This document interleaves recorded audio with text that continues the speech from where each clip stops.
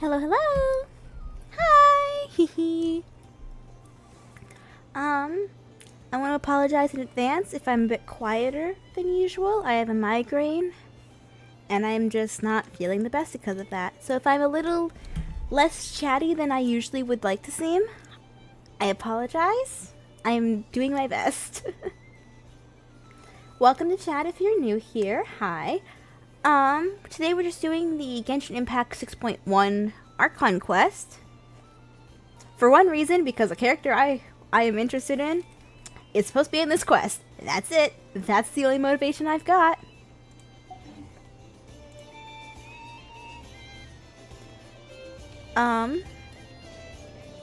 Yeah, I guess we just jump into it, because I did my commissions this morning. Our son! No, my son. Oh! Okay then. It just threw me into the clock. Much TikTok is happening. So much TikTok, so wow. Put my controller on. It's the middle of the fucking night. Who am I meeting in the middle of the night? Oh, it's been a few days since we said bye to the others in Nasha Town.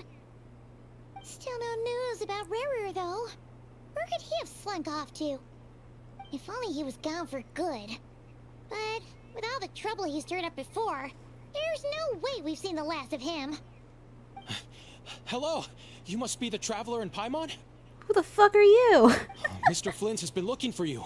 Oh. Unfortunately, there's been a serious wild hunt attack over at the quarry. He thinks it's time to regroup and figure out a plan. The wild hunt? Oh, uh-oh. We better get over there, right away! Come on, let's go!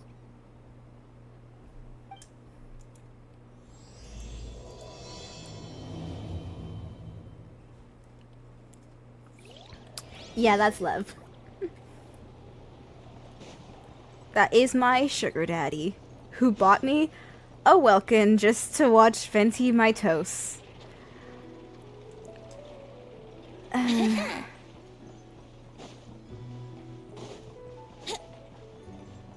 am I walking? I guess it's a walk. Venti, you learn how to glide uphill, I'll let you glide everywhere.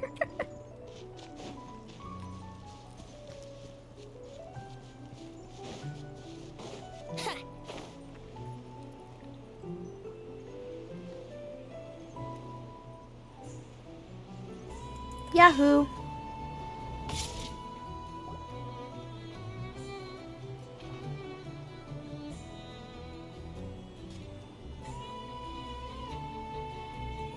Wow, we got the whole cast here.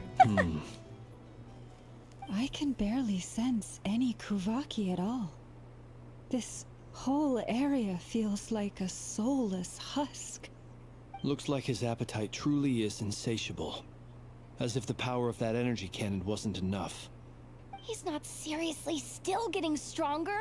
What's his endgame here? Total annihilation. Everyone's here already. Hey, we made it. So, what's going on? We've all been on high alert since we split up a few days back, expecting Rarir to Few strike days. again. But it's like he just vanished into thin air. No It's one been has like a seen him month, nor dude. found any trace of his presence. That is, until this morning, when a ratnik found signs of wild hunt activity while out here on patrol. As you can see, the crystalline itself is physically intact, but the Kuvaki it contained is all but completely diminished. And we're sure that Rarir did this. Who else? He's the only one who could pull off a stunt like this. Kuvaki loss has reached critical levels. Reikir of Solnari set to maximum threat level. Warning, unless de-escalation measures are taken soon, he will pose a threat beyond our ability to contain.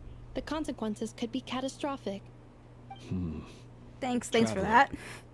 Do you remember when we encountered Rarir just after regaining his body?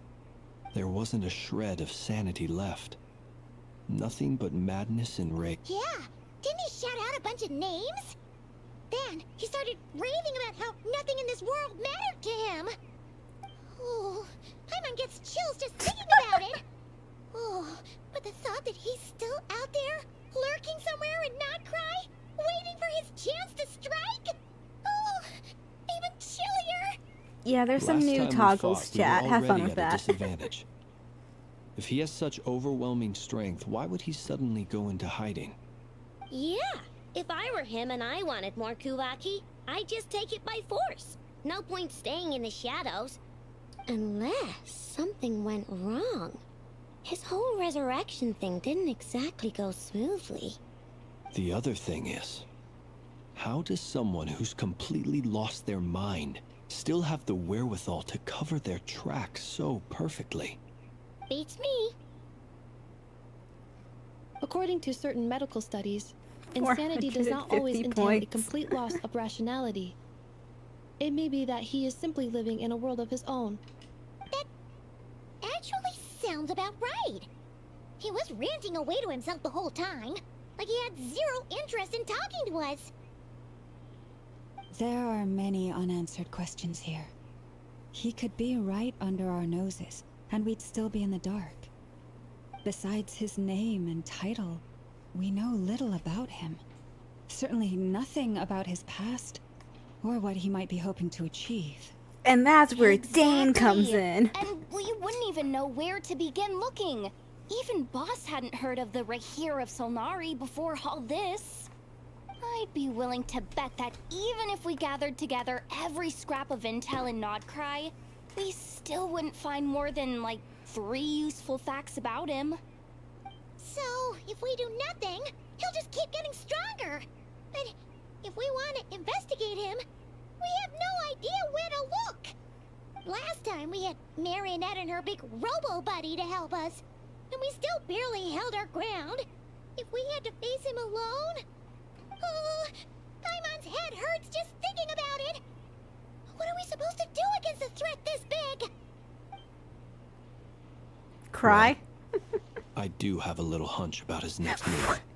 Warden, I just Given that he mentioned attacked the Dane. quarry, I'd say it's likely he'll target other places rich in Kuvaki. Somewhere like the Eye of Krati, or the Pillar of Embla. One thing's for sure. If we just sit back and let him keep absorbing Kuvaki, we really won't stand a chance against him. A perfectly reasonable hypothesis. However, it is worth noting that these two locations are quite far apart. To investigate them both, we'll need to split up. I agree, we should split up. Right now, Rarir's goal seems to be gathering Kuvaki, not fighting us directly. Once we're done, let's regroup on Hisi Island. Wait, why Hisi Island? If I recall correctly, your largest goddess statue was carved from Kuvaki-rich ore, was it not?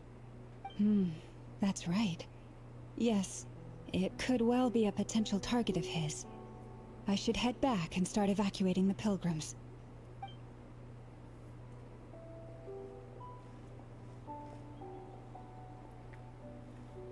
Splitting up's always gonna be risky. But I guess we don't have much choice, right? We're in a race against time here. And if we do run into Rarir, what then? Fight for your life. That's when you follow the 3rd rule of treasure hunting. Run like the wind. Oh. Two very Didn't different you say answers. the 3rd rule was go with the flow? I don't know. Did I? Anyway, whatever. In this situation, go with the flow means go find backup. Agreed. If anyone finds so much as a trace of Rarir, do not pursue him. Get out of the area and alert the rest of us as soon as possible. We need to put safety first. All right, we'd better get moving. Come on, I'm Vanessa, impatient. I want let's to go. fight. I want to fight. Let me fight.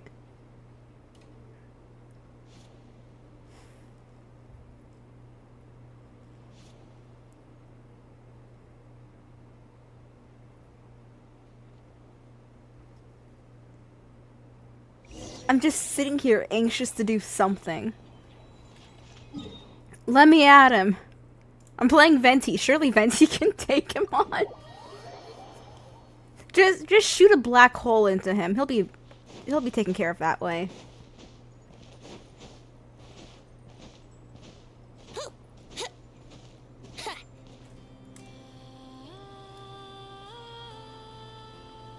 Any leads? Nope. Diddly squat. No clues to where he might be hiding. It's like he's a ghost.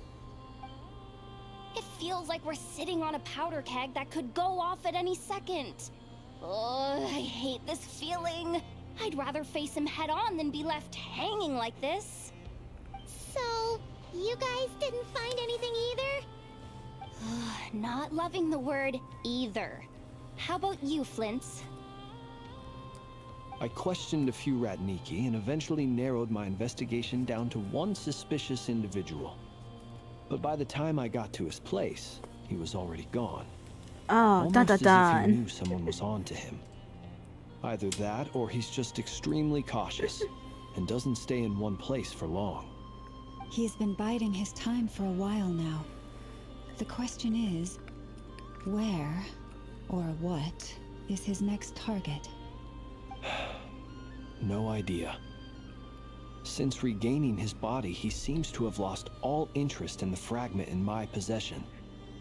If he did still want it, Can I do a he's had sales plenty of pitch for chances you? to take it. All we What can kind of do sales now pitch? is hope What am I that Ino selling? and Anefa turn up some leads. What's my motivation? Darn it, Rereer. If you've got the guts, come face me one-on-one! Yoda, you will lose.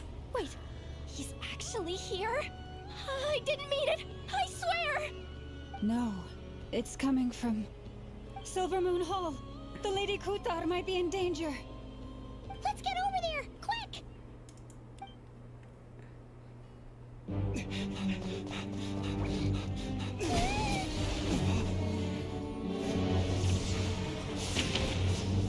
Is Columbina gonna be okay? She's running.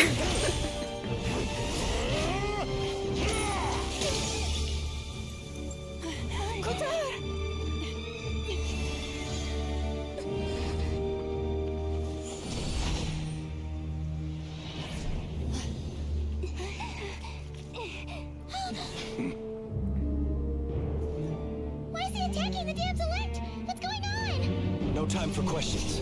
Stop him!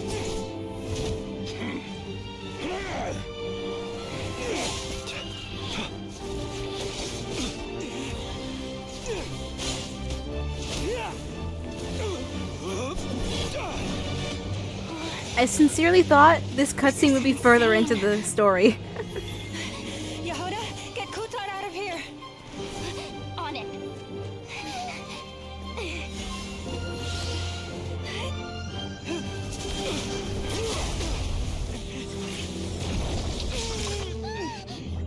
Oh, that's... I don't like that. I don't like that. Feeble light has gotten you. Now you shall plunge into darkness. Felindus, soon I will find a way. Watch out!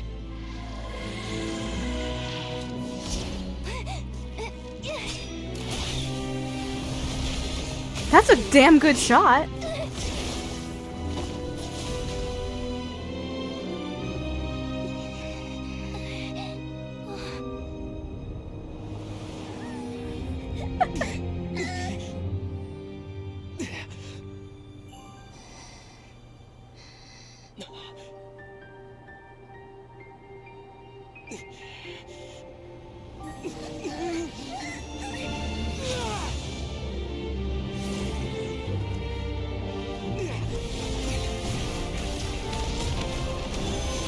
What the hell's going on anymore?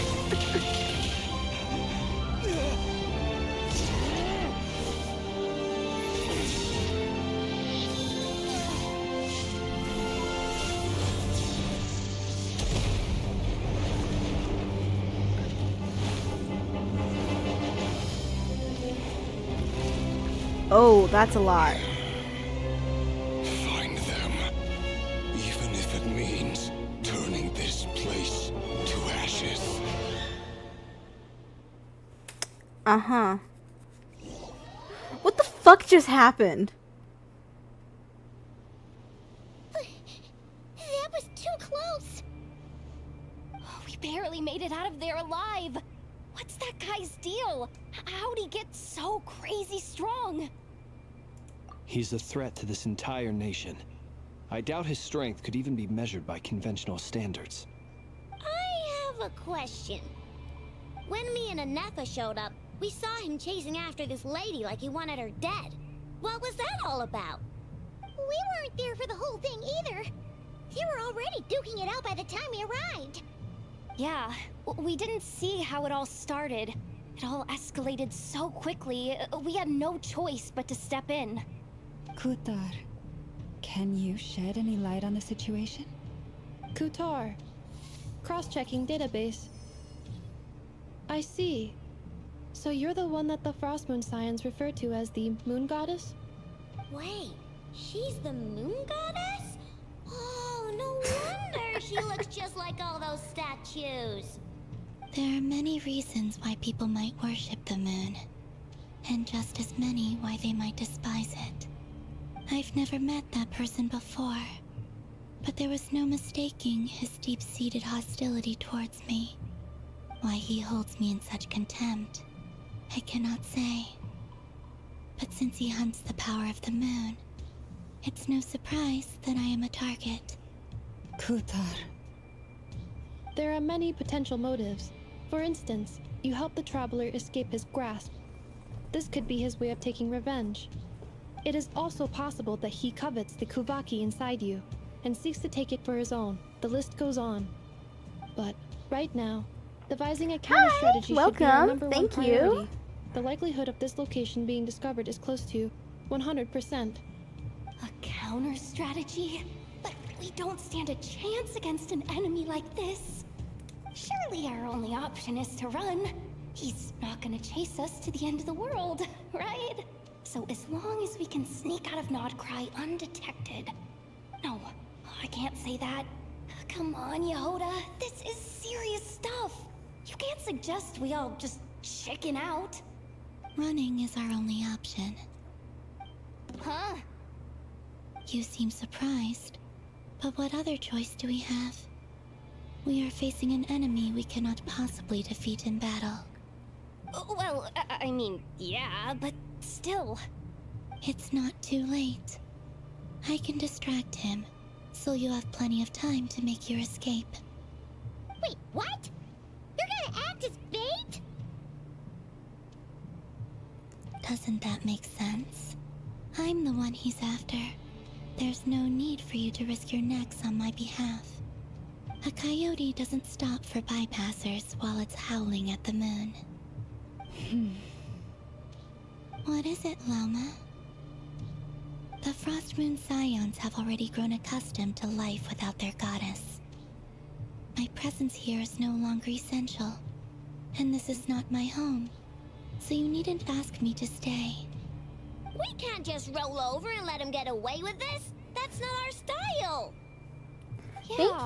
Thank you. We can't just call it quits after everything we've been through together. Besides, she pretty much saved my life back there. If I just ditched her now, I'd never forgive myself.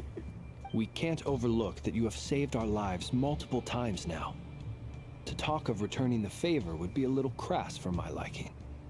But suffice to say that we are friends, and friends look out for one another. Riri's true objective remains unclear. And there's the power of Even if we were friendship. to Am I an elf? sacrifice Kutar, No. There's no guarantee he would stop. The easiest way to describe what I am is a cosmic entity. But Kutar, I know why you left the Frost Moon Scions so long ago. It was because people started treating prayer as a form of trade. They would make self-centered wishes, force you to accept meaningless offerings in return, and then expect you to perform miracles for them, as if that were their entitlement. If it were me, I might have walked away too. But I So a believe goddess? that time can change More. everything, and that sometimes it takes losing something precious to appreciate its true worth. Oh, Gremlin, you're not going to be able to After get much him. His reflection, banner ended I yesterday. realized that this was never about whether the Frost Moon Scions need you. Any relationship based on need is purely transactional. What I truly hope is that you'll choose to stay, not out of obligation, but as part of our family. You were born here, and now you've returned. Who knows? Perhaps it was the moonlight that guided you home. Thank you, Lauma. But my power is on the wane. Goddess I'm of the afraid I will Galaxy? be of little Still use thinking to too you now. small. Very well then. I'll do as you say. Both times you saved us, we were transported across great distances in an instant.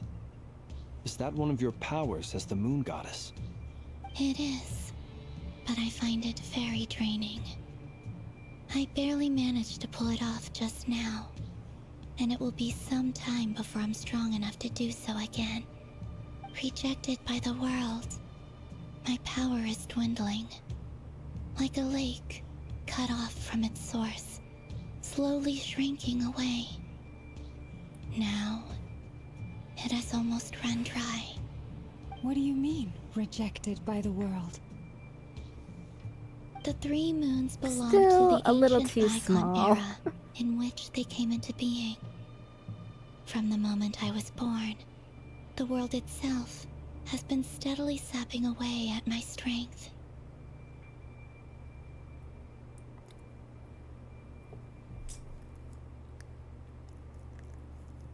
The 3 moons are not one and the same.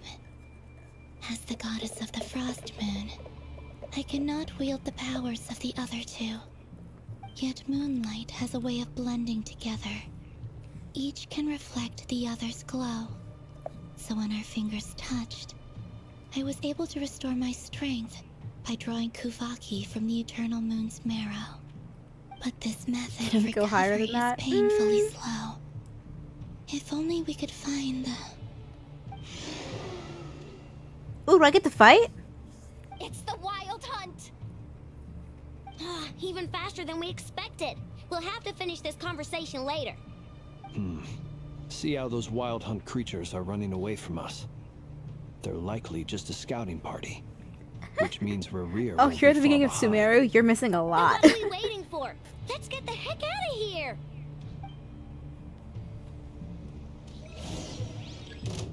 Oh. Oh, I don't want to fight with this team. I don't know how to use half these characters. Flash attack! Annihilation mode.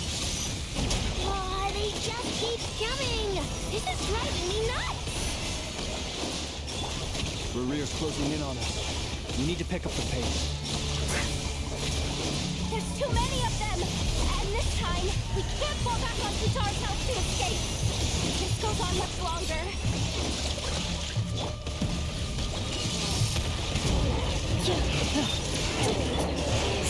Forest, protect us.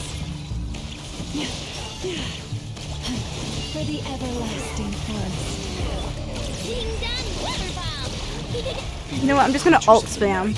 Surely this works. Jesus Christ, Flins.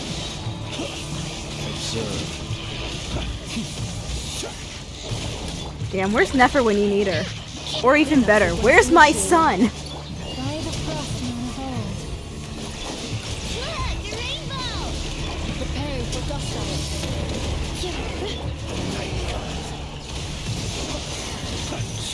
Close your eyes. For the everlasting forest. Flash attack!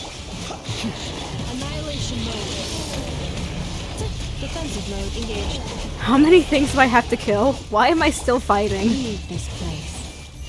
With one heart, we pray. Ding dong, weather bomb! Chew on this! Eeny, meeny, miny. Hello, Venti. Freezing Flint. I don't care. I just spammed the... Hello, Varka. I just spam the ults.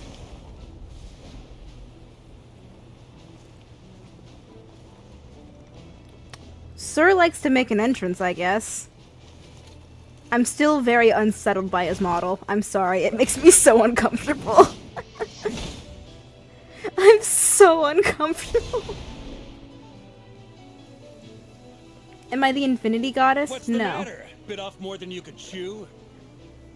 Oh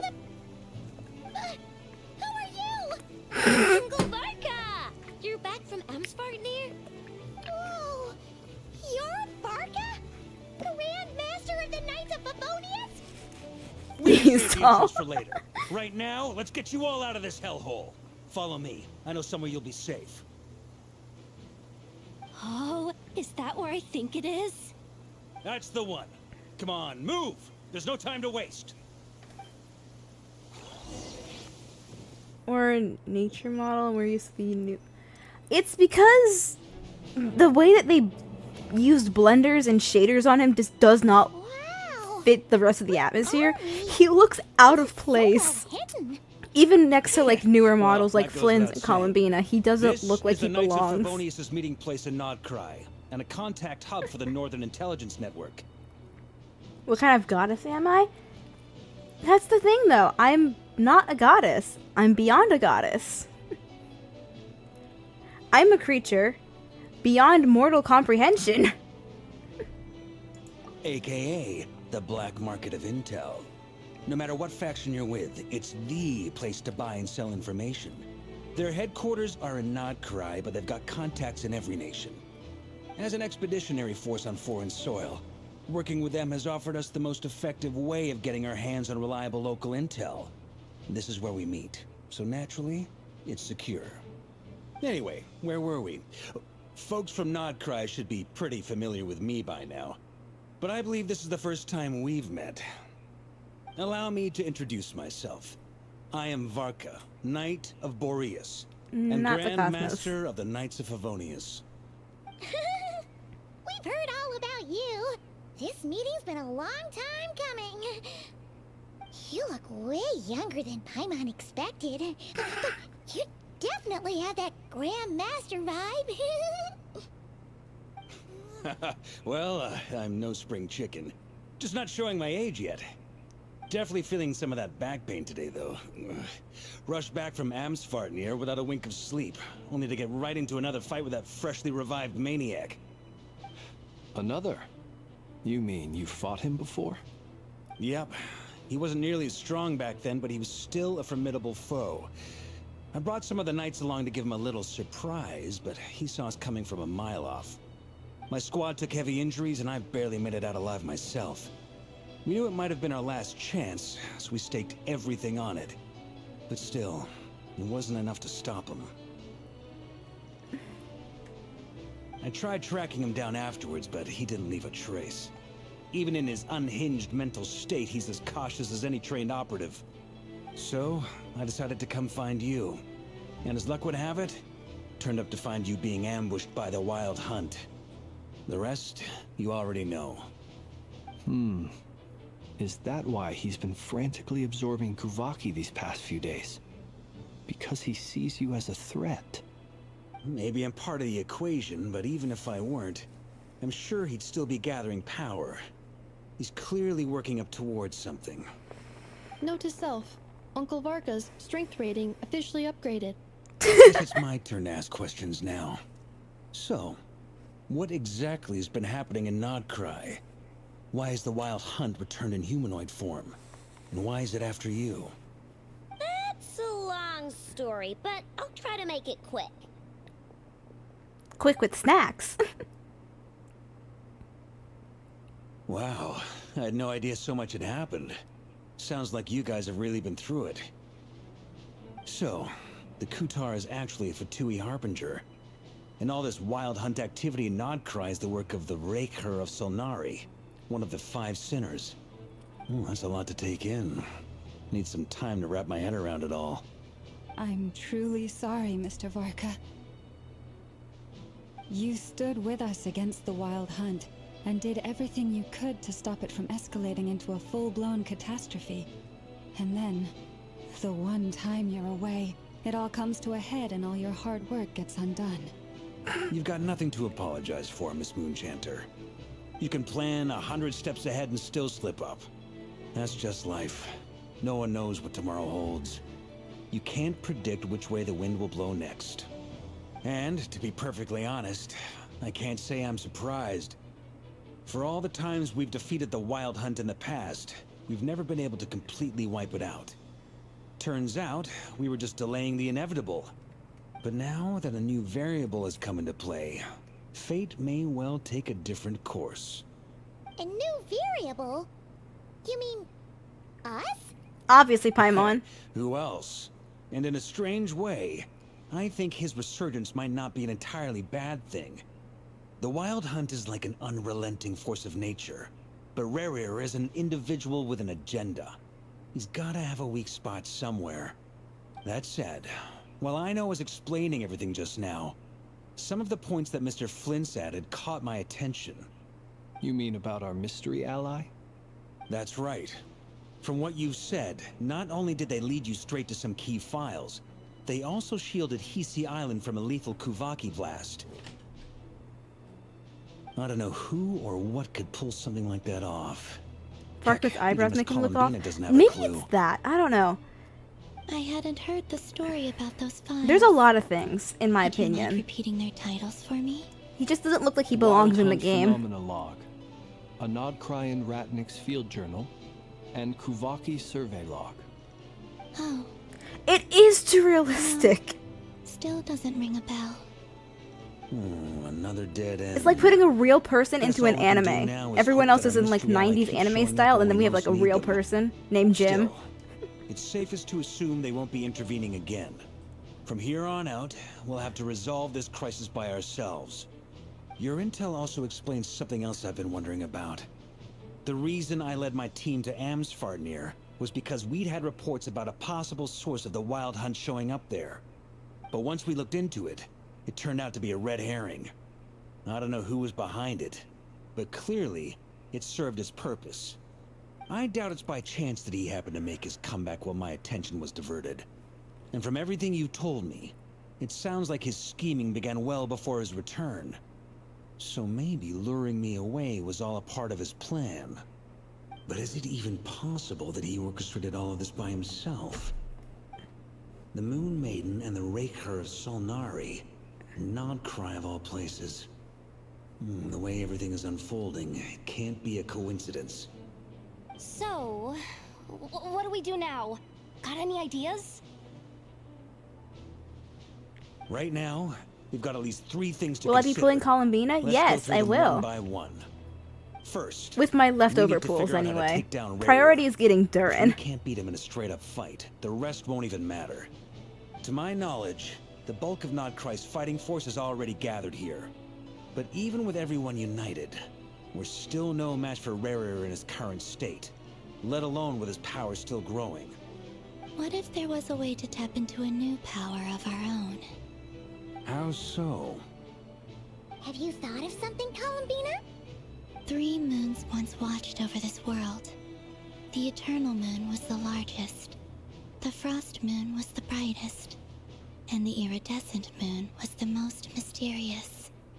They say that back then, the 3 moon goddesses wielded immense power. Enough to shape the workings of the world itself. I now bear the Frost Moon's power, and the Eternal Moon's marrow resides within the Traveler.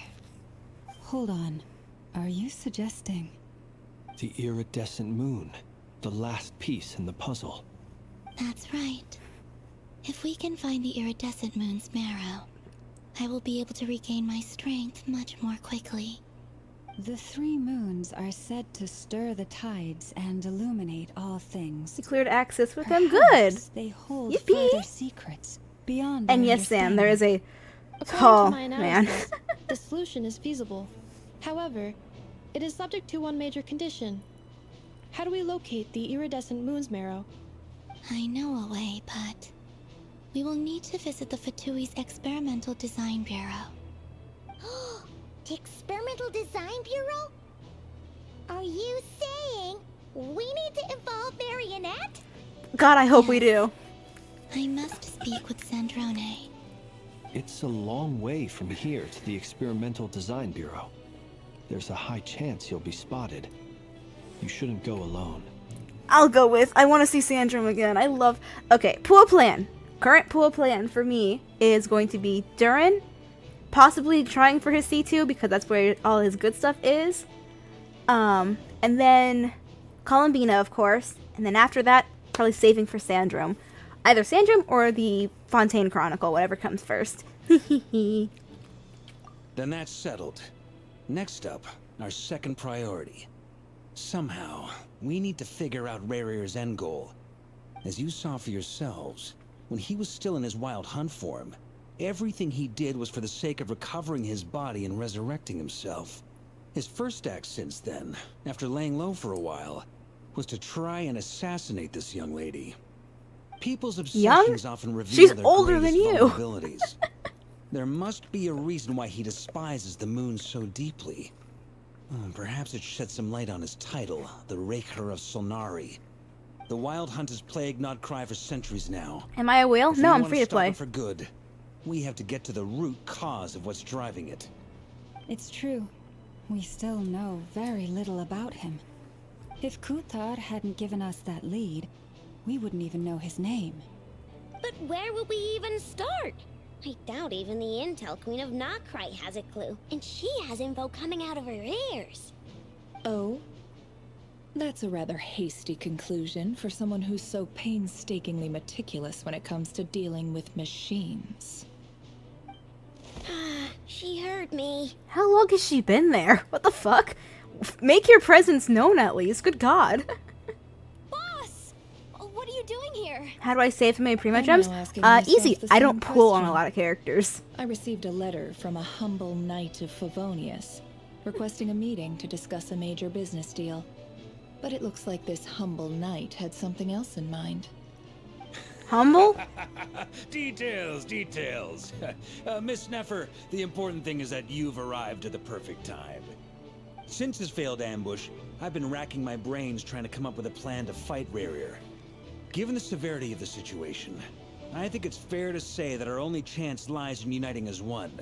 And I'm I've talking lost all almost the every single factions in 50-50. Nokrai. We So. can't do this without the curatorium, but I knew it'd be a tough job to win you over. So, I took the liberty of reaching out for a little chat. Wait a sec. How did you even hear about this place, I Nefer? win 150-50 a year. Didn't you I say feel this that. was meant to be the Knights of Favonius' meeting spot? And a contact hub for the Northern Intelligence Network? And isn't it supposed to be super hidden? You really think he could have gotten settled in Nodcry without my help? Besides, I'm the one running this gig. Of course I know where the meeting place. Allow me to introduce the current head of the Northern Intelligence Network. If it's intel you're after, she's your woman. Pretty much seen and heard it all. Please spare me the flattery. Let's cut to the chase. Seems like you've run into some trouble, huh?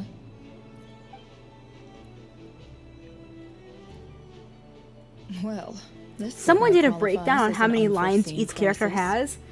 On behalf Never of has the most Curatorium of lines. Secrets, I wish More you than all the best of Paimon. luck. So you're just going to sit this one out? Why should I get involved? What could possibly be in it for me?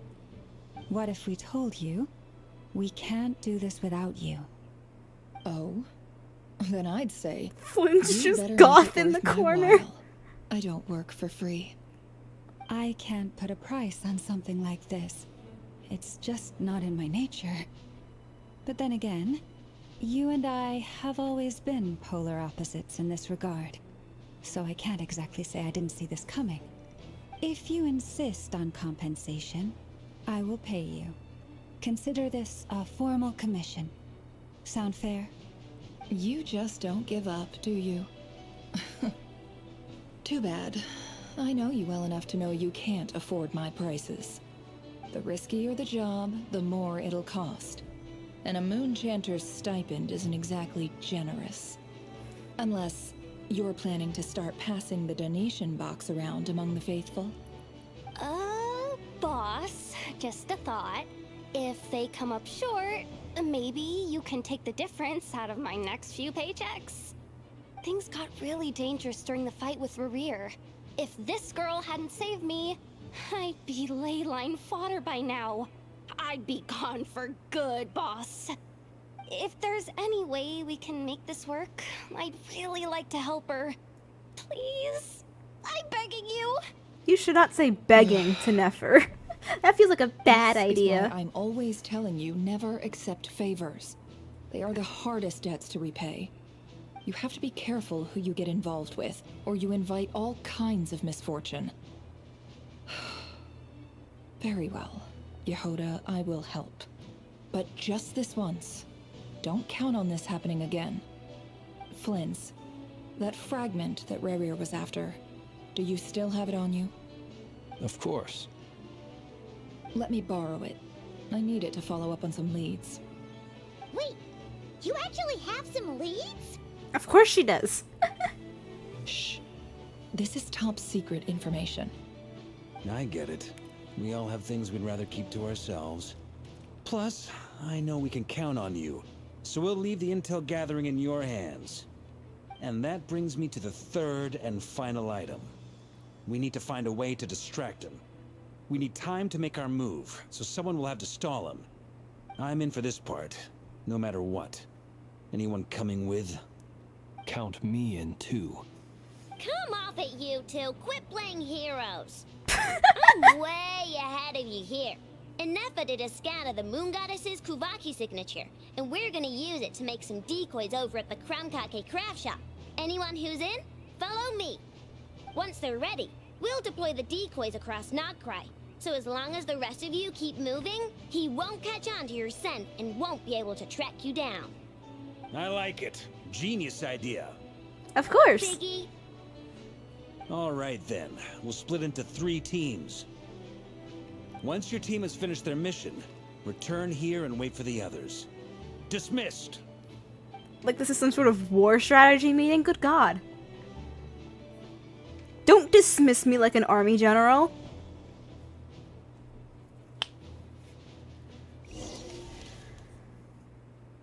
Ooh. That's cool. The little drawings were also very cute. Lady Damselette. Wait. And you two? What are you doing at the Kuvaki Experimental Design Bureau?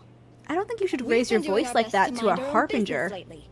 But if you're just gonna waltz up here like this, you're seriously pressing your luck. Don't blame us for doing what we have to. Huh. You really think that's gonna scare us off? We're not looking for any trouble. I just want to see Zandrone. Do I need to remind you that you're still a wanted fugitive for deserting us? Out of consideration for our former ties and the crisis we're all up against, we'll let you leave in one piece. But don't even think about trying to get inside. Let them in. Dumbasses. But... Are you going to make me repeat that? No, my lady. Zandrone seems to be in a good mood. Must be maintenance day.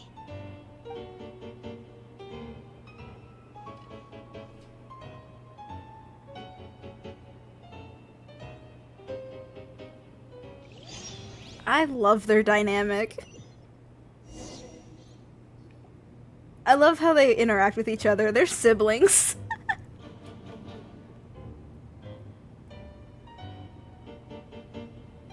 So tell me, to what do I owe the honor this time? Actually, before you answer that, just so we're clear, we're not colleagues anymore, Columbina. I don't owe you anything. I promise it's nothing big. It seems like you've gotten the wrong idea here. The only reason I let you in was because I was bored. It seemed like a way to kill some time and satisfy my own curiosity. Whatever miscalculations I may or may not have made in the past, I haven't lost the plot enough to even consider sticking my neck out for your sakes. I'd like to speak with Arlecchino. What? I'd like you to be a middleman. The knave?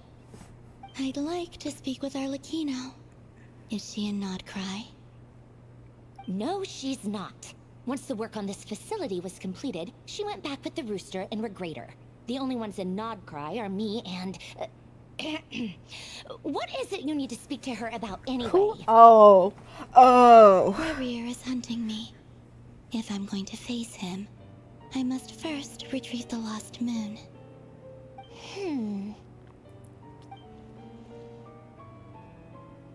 The marionette seems lost in thought.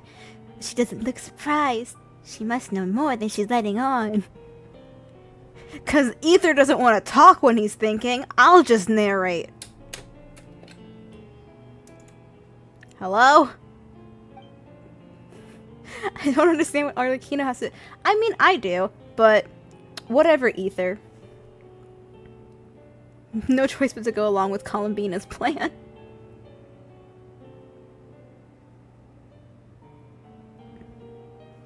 Ether. Ether, can you think faster?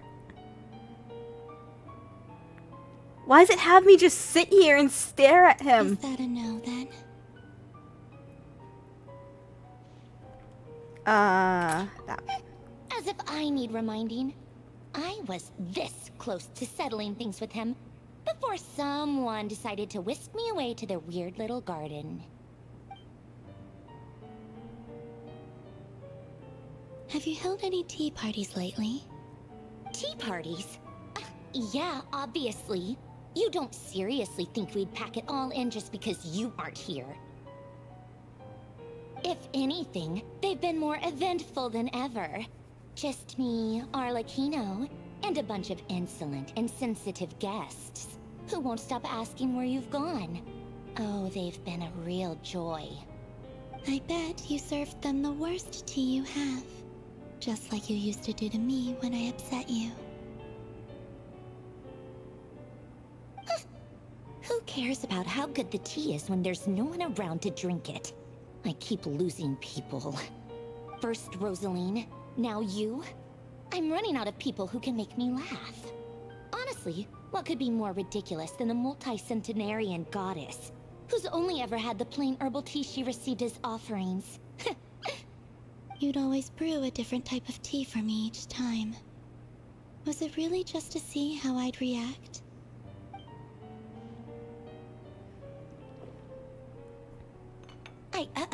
Well, duh. Why else? Watching you squirm was practically my only form of entertainment. Oh, she's such a shut-in. Seriously, I love these two. Ether, again, Yeah. talk faster. And Capitano sometimes used to bring Tartaglia around too. But I guess we won't be seeing him again. Oh, yeah. Well, I guess we are overdue for a get-together. Polonia! Have Febronia pass a message to Arlecchino for me. It's time for tea. Will suffice. Pass along a message for me, too, if you would. My body cannot contain the marrow of 2 moons, so I'll be leaving one of them in her care. Excuse me? Who said you were on the guest list? If my tea meant that much to you, maybe quitting the Fatui wasn't your brightest move. Back when you were under the Tsaritsa's protection, no one would have dared come at you so openly. But that protection didn't come for free. In fact, I paid dearly for it.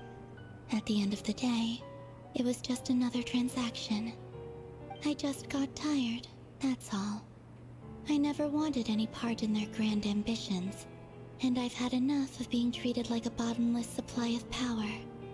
It brings back memories from the old days, when I was still worshipped as the moon goddess.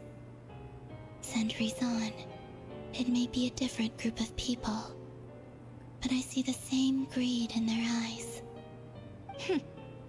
I figured you'd leave eventually. You didn't have as much of a reason to stay as I do. The Tsaritsa gave you shelter and protection, but that was it. Nothing more, nothing less. Meanwhile, the Fatui demanded everything from you in return, until it was more than you could bear. I get why you left. And frankly, I have no interest in dragging you back just because the higher-ups told me to. But if you keep hanging around with this riffraff, the next time we cross paths, we might be enemies for real. The hell did I do? I'm being called riffraff for just standing here quietly. The fuck? Guess that's our cue to leave. That might be your plan. But it sounds like someone else wants you to stay a little longer. Huh? What do you mean? Listen. Oh, well, that's lovely. My lady, it's the Wild Hunt. A horde of monsters is headed straight for the facility. You want a friendship like these two? Another uninvited Which guest one are you trying gonna to be? crash my tea party. Clear the area. I'll handle this. Wait, what? You want us to leave you here by yourself? You'll be lucky to make it out of this alive. You really think you can afford to worry about me? Go on, get out of here. You may have stopped Polonia from crushing him last time, but I've made sure that won't happen again. The entire Experimental Design Bureau is rigged for war. Of course it is.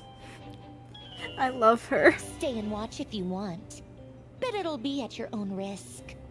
You're not flagged as friendlies in a weapon system.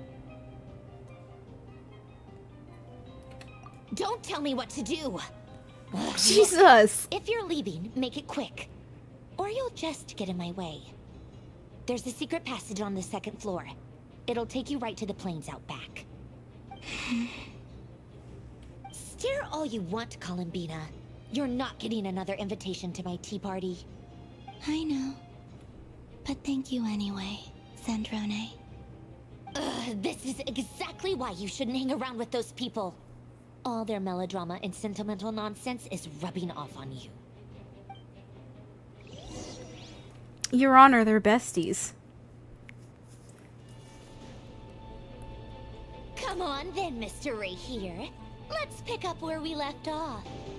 It's your Wild Hunt monstrosities versus my beautiful Okay! creations. Let's see who comes out on top.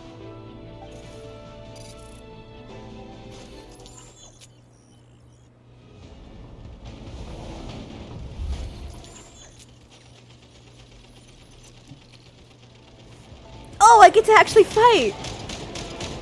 Pew pew pew pew!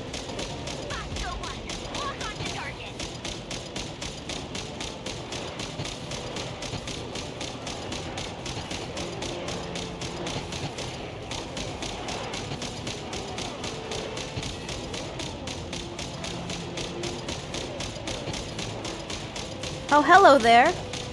You got a little too close.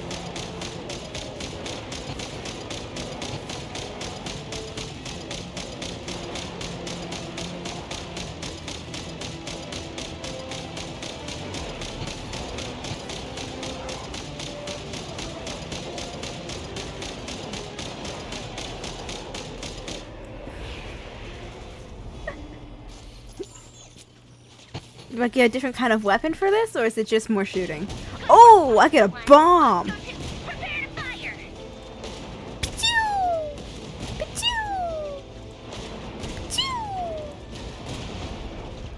pew! Having the time of my life over here.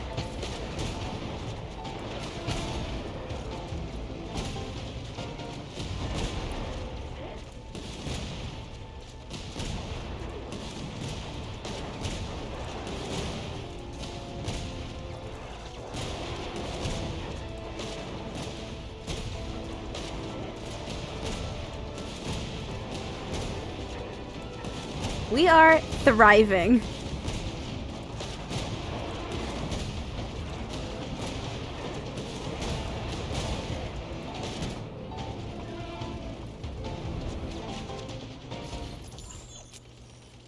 Oh my god. A faraway turret. Don't let them get near. Let me just start sniping, I guess.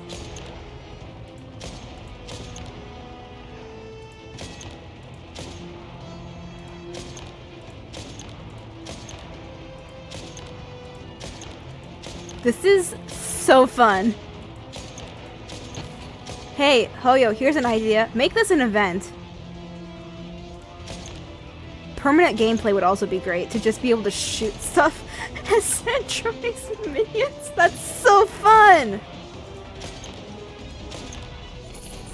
Rotate out. Deploy all backup units. Get in there and hold the line.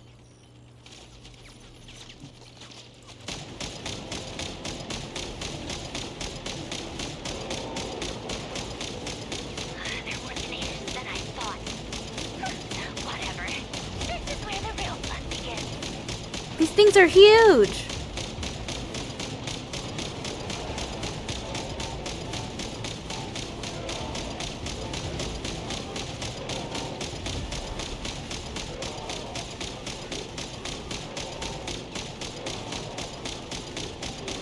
Don't worry. Once this is over, I'll put you all back together again. I promise.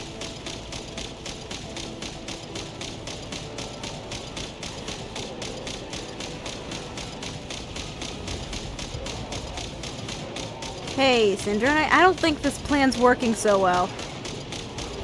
There's like a lot of... Oh no. Finally, the Ranger himself. Time to... Huh? Where'd he go? Uh-oh.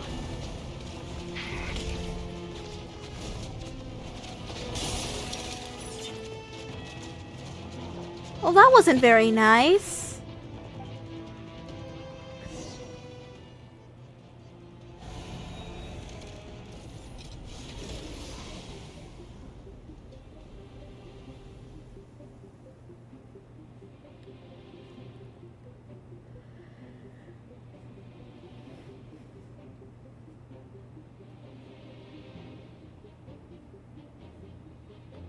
Polonia, get him! Bob, do something! I've upgraded Polonia again since our last encounter, and uploaded every last scrap of your data. So let's finish this once and for... She's not here. Where did she go? Hey, over here, you big... Curse it. Moon. Go. Keep searching. She cannot have gotten far.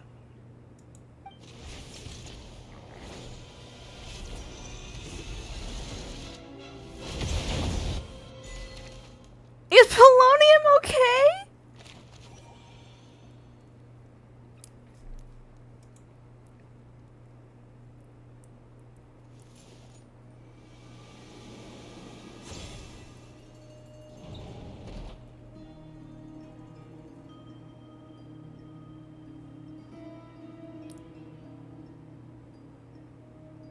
So this is your method for investigating Rarir's past. It almost looks like some kind of ceremony. Good deduction. But it's quite a different affair from what you're used to with the Frostmoon Scions. Whoa! First time I've ever been in here. Boss always said it was off limits, so I pictured some kind of creepy dungeon. But it's actually kind of nice. Oh, I guess this must be Sumero decor? That's where Boss is from. And that nice shopkeeper who sold me my treasure compass. Oh, nice. Nice shopkeeper, huh? Is that what we're calling Dory now?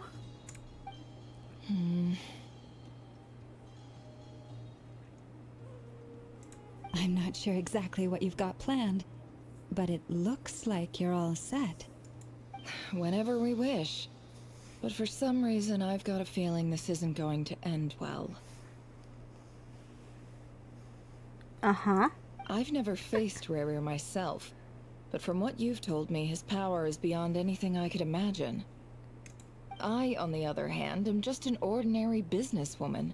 Our paths should never have crossed, yet here I am, forced to make an enemy of him. If you ask me, you're about as far from ordinary as it gets. So what are you saying? Once I take a job, there's no backing out. Still, I have to ask myself if the power I'm relying on will even work on an opponent of this caliber. And also how to make sure I come out of this alive if things spiral out of control. Death is the one thing we can take for granted. It is the great equalizer, however fortunate or unfortunate we may otherwise be. So it's important to consider how to spend what lifespan we have left. Come on, boss. Lighten up. Quit talking about death. It's bad luck.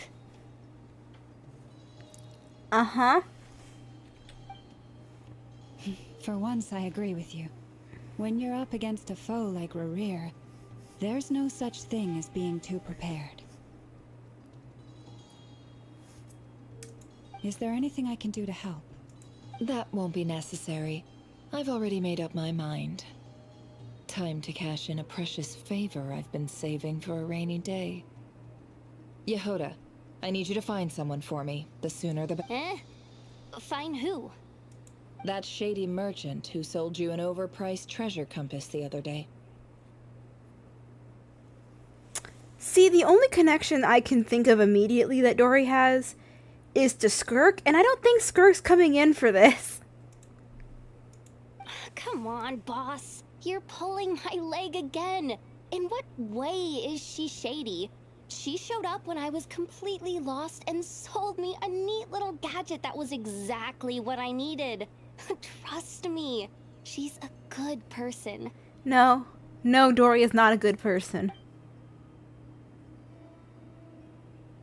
Anyway, I know who you're talking about. Don't go anywhere. I'll be right back. Well, she can run pretty fast. I genuinely can't run any further.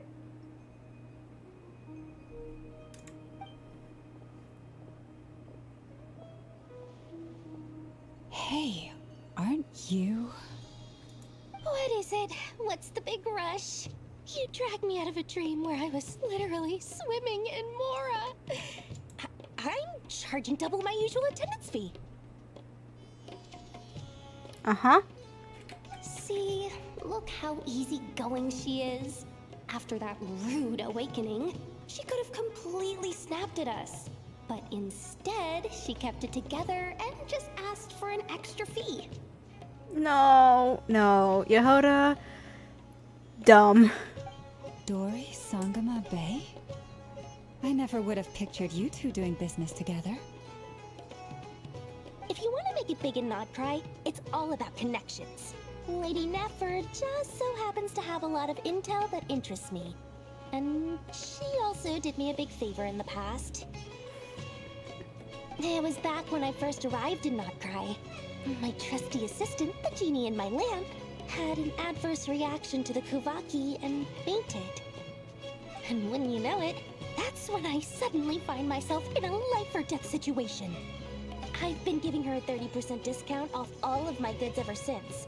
Now, so that no one here feels left out, I'm willing to extend a 20% discount to fellow friends of Boss Nefer. Plus, any other friends you send my way will enjoy 10% off. What can I say? The great Lord Sangama Bay is nothing if not generous. Uh-huh. Yeah. So, let me guess. You've run into some trouble? I've got everything you could possibly need. And the more you buy, the more you'll save. Uh-huh. You guessed correctly. What have you got in the way of survival gear? The one type of gear I've never been short on. What are you looking for? A jetpack fresh from the Academia's labs? An ancient suit of armor dredged up from the bottom of the sea? At the very least, I need to know what kind of opponent you're dealing with here. If even you're worried about staying alive, it must be pretty serious.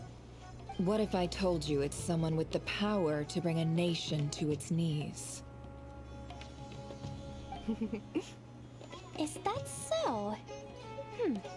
Then we really are talking top-shelf treasures.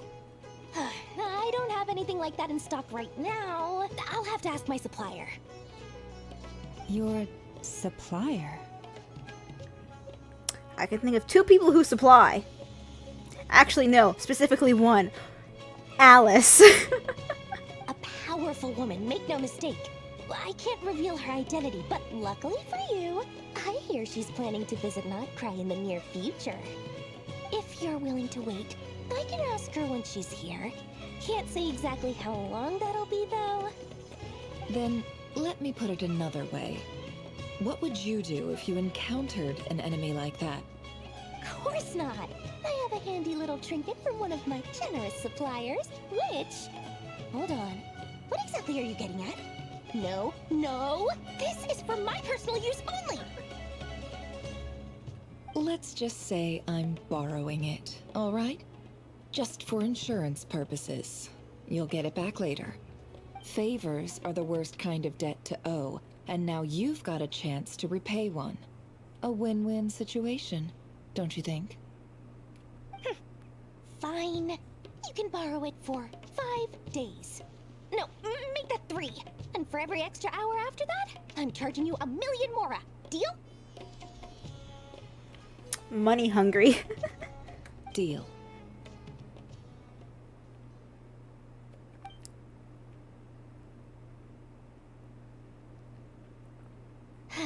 What a way to start the day. Now, was there anything else you wanted? Or can I go back to bed now? How does it work? What does it do? That will be all. Take care now. Don't trip up on your way back, friend. See you later! You're my favorite shopkeeper. Uh-huh.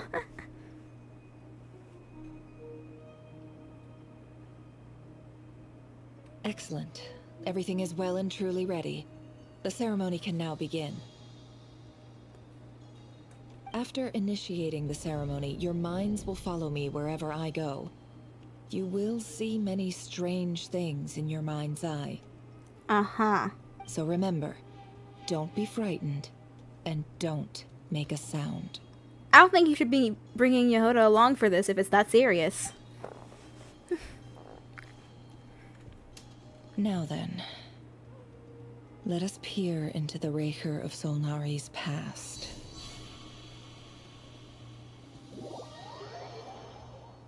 Okay. Well. I made it.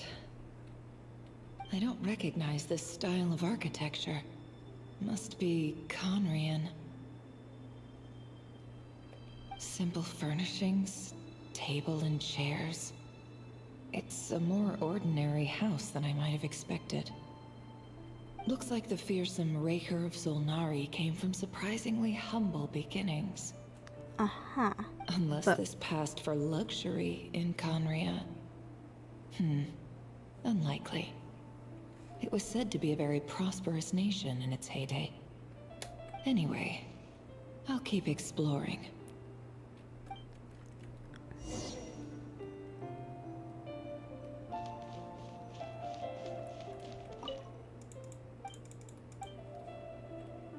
I don't know why I checked that like it would give me more. The first thought I had, get the Mora.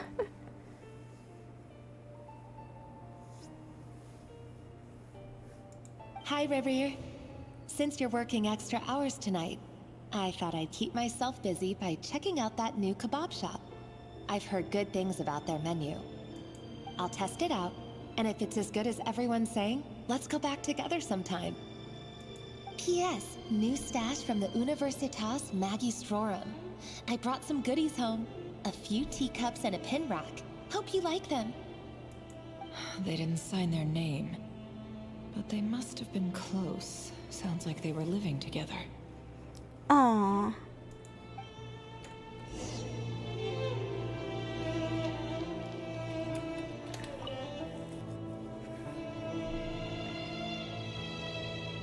I went over to Joseph's for drinks today.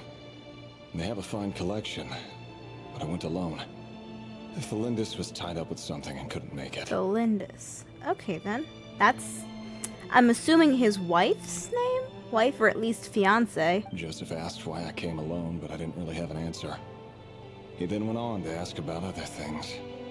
If you ask me, someone who asks that many personal questions is too nosy for their own good.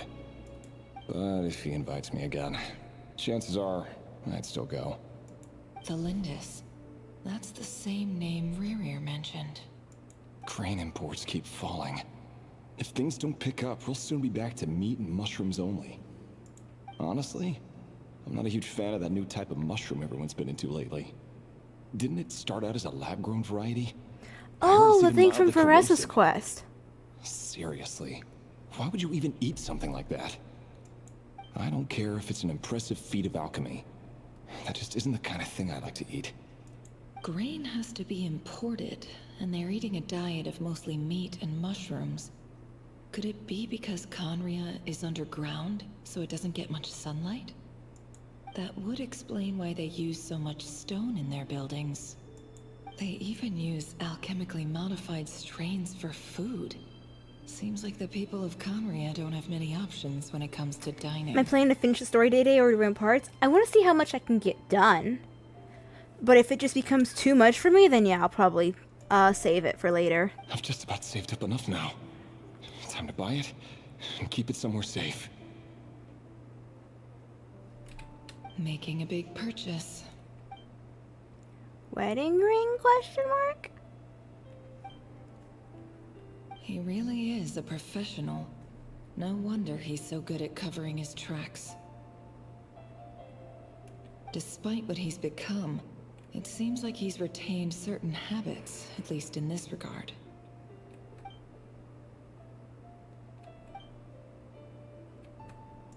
Did Rary rip it? Okay. Before I met you, I was convinced that my heart was nothing more than a stagnant pool. The burial place of a fallen moon. A withered, windless grove where the waters rested forever unrippled. It was you who helped me see that my heart hadn't entirely withered away. That it could still beat to the rhythm of love. Wow, he used to be incredibly sentimental. Yee. This is just trivial sentimentality from the looks of it. Why would he go to the trouble of hiding that? The burial place of a fallen moon.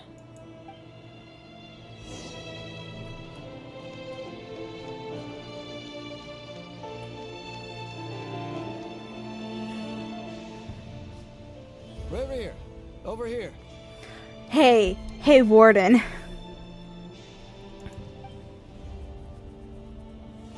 Dane!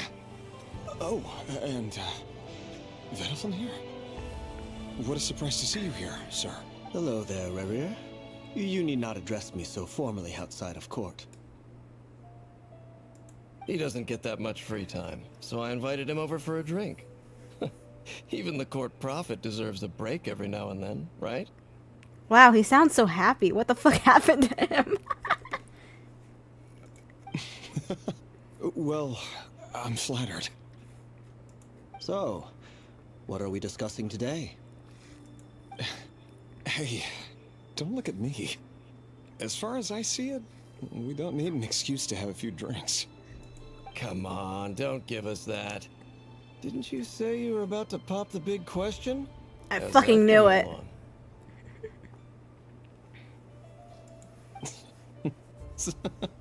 Who'd have thought the great Twilight Sword was an even greater gossip? I just didn't expect you to be the first one to settle down and get married, that's all. Yeah. If you told me that a few years ago, I wouldn't have believed you either. So, are you planning to come clean about your job then? I'm guessing you still haven't told her. Sure, I'll have to tell her at some point. But I'll need to pick the right time and place. To be honest, I have no idea how she'll take it. Come on, stop being such a pessimist. For all you know, she could be thrilled. I bet she'll be much more impressed by your actual job than the one she thinks you're doing now. A member of the King's Guard. Quite the cover story. Does the king himself even know? Of course he does. Anyway, enough about me. How have you been? Me? Same old, same old. Nothing much to... Huh? What's up, Fed? It's nothing.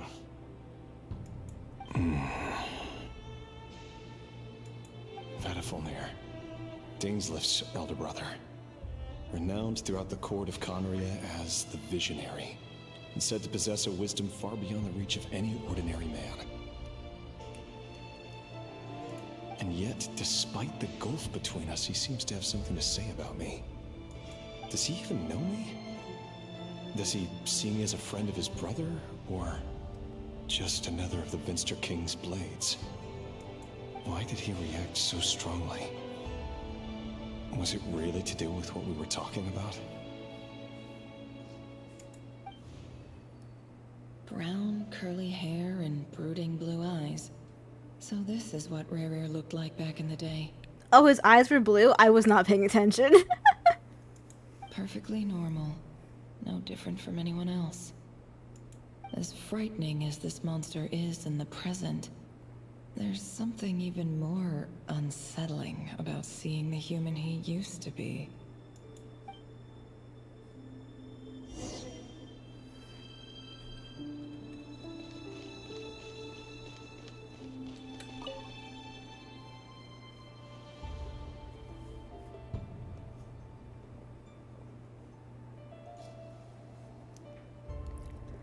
Wow.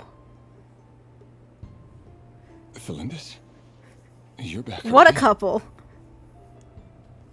Literally brooding emo man and sunshine.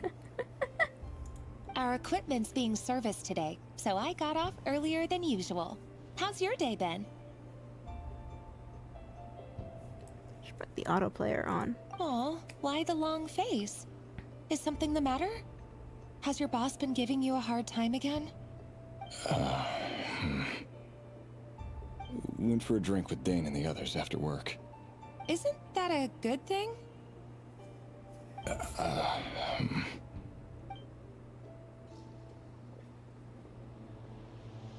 Vediflunir showed up today too. You know, Daneslif's older brother. Ah, Mr. Vediflunir. Yes, I've heard of him.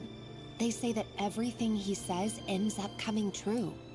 He overheard Daneslif mention that I'd recently proposed, and seemed to have an issue with it. But when I asked what it was, he kept it to himself. So, you're worried? You can be such a child sometimes, Revier. We're nobodies. Why would the Visionary be concerned about us? Oh, I'm sure what little someone in you his know. position has much bigger fish to fry. Maybe you're right. You worry too much, Revier. We've been together for ages now, and everything's been going so well, has it not? You've even proposed to me. So, you do remember. Tell me that. She didn't What's your answer answer? him? Like I said, I need some time to decide. You can't just rush into things like this. We may be nobodies in the grand scheme of things, but if we want things to work out, we've still got to plan ahead. All right. Take your time. Just don't keep me waiting forever. Oh, but she did, didn't she? Nobodies. Sounds about right. In the eyes of people like Vediflunir and Daneslif, what do we matter? Can someone whose gaze is so fixed on a far-flung future even see the present clearly? Besides, the dynasty's fate rests with the king and his inner circle. Whatever I do, it won't make much difference. Meanwhile, every idea they come up with and every decision they make, it affects everything.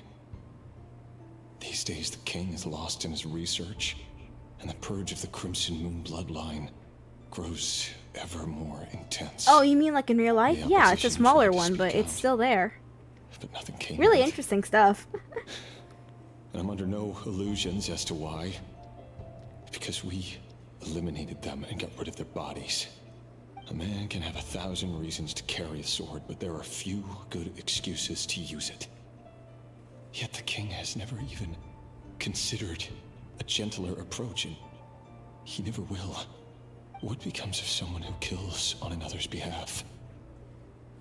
Can he ever find true peace?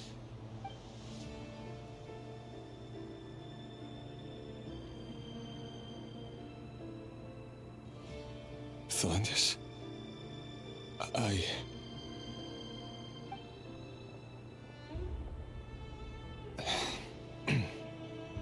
It's nothing.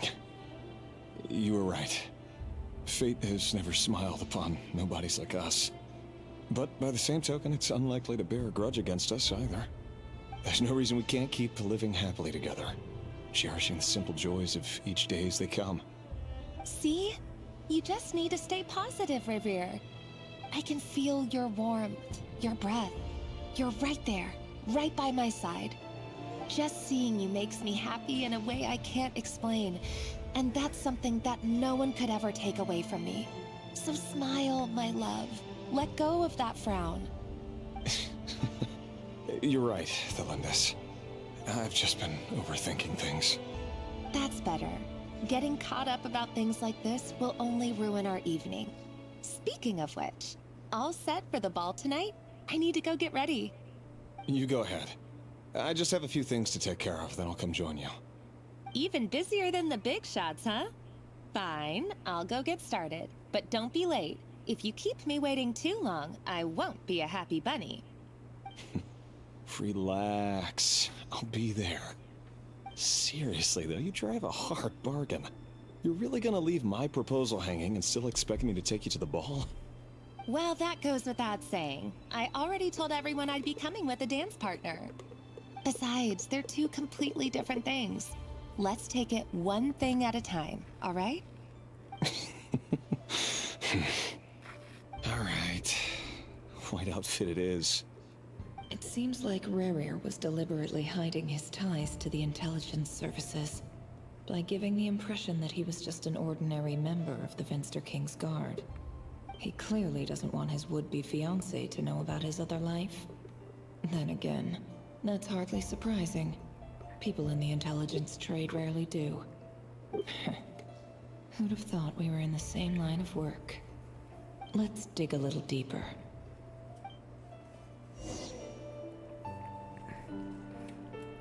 That's so...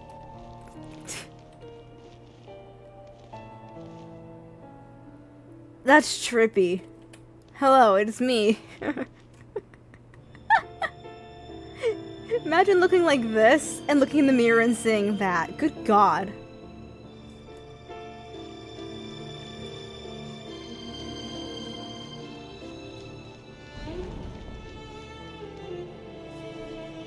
Our last operation was a resounding success. Ow, and all my thanks foot's to falling you, asleep. Great Hero of Solnari. In total, we apprehended 32 dregs of the Crimson Moon and 67 accomplices. After all these years since the dynasty's fall, so many of them still linger on. Indeed, it cannot be denied. Yet it was destiny that the Crimson Moon should be overcome by the eclipse, and that His Majesty, the all-seeing Vinster King, now guides our nation on the path to prosperity. Conria has no further need for a dead moon. But alas, there will always be those who refuse to see the truth, choosing instead to romanticize the past. That's not entirely true. Much about the Crimson Moon era was worthy of remembrance. And that's exactly why they keep trying to see it restored. Many of its secrets remain unsolved to this day. As it happens, that's precisely the field of study my partner is devoted to. You still haven't told her what you really do for a living. Where would I even start? How do you tell someone that you're one of the king's hand-picked executioners? That your hands are steeped in blood? You didn't choose this life, any more than I did. Orphans like us don't get a say. But I'll sure as heck be the one to pay for it. Speaking of which, we need to be more rigorous in the way we identify direct descendants of the Crimson Moon. Someone, it seems, has strong opinions about my future plans. Most likely my marriage in particular. I have a feeling that we may soon become targets of the Crimson Moon's retribution. Your concerns are not unfounded. They've taken out many of our colleagues these past few years, and for that very reason. These are no helpless lambs we're leading to the slaughter. They're wolves in sheep's clothing. Take care, Great Hero of Solnari. I look forward to toasting you at your wedding. Thanks, Thorkel. You look after yourself, too.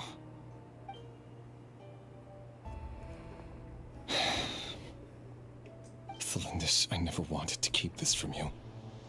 You You're the last person I would ever want to lie to. But that's Oh, exactly welcome. why I can't tell you everything. There are things you shouldn't know. Things you cannot know. The Moonlit Dynasties are a thing of the past. Yet even now, with the sun shining high in the sky, there are those who would call forth a dead moon's ghost. Could that be why Vedalfnir held back? Or was it because of some court secret he's not at liberty to share? I have to get a clear answer from him. No matter what happens, I will protect the Lindis. Rerir seems to be very concerned by Vedalfnir's reaction. Vedalfnir and Dainsleif, the Visionary and Twilight Sword. So that's what they were really like. I've investigated this whole area now. There doesn't seem to be any other memories here. Oh, Should I thank you. try somewhere else? Wait a second. What's this black smoke?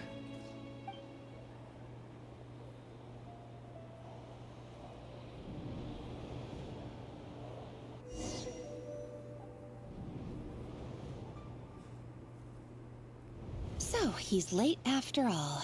Just you wait, Rerir. You're in for it. Big time.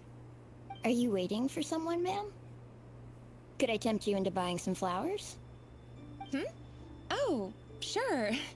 Pick me out a pretty bunch if you would. Thank you. But I'm afraid none of them are as pretty as you. For someone so young, you sure have a way with words, don't you?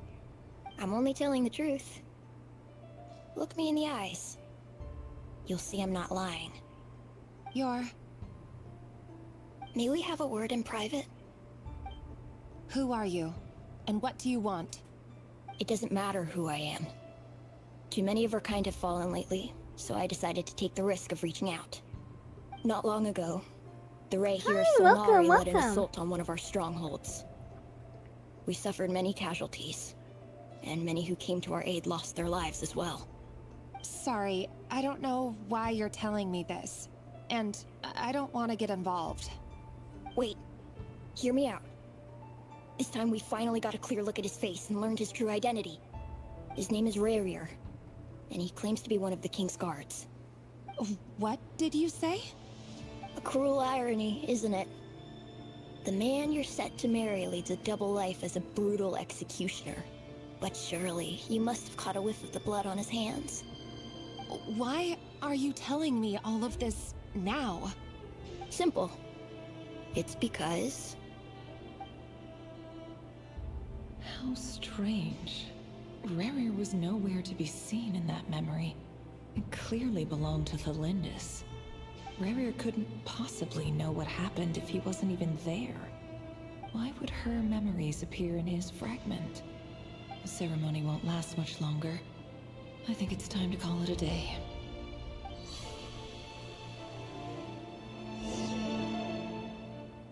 Well, that was interesting.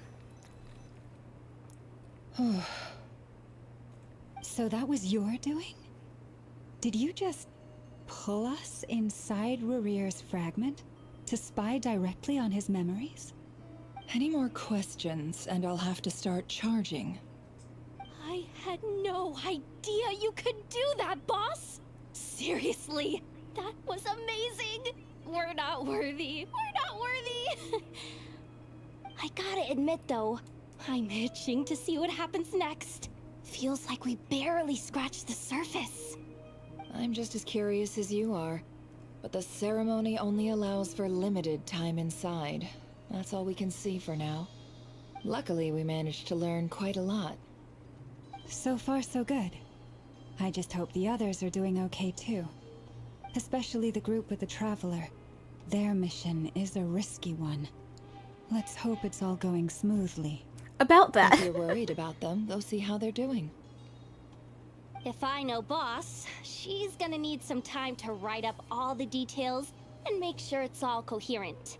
I'll stay behind to lend a hand, but feel free to head back and meet up with the others.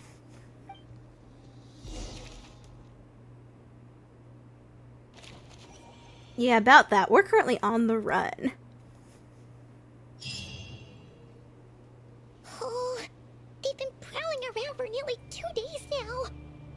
just won't quit. It's been 2 days, good God. I do want to call a quick break so I can go get another drink because I finished mine. We'll be right back. I'll run ads for Twitch, so if you're on Twitch, please stick around.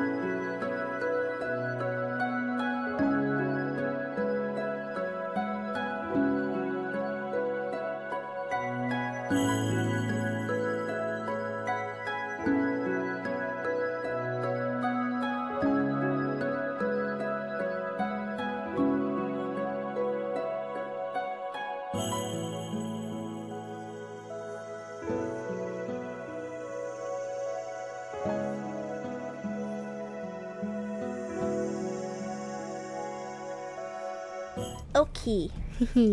I grabbed myself a drink. Ow. I hit my knee on my desk. I grabbed myself some saltines. I think we're good to go. I think we're good to get started again. Oh, they might not have seen us yet, but them constantly sweeping the area, our way out is completely blocked. Oh, that's never gonna work. One little slip up and it's game over. If they spot us, they'll run straight back to Rare. And once he knows we're here, it won't be long before he's breathing down our necks again. Oh, guess you're right. All right, time to zip it. I know that's very hard for you to do, Paimon.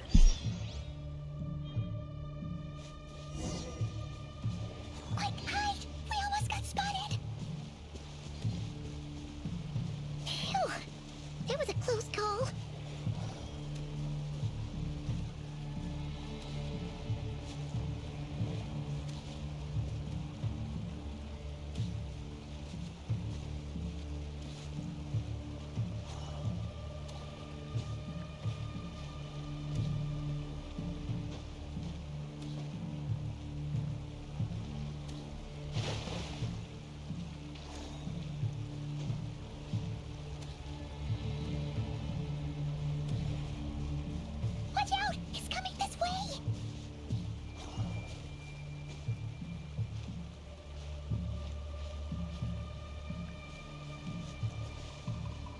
Keep going. We're nearly there. This is the final hurdle.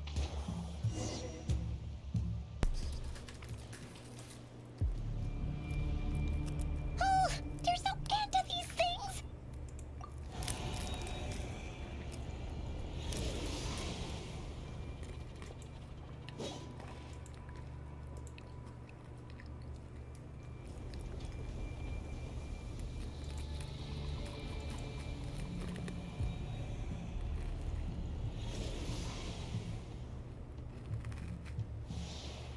Fire. Fire? Arlecchino? Wait, what's that smell? Oh no, there's a fire!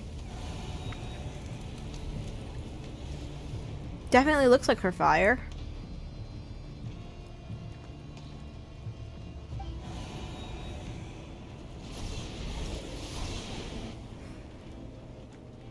I like how they had a sub caption of them screaming, because there was no screams.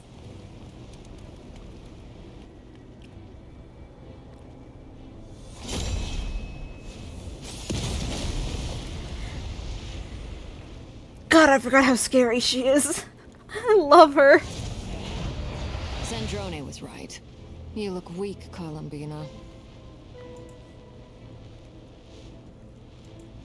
The old you would never have let such lowly creatures bar your way. Word has it that you did something for the Tsaritsa, and that's why you've lost most of your power. Freedom comes at a heavy price, doesn't it? It's Arlecchino! You came! Hello again, Father's Columbina. back. And greetings, guests of the House of the Hearth. It's been a while, Arlecchino.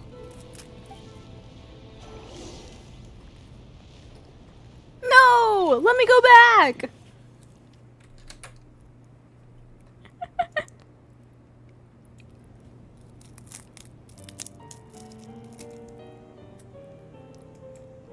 Melanium, are you okay? Stupid right here of stupid Solnari. Ugh, whatever. I've got all the data I need. Next time we meet, you're finished.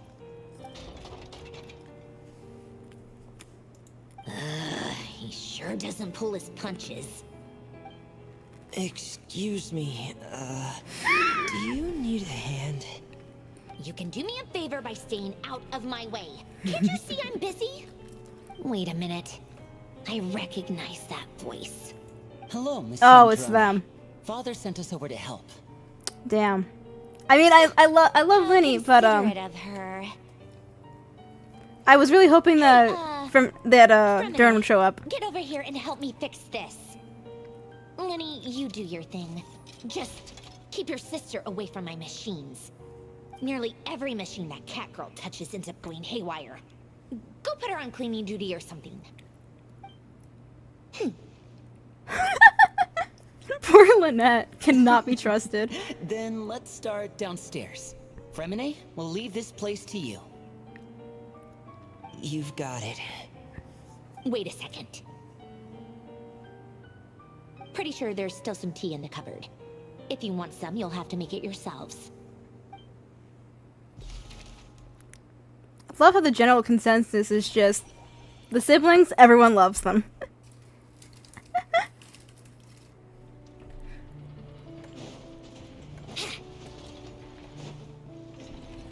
I'm gonna switch my team. Not like it really matters. Probably not gonna get to use my team, but whatever.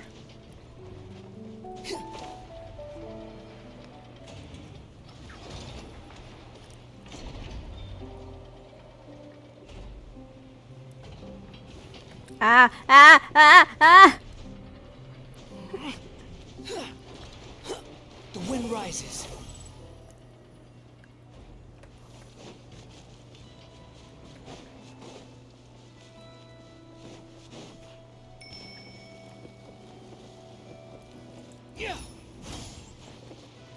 Just slide down the side of a mountain.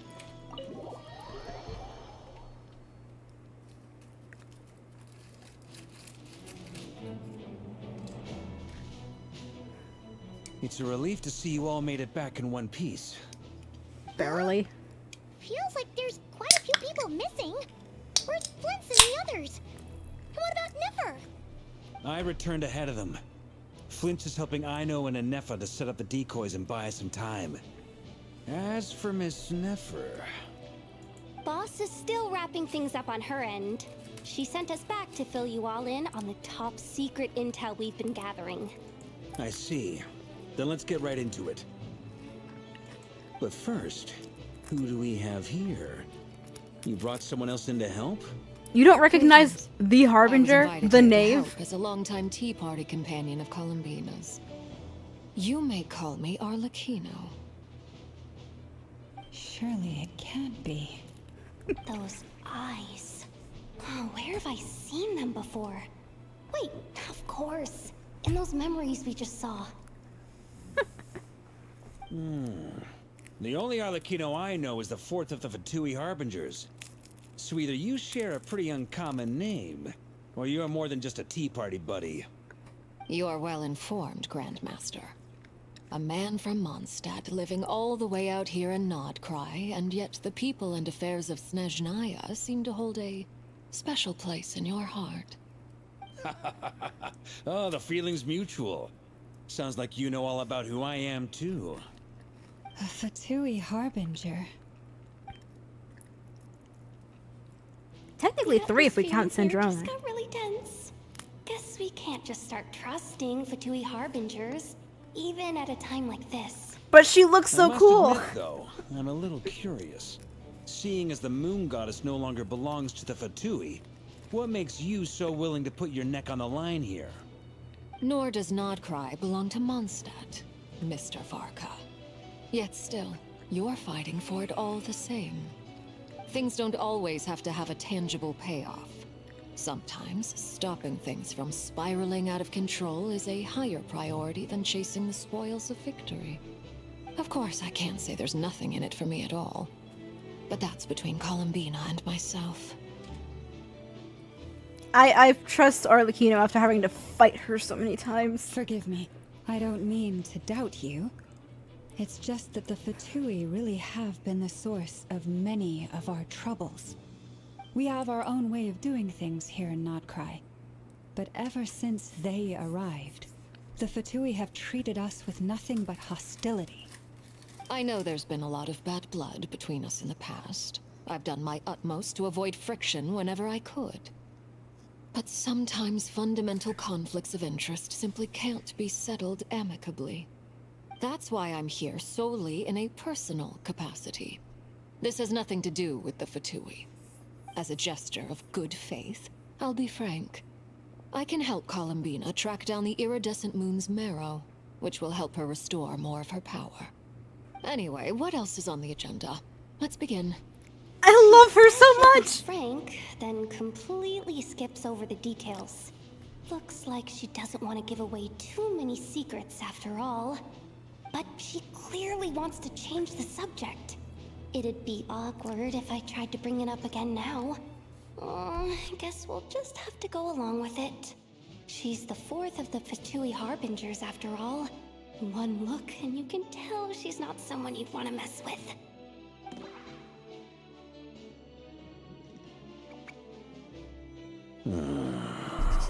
Arlecchino's about to pick up a new kid for her adoption. Since Miss Arlecchino sounds confident in her ability to handle that, we'll proceed to the next topic. Yehuda, time to share that top-secret intel. Alright, listen up everyone. First, we now know that Rerir was originally a Conrian secret agent whose primary mission was to hunt down and assassinate the so-called Dregs of the Crimson Moon. The Dregs of the Crimson Moon? In the memories, there was a lot of talk about the Crimson Moon and Eclipse, and a whole bunch of other stuff from the time of Conria. To my knowledge, those were the names of 2 different Conrian dynasties. Long, long ago, it is said that the people of Conria worshipped the Crimson Moon, drawing a mysterious power from its reflection. But one day, a coup saw the Crimson Moon eclipsed, hence the name of the new dynasty that replaced it. and how it became the new emblem of Conria. Still, long after the Crimson Moon dynasty had fallen, the last ruler of the Eclipse dynasty, the Vinster King, still coveted the secrets it left behind. So, he sent the Rehir of Solnari to secretly hunt down the Crimson Moon's few remaining followers. In those days, Rerir showed no signs of madness. In fact, he was as normal as any other person. Oh, what's the matter?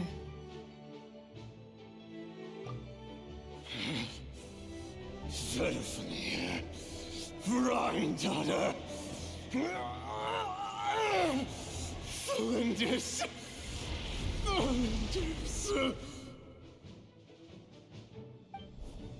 Interesting. Anything else? What about this would-be fiancée of his? Do we know anything about her? Well, she was a researcher at the Universitas Magistrorum, but it felt like she was hiding some kind of secret. Oh, and one more thing. For some reason, Rerir's fragment also contains some of Thelindis' memories, though only a very small portion. Well, no shortage of potential leads, I'll give you that. In any case, it sounds like we can conclude that while Thelindis was still around, Rerir appeared to be lucid and quite normal. Thelindis, it seems, must have been the one thing in this world that he couldn't let go of. Tell me, though, were these pure-blood Conarians we're talking about here? Why do you need to know that? Hold on. If she was a pure-blood Conry... Oh yeah! Just like how it was with the captain! If we could somehow find her, do you think there's any chance Rerir might regain some of his sanity?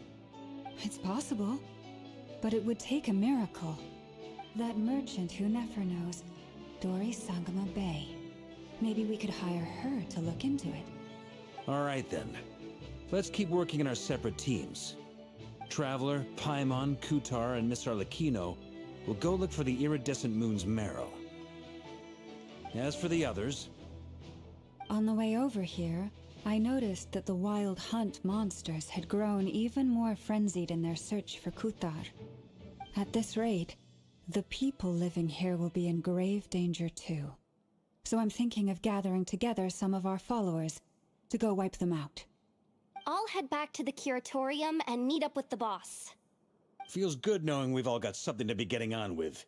Given that the Wild Hunt has been a lot more active lately, the Lightkeepers have likely begun their own operations too. If that is the case, someone will need to pass the news on to Flint's. I'll hold the fort for now, then discuss our next move with Flint's, Aino, and Anefa when they get back. All right then. Well, the clock's ticking. If that's everything, we'll be on our way. We'd better get moving too. We'll try to buy you as much time as we can. Relax. Just do your thing. Now, I decided to call in some backup since things are getting so hairy. Our reinforcements should be here any minute now. Stay safe, everyone. Dismissed.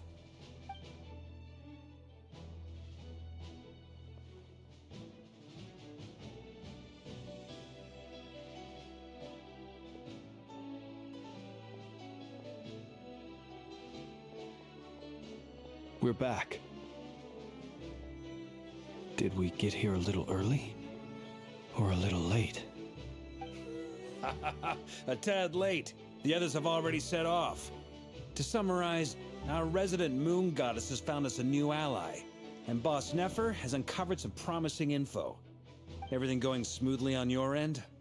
Not great. I don't know how long we can stall them for. The decoys are getting taken out way faster than we imagined. I'm gonna make some more later, but I need a timeout first. I'm so tired right now. Oh, right! Inefa, could you fill in Uncle Varka on what we just discussed with Flint's? Sure.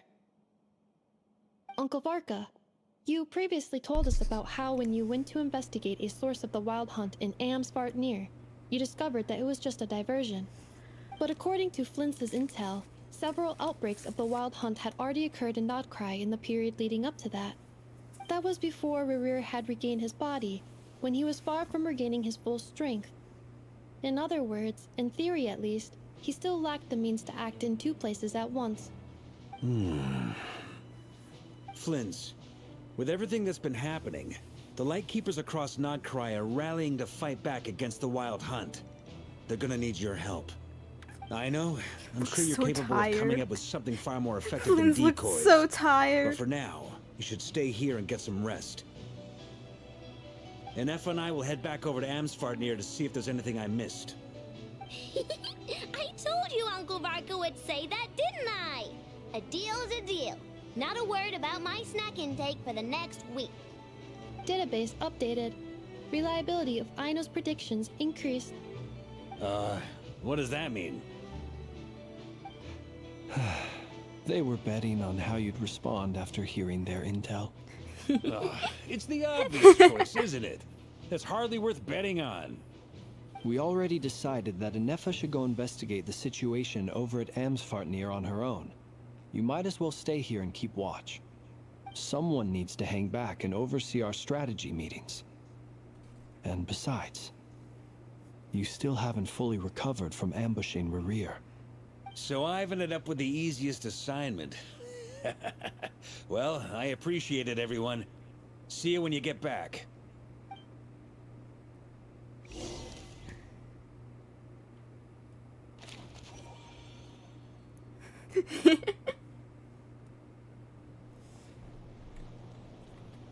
This quest is so far incredibly great. It's just most of it is so much talking that I don't do anything for, that it feels more like I'm watching a movie than actually participating.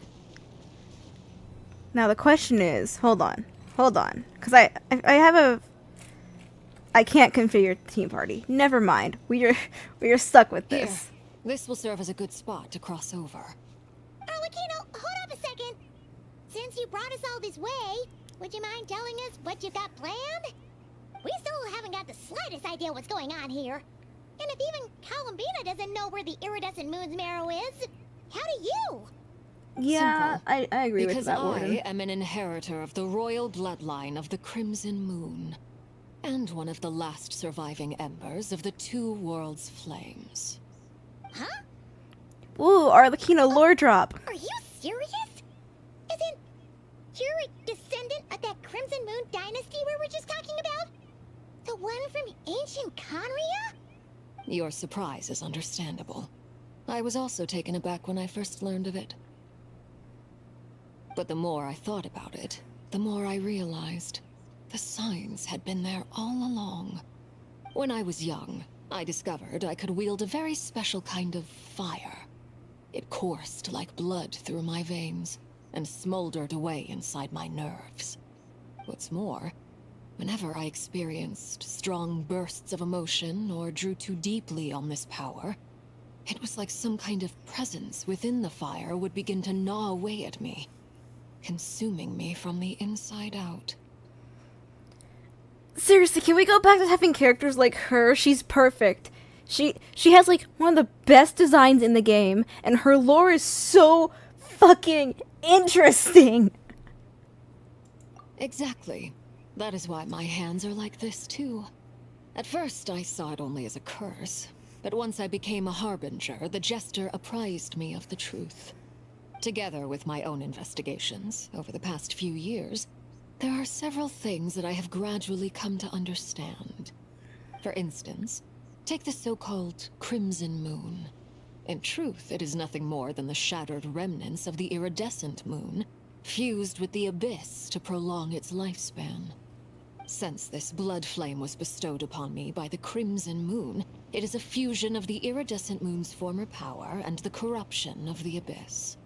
You all understand the nature of the abyss well enough. I draw upon its power, and in return, it hungers for my soul. This strange blackness is the mark of corruption it has left behind. If I recall correctly, you once told me that if the corruption ever made it to your heart, you'd become a completely different person.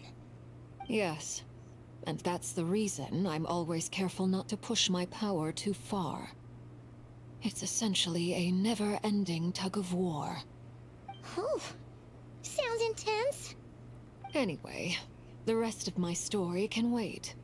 Is there anything else about the Crimson Moon or the Iridescent Moon that you're unclear about? Paimon has a question. So, the crimson moon that the Karians used to worship was actually the iridescent moon, right? Which was one of the three moon sisters. Does that mean that the Karians were to the crimson moon as the frost moon scions are to the frost moon? So much of that history has been lost. We have no way of knowing exactly what they were like. But I would suspect that the Conrians weren't as devout in their moon worship as it might appear.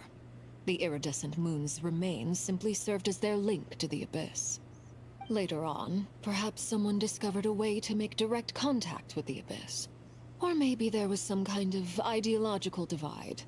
Either way, a dissenting faction staged a coup and drove out the royal heirs of the Crimson Moon dynasty. Still, even with the dark sun looming high overhead, the Crimson Moon's glow never truly faded. If you want living proof, it's standing right before you. The first time we met, I sensed something familiar in your presence. When I looked at you, I felt I could see that mysterious red moon in the corner of my eye. In your flames, I saw its broken image, surrounded by a strange black aura. Well, I appreciate that you kept it to yourself. Much about the Crimson Moon is still a mystery, and I'd prefer not to end up as the object of an insane research project. Dory. Anyway, time is against us here, so if there's any other questions, they'll have to wait. I just want to make sure I've got one thing straight. In her letter, Sandrone mentioned that since you are unable to contain the iridescent moon's marrow yourself, you intend to leave it in my custody. Correct? That's right. For now, it's the only way I can pay you back for your help. The iridescent moon is already part of who you are, so with its marrow in your possession, you'll be even more powerful than before. Deal. Then let's get started. That's not terrifying to think about. Get what started? What does this place have to do with the crimson moon? When I first became a Harbinger, the Jester gave me a book called Paranhari, also known as Leobranto Innamorato. Uh-huh, because we all know what that book is. You should be able to buy a copy next time you're in Fontaine. It's a love story set in the Crimson Moon era. But setting aside the tangled romances of its characters, it also records a few interesting details. In the Crimson Moon era, or so the story goes, there was an orphanage that received children from beyond the bounds of this world, and subjected them to a peculiar induction ceremony. Beyond the bounds of this world? For real? And what kind of induction ceremony? I remember this story. The Crimson Moon sages looked beyond this world for beings with powers that surpassed the gods. But fearing they might lose control, they subjected these children to a process of refinement. They made these children crawl up a fireplace and kept asking them, "Have you died? Did you see it?" Until they finally admitted to having died and seen a crimson moon. The adults embraced the children who passed the ritual, telling them, "Within the fireplace, you have traversed the flames between two worlds. Here and now, you are born anew."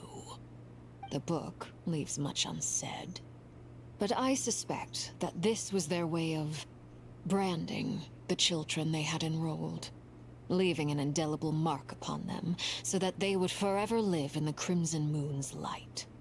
That explains why I can't sense the Crimson Moon's marrow in this world.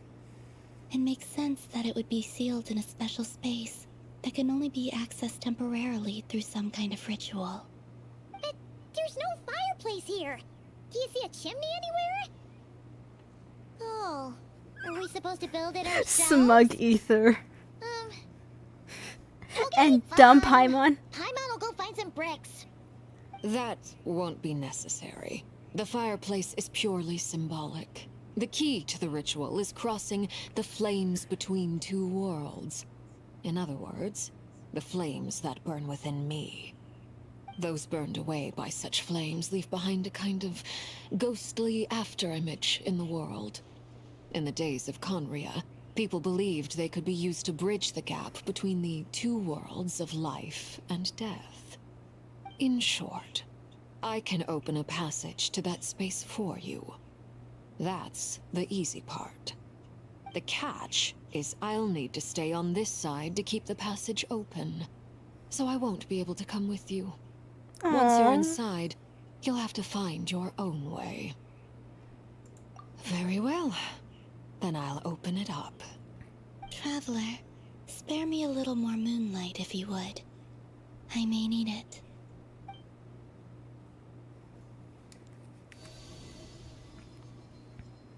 Thank you.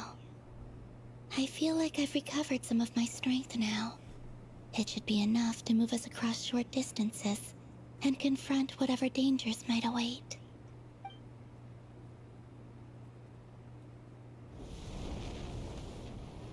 Mistress of the seven hues of ages past, great mother of the present, crimson-clad sovereign of the two realms. Oh, that's not terrifying at all. By fire renewed, I offer myself now and beseech your descent.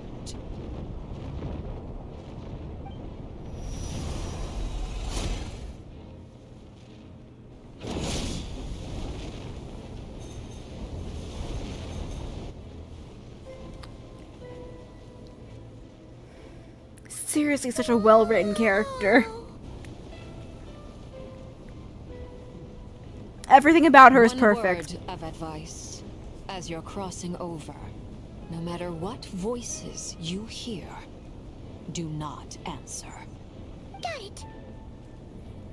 I sense a sinister gloom inside, but also the familiar light of the moon.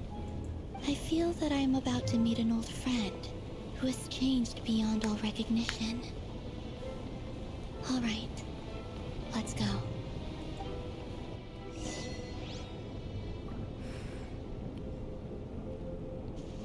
We're just sending Scaramouche to hell, I guess. I can't even I don't think I can change my team.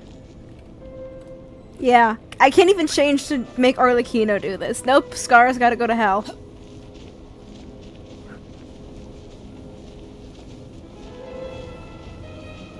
You've heard of a stairway to hell, heaven? Now it's the stairway to hell.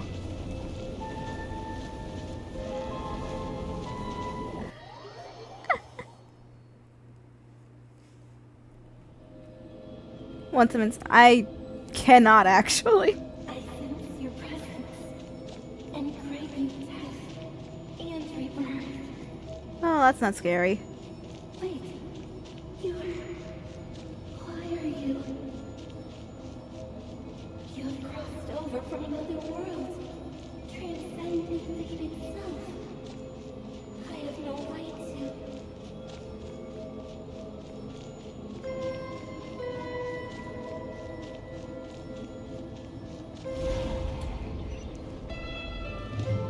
Hey, look up at the sky! A red moon! This must be the spot, right? Is that the abyss? It's practically filled the entire place. What now? To go to the green things. Okay then. What a tragic sight. Fragments of your broken body, seized by the abyss and hung up aloft like mummified remains. Iridescent moon, was this truly what you wished for? Careful. There's something spooky about this place. Feels like something is lurking in the fog. Paimon's right behind Warden, me. how hard would you say the fighting stuff here is? Should I be concerned? Should I bring like a strong team or can I fuck around? Didn't you tell us that the iridescent moon had shattered into pieces? The moon up there looks pretty whole to Paimon. How is that possible? Easy? Okay. I should have no problems bringing Arlecchino then.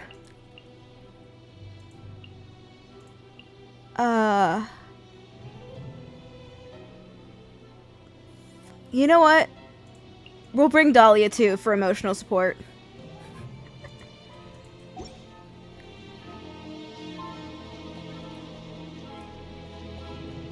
God, this would be such a cool place to take pictures, though.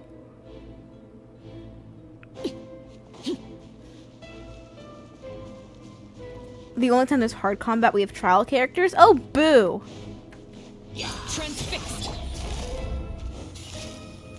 Gotcha. Let's stir things up.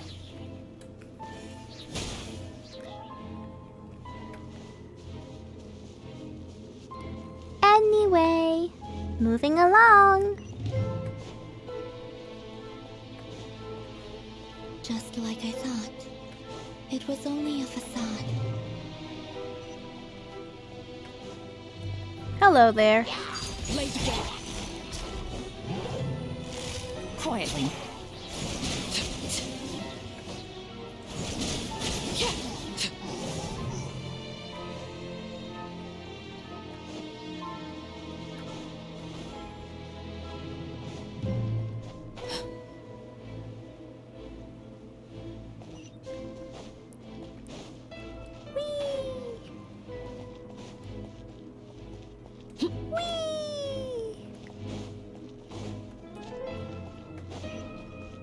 Hello there, Mr. Ruin Guard. It's time to die.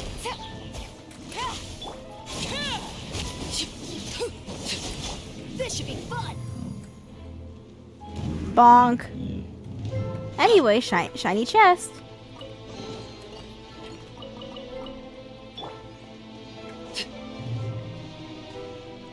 It feels only natural, the most right course of action to explore this area with Arlecchino.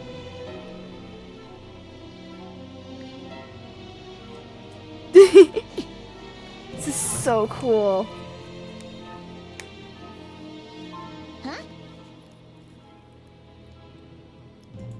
For real? That's way too high. There's no way we'll be able to reach it. No. I'm not sensing anything up there. It's coming from under the mountain. Let's see. Ah! There's some kind of weird shadow over the water. Wait, see that? Looks like a mechanism of some sort. Well, this is fun.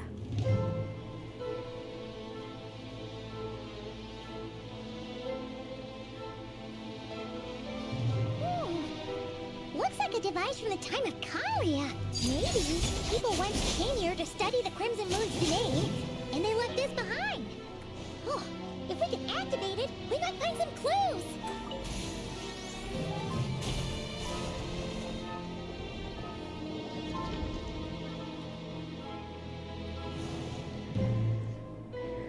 I don't know how I feel about pissing off the abyss. Hey, look at that! Now that the mechanism's running, the shadow in the water looks different. Do you think these mechanisms might be the key to unlocking the secret? Thelindis, we'll leave the rest of the research in your hands.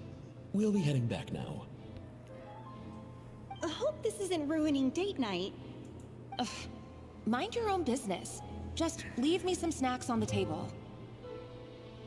Oh, that's really interesting. Is that Rear's girlfriend? How come we're... Oh, yeah. So, do you think she was studying this strange space all along? The abyss has made this space extremely unstable. Maybe that's why some of the things she said and did were preserved here. Like echoes. Or after images. Whenever I see this view, it takes me back to a poem from my childhood.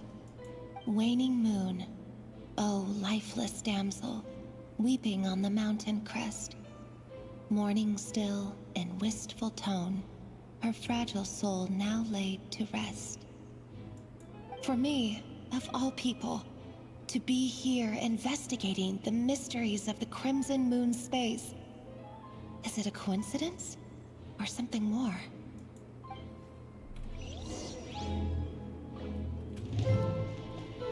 Uh-huh.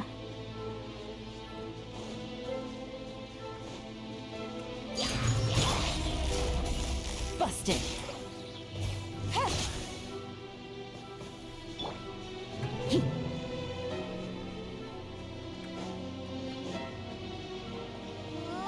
Looks like the abyss has messed up this mechanism. We need to find a way to get it working. working again. Let's see if there are any other devices nearby.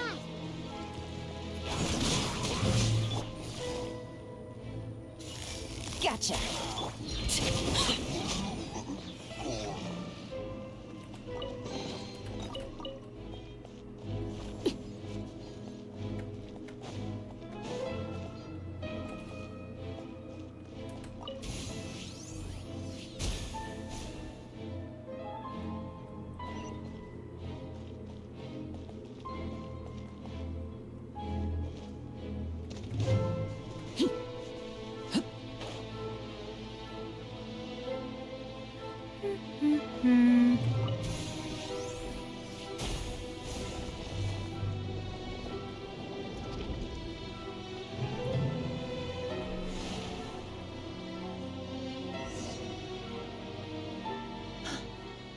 See. So the moon marrow, or rather the power of the 3 moons, is the key to unlocking. If it really does exist, then maybe this madness can finally be put to an end. Huh?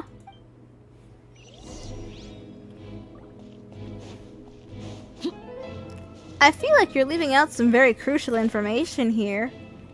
I don't appreciate it.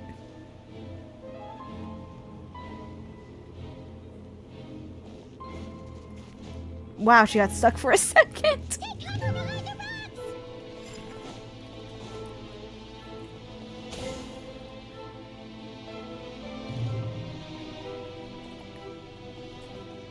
rocks! Okay,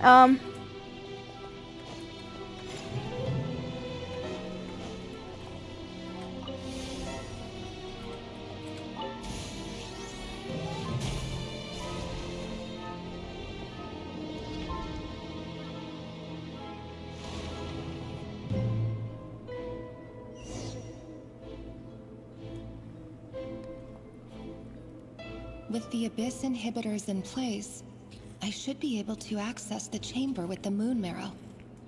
Oh, Rerir, with every step you take, you're drifting further from what you truly desire.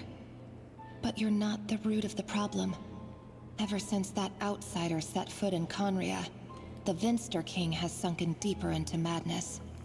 the sibling, I'm assuming? If only I could get my hands on that outsider.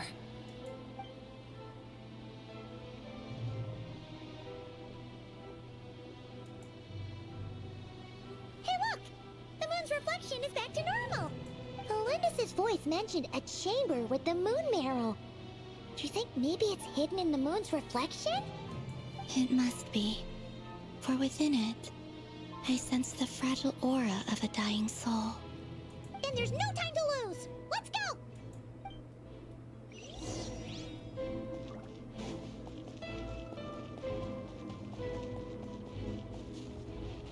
We gotta go. Oh, we just walking on water now. Cool! Arlecchino can chase after Farina now.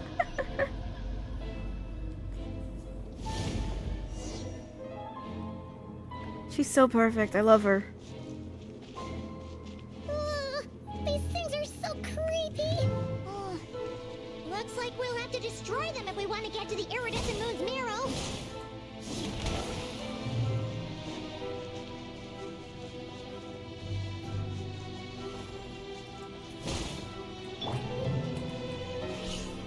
Things up. They can't even baptize it. It's stuck up there.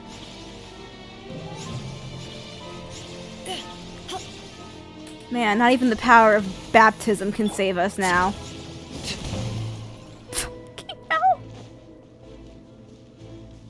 That must be the iridescent moon's marrow.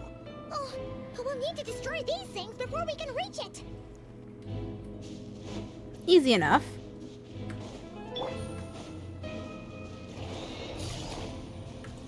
Here comes the catch. West wind, Transfixed.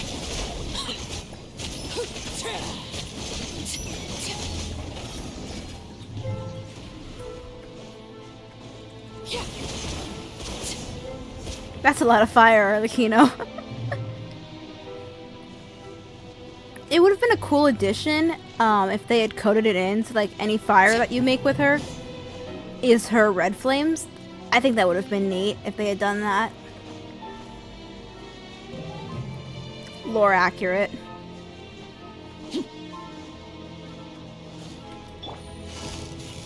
Quietly now.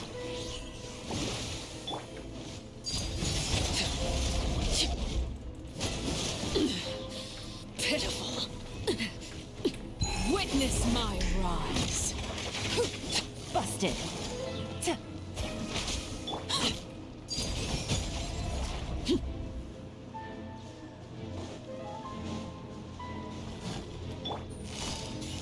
Quietly now.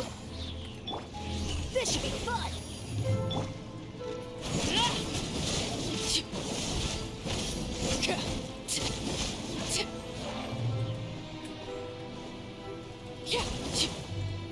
Hang in there! We're so close!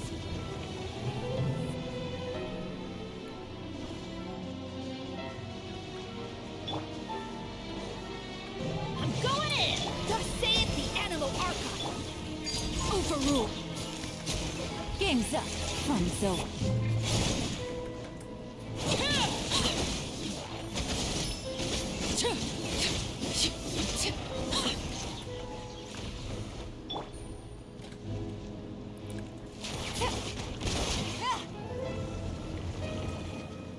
The music is so good. Hey, Hoyo, drop the soundtrack, please.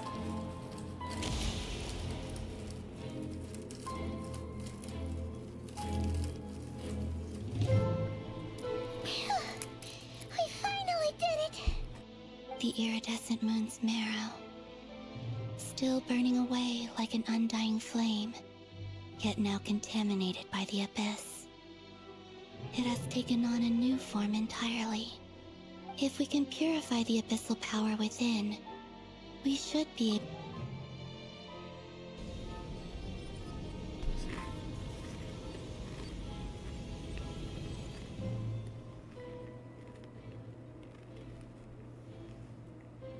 It's so cold.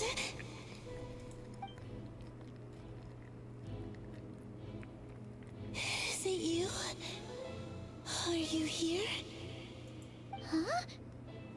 Are you talking to us? At long last, I can see you once more. Our fates have crossed, and I am finally free. I'm sorry, I lied to you.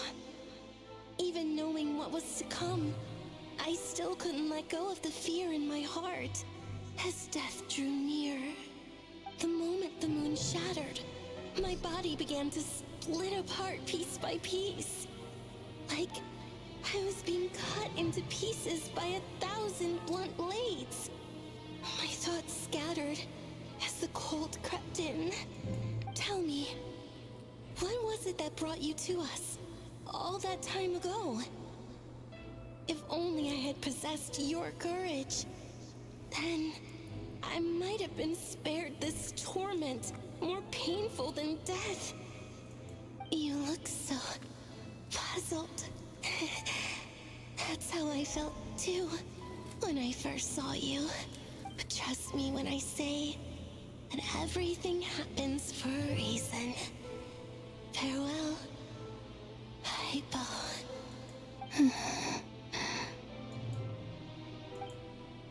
What was that all about?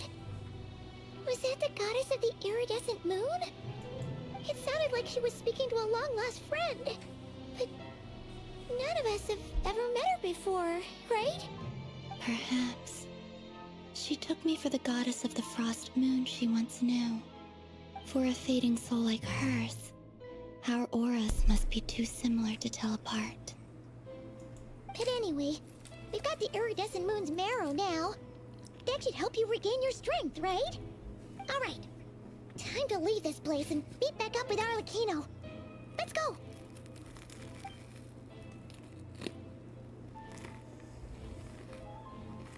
That's odd. This place looks different than when we came in. Waning moon, Huh? oh lifeless damsel. Oh.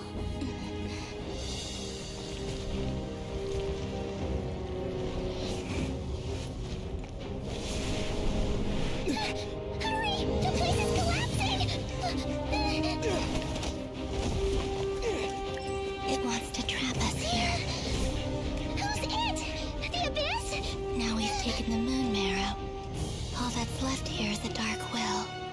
It will show us no mercy.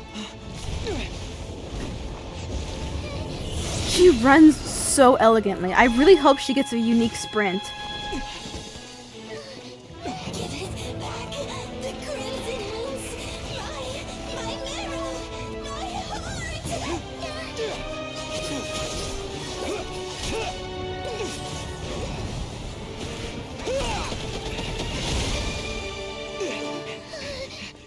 Finally! Huh? Oh no! The exit's blocked! They're back! Now what do we do? This is where you fall. Witness my rise. What are you waiting for? She's so cool.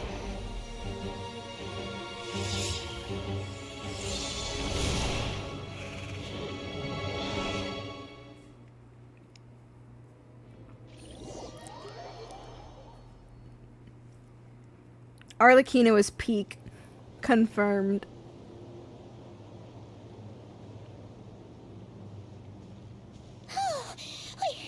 We made it! Was that you, Arlecchino? Did you save us? Of course. Who else? Wait, your hands! They're... Oh, this? Don't worry. It's a small price to pay. The Abyss wanted to trap you inside, and I defied its will by bringing you out. No wonder it's a little angry. No. I have paid the price, albeit a small one, and it cannot be undone. My hands have already fused with the Abyss. Purification would simply destroy whatever's left of them. But surely... Oh... We're so sorry, Arlecchino. Paimon can't believe you'd make a sacrifice like this for us. As much as I'd like to call it a favor, the truth is I was simply holding up my end of the deal. Well, Columbina. Yes, you did your part. And as promised, I will leave the iridescent moon's marrow in your care. From this day forth, may the two worlds' flames burn ever more brightly.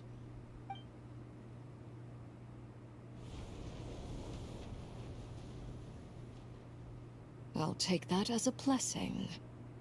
Now, Columbina, give me your hand. Accept this moonlight I offer in return.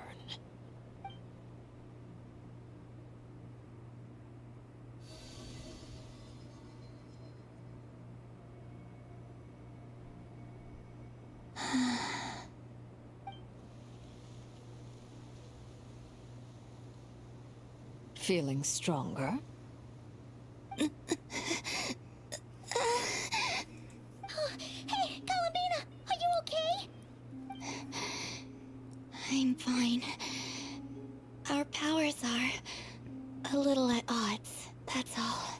Oh, By the first Columbina! moon's authority alone, wielding the power of the other moons was always going to be a stretch.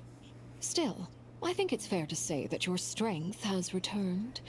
At least to the level it was at as Third Harbinger.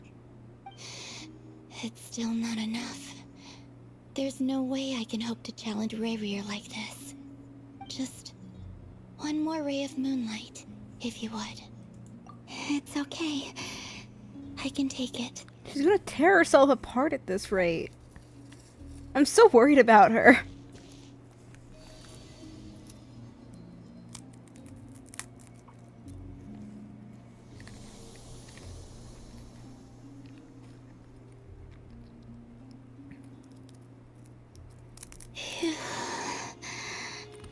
How about now?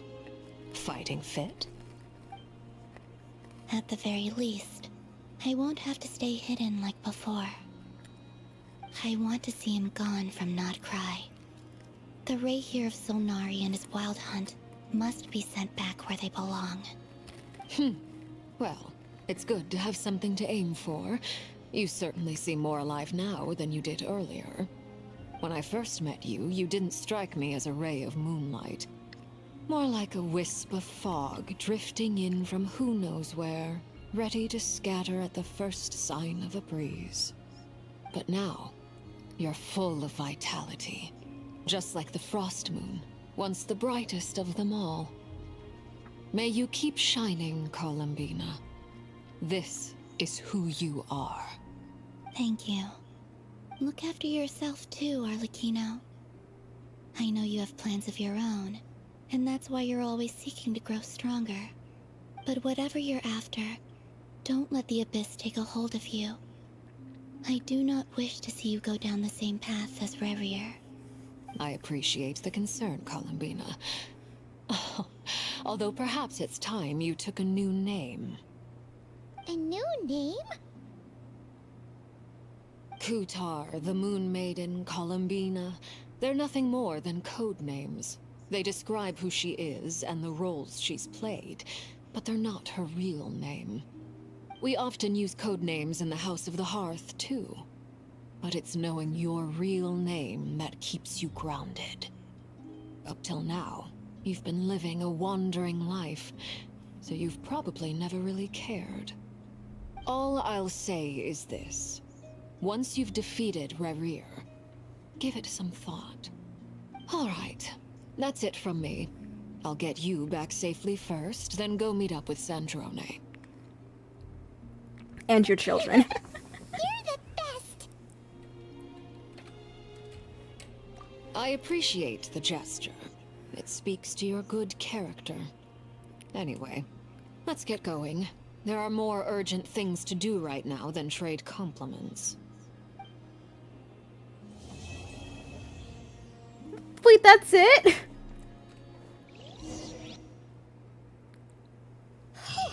It was a close call, but we got the iridescent moon's marrow and restored Columbina's strength. Oh, thank God there's more. All that matters. That's a bit of a walk, actually. In other words, mission. What's the closest waypoint? If I do this one, I can use Scara to just glide around the edge. The second one is a lot longer. But see, here's the thing. I'm here for my son, so we're gonna keep going. I don't care if this is a long stream. I will run ads real quick. We'll take a quick break before we start part 2.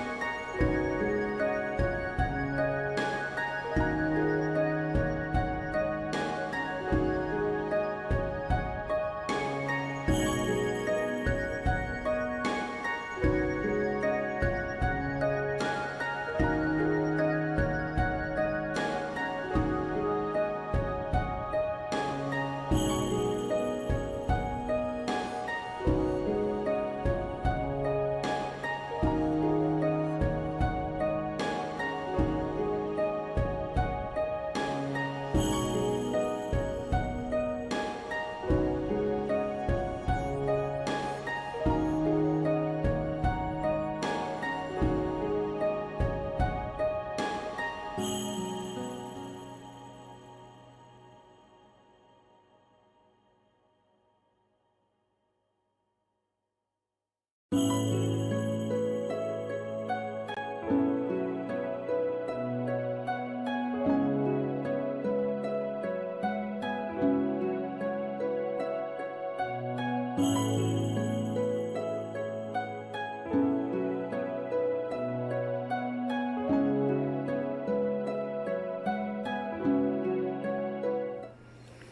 back.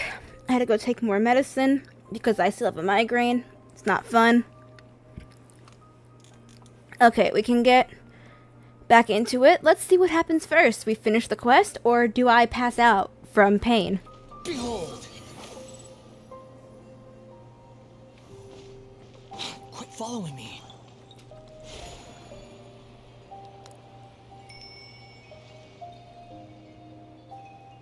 Oh, do you think the others are making good progress?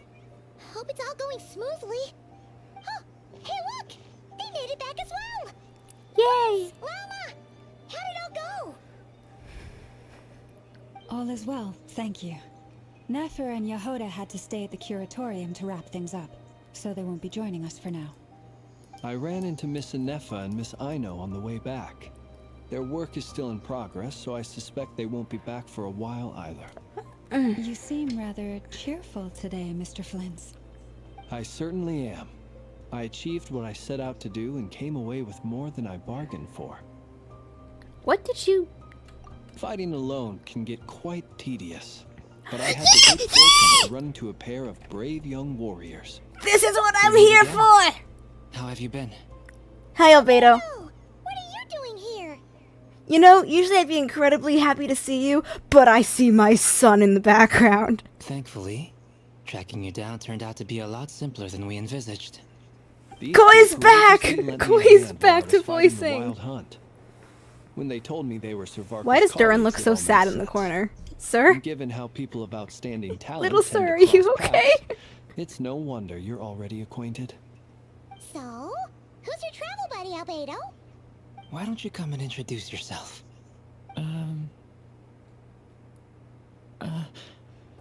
My son! He's so shy! He's got social A anxiety. gentleman of few words, I see, and a rather stern countenance.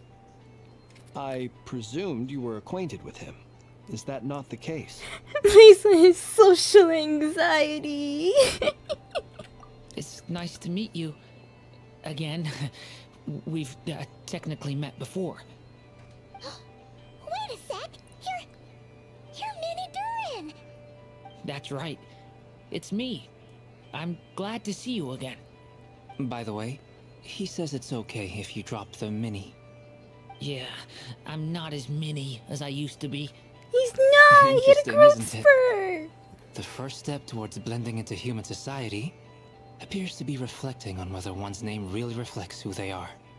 Wow! You look so different! In a good way, of course. It's great to see you looking so healthy. Thank you, Paimon. And although you're as mini as ever, I understand that diminutives don't always convey endearment. I'll be sure to simply call you Paimon as a sign of my great respect for you. Wow! You're such a smooth talker now. Paimon could get used to this. From now on, you may refer to her as your esteemed guide, Paimon. You can really tell that Durin's been spending time with Albedo because he's picking up bigger words. Nope, I'm keeping the mini. He will always be mini in my heart. He is my son. Personally, I think our little Paimon is the perfect size. When people call her Little Paimon, it's just because she's so adorable that they can't help themselves. If that's not a sign of endearment, what is? You're absolutely right, Miss Lama. My brother still has a long road ahead of him when it comes to understanding human relationships. He called him his brother! Anyway, speaking of long journeys... My heart! Didn't Columbina, leave with you? Oh yeah, where How is come she? She isn't back yet. She's been catching up with old friends. Wouldn't be surprised if she stopped for a cup of tea or a 10 on the way back. Uh-oh. People are talking about me. Hope it's nothing negative. Why does Durin look so tired? What happened to him? Judging from your expressions, I'm guessing it all went well? It's getting crowded here. I'll go grab some chairs. No need. This is a job for an alchemist. I'll whip some up momentarily. He's gonna draw Thank you chairs. for your hospitality, ladies and gentlemen, but I was merely escorting my friends back. I'll be meeting Zendrone shortly, as we still have some things to discuss. It's been a pleasure, everyone. But this is where I'll say goodbye. We really appreciate your help. Thank you, Arlecchino. I wish Linny and Lynette and Fremine had gotten more parts in the story, but I'm glad you brought them along anyway. Oh, come on. Spare the formalities. I'm just glad I could help out some true friends. A true friend. Well, bye, Arlecchino.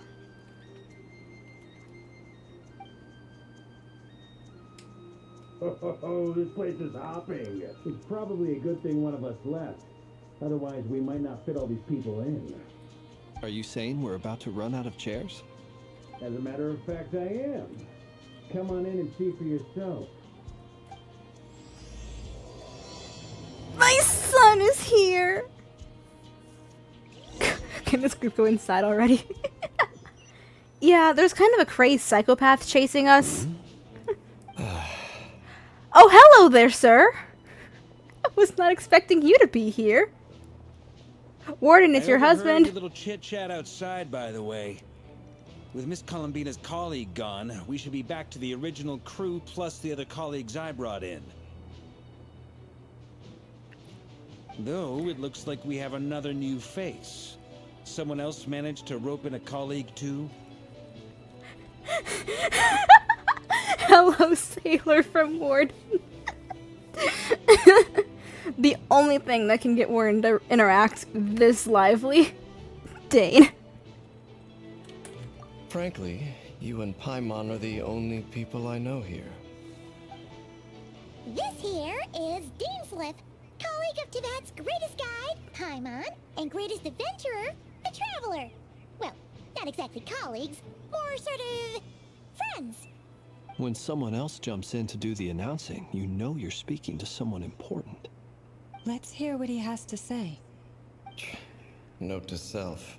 Once Paimon knows your name, the rest of the world will soon follow. When he comes looking for us, it's usually something important. Paimon's guessing you've heard about the Wild Hunt, then. From the looks of it, you're about to hold a meeting.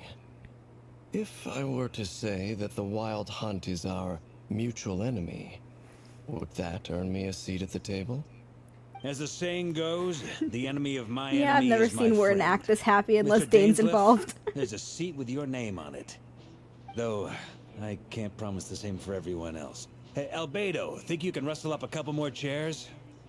After all this time apart, Grandmaster Varka's first order is to rustle up a couple more chairs.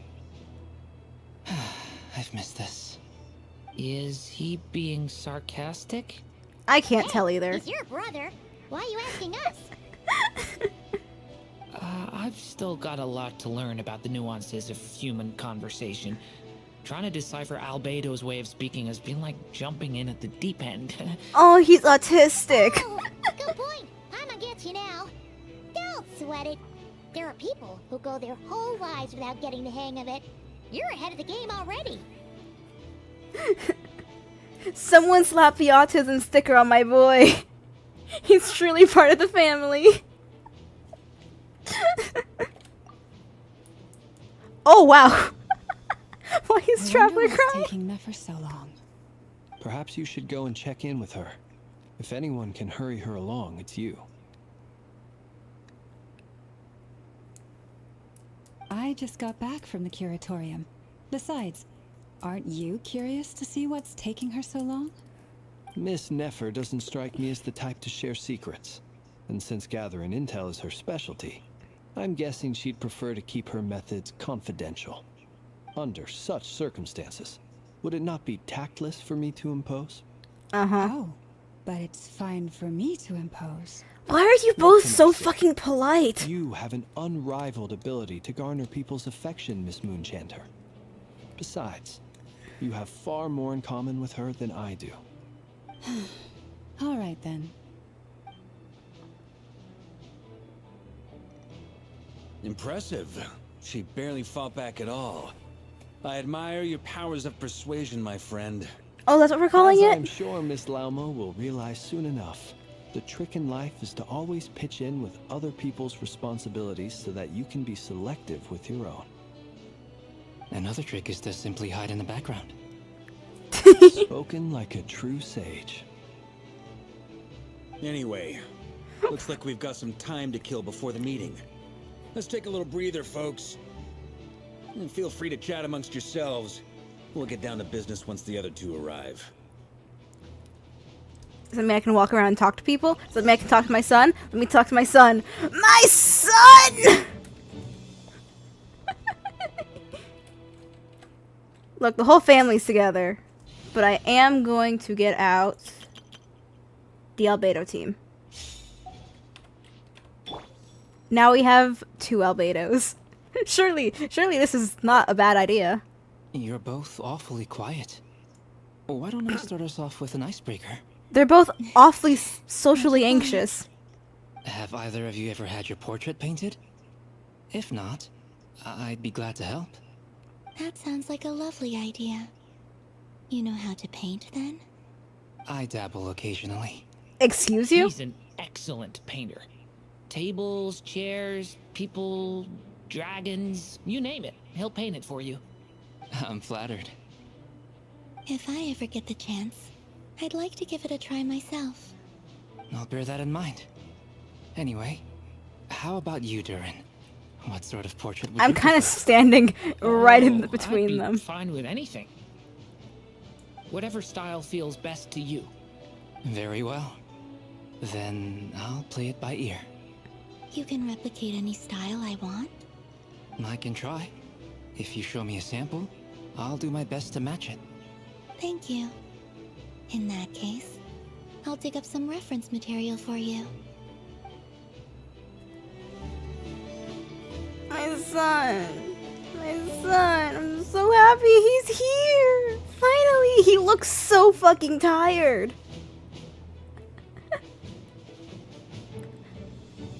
I'm incredibly happy right now.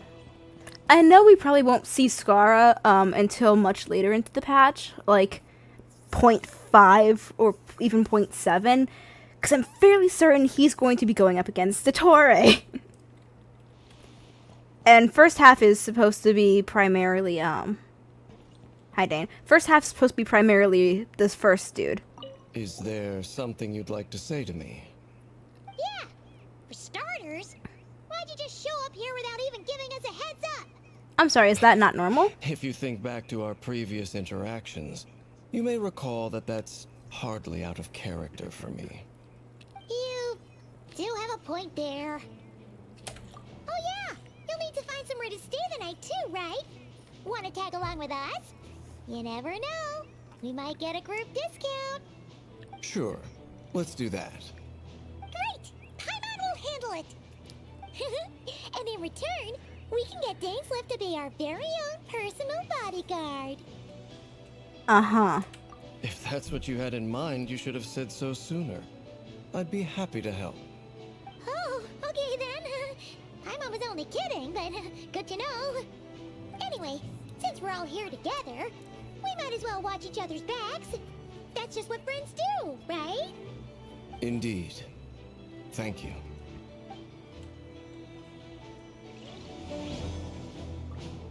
Sorry, I'm still happy. I'm still just like riding the high of Durin being here. I'm very happy. Here, Warden. Take a moment to admire. Take a moment to admire Dainsliff. Cause this is the last time you'll see him for the next year.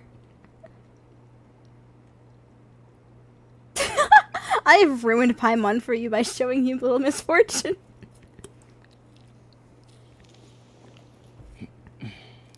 Anyway. Truth be told, I can't remember the last time I was in a meeting with so many people. You're not alone there, my friend. The Lightkeepers also struggle to bring everyone together for a serious discussion.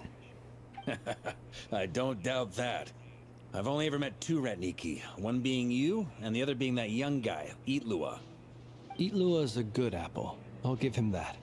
He's kind, honest, and regularly delivers supplies to my lighthouse. A true ratnik to the core. In that sense, he puts me to shame. So you're what? A fake ratnik? That's what it sounds like you're saying. But I get the feeling that's not quite what you meant. Flynn's just ellipses. Varka, ellipses. Come on, why the awkward silence? Sorry. I'm not even gonna bother trying to hide it. You've known all along, haven't you, my friend? Ellipses. More ellipses. Now that was an awkward silence. Let's just keep this between ourselves. Probably best if Itlua doesn't know, huh? That goes without saying. Gotta be careful what you share with youngsters, after all. Anyone else in the know? Let me guess. The Traveler and Paimon? It's dangerous being too sharp for one's own good, you know. That sounds like a In threat. the name of the Animo Archon Barbados himself, I swear, your secret's safe with me. Oh, in the name of Barbados, When huh? we went for drinks, you said that you and Barbados were practically best buds. In the light of that claim, do you really expect me to take your oath seriously? Of course. Just as long as you don't go spreading around the fact that I'm close with Barbados, all right? Fair enough, then. Nothing like a bit of mutual leverage to seal the bonds of friendship. Ah, yes, mutual blackmail.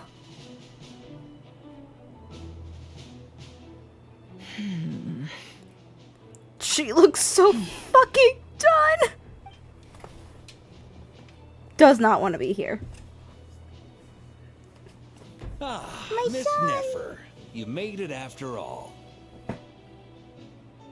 But what about Yehoda? I'm here to give you an update on how things are going on our end. Once this is over, I'll be heading straight back to continue my work. I left Yehoda back at the Curatorium to watch over things while I'm gone. Huh. So much for just this once.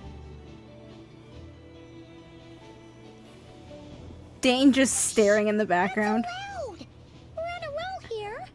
What if she remembers and suddenly decides to back out? Did you say something, Mr. Varka? Huh? I didn't say anything. Right, Flints? Must have been a frog. They get so noisy around here at nighttime. It's like they're putting on a concert in the background. Anyway, before we begin, there's a few introductions to make. Let me start by saying that it's an honor to be speaking before so many distinguished colleagues and collaborators. First up, we have Miss Lauma. As Moon Chanter, she's the leader of the Frost Moon Scions, a local religious community in Nodcry. Then there's Miss Nefer, boss of the Curatorium of Secrets, an intel gatherer extraordinaire. Nefer is leading the investigation into Rerer's background, assisted by Yehoda and Lauma. From the little I've heard, they're making some great progress. Over here, we have Mr. Flintz, a ratnik and guardian of the abandoned lighthouse. In our last operation, he courageously distracted the Wild Hunt to buy time for the rest of us. For those of you who've never met, this is Mr. Albedo, a renowned alchemist and captain of the Knights of Favonius investigation team. By his side is a new face for us all, myself included, Mr. Durin, who's come to lend his aid. Next up, we have the Moon Maiden and former Fatui Harbinger, Miss Columbina. Then we have the Traveler, who's earned more titles than I could possibly hope to list out, so I'll spare you the rundown. And Paimon, the ultimate travel companion and quite possibly the best guide in all of Tevat. Wow! That's a lot of people. Great turnout. Miss Nefer, it looks like you might have another job coming your way, so, congratulations on the booming business, I guess. You think I haven't got enough on my hands as it is? Who's looking for me now? That would be me, Miss Nefer.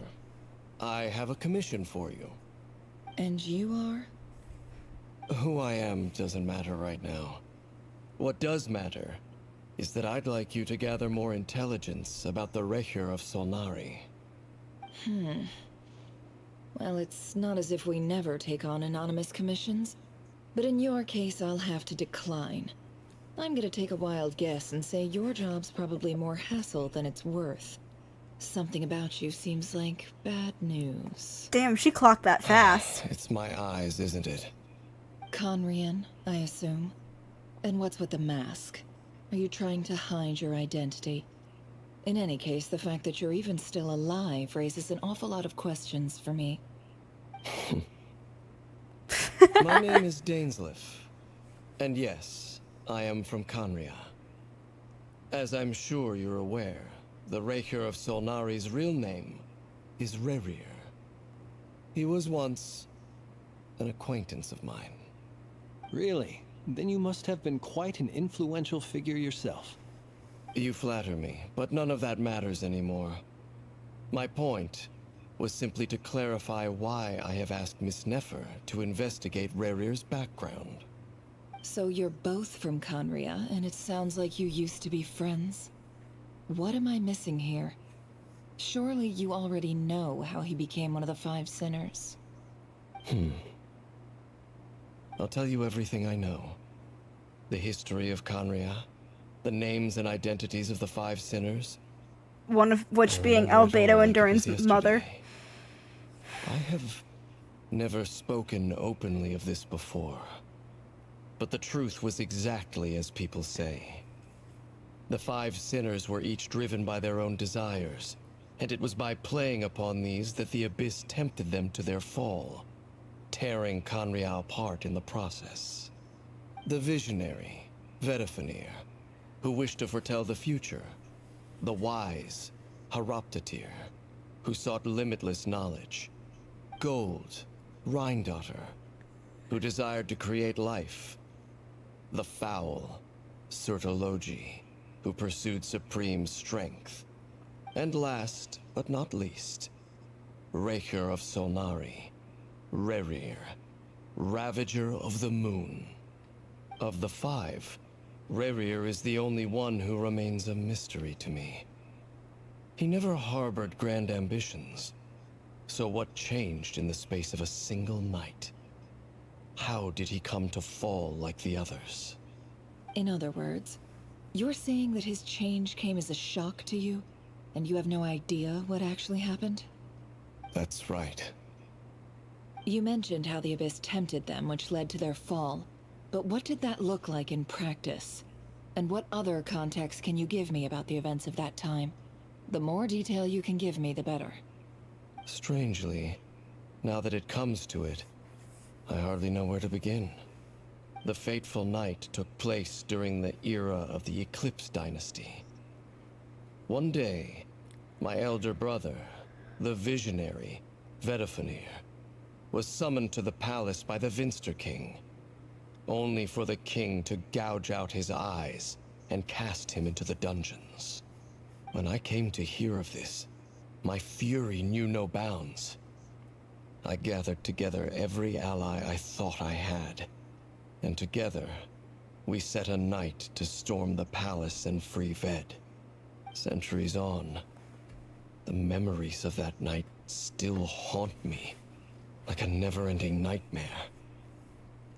We broke through the palace gates, just like we had planned, each striking towards our separate targets. But then, I was betrayed. Even Vedifenir, the very person I had come to rescue, abandoned me and partook of the Abyss's power. So, it's He's just personal baby. after all. He just hurt baby. Then tell me, Mr. Dainsleif, what price are you willing to pay? You, of all people, must know that nothing comes for free. I cannot say what price would be worthy of such a commission. But know this. Rerir was not always a madman.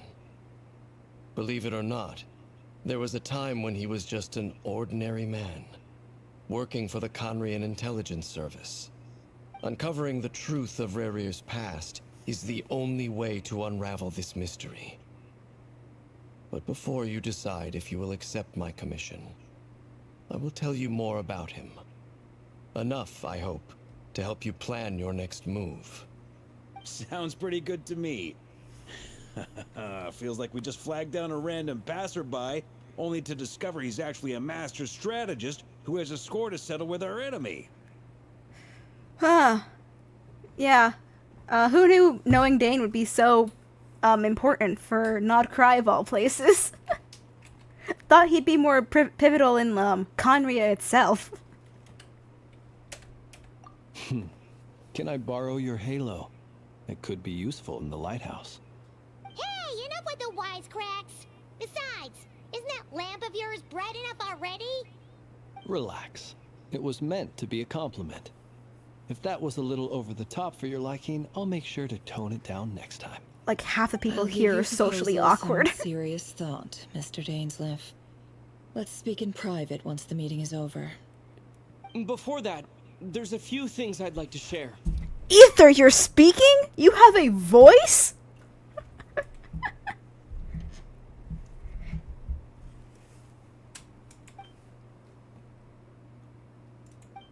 Now that we've united the hearts of the three moons, your power should be greatly enhanced. But it seems like that hasn't happened yet. I believe it will take a little longer.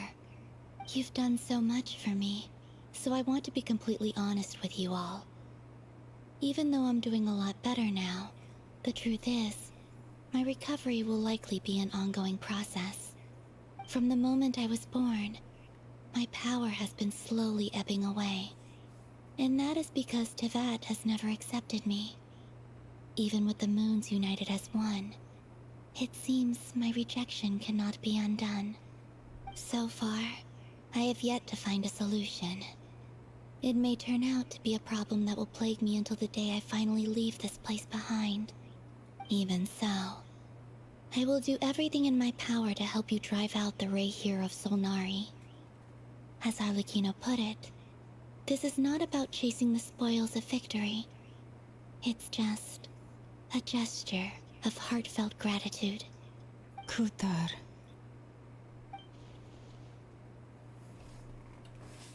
Defeating the Rayhir of Solnari will be no easy task. While my strength slowly recovers, we'll also need to gather more intel. Naturally. We should take all the help we can get if we hope to defeat him. We've considered several viable plans now, but our choice hinges on the answers to a few key questions. Is it even possible to kill Rayhir? What experiences shaped the person or monster he became? And what's he really after? Given Albedo's expertise in alchemy, I think we should leave him to try and answer the first of these questions. Understood. As for the other two, I'm afraid we'll have to count on you again, Miss Nefer.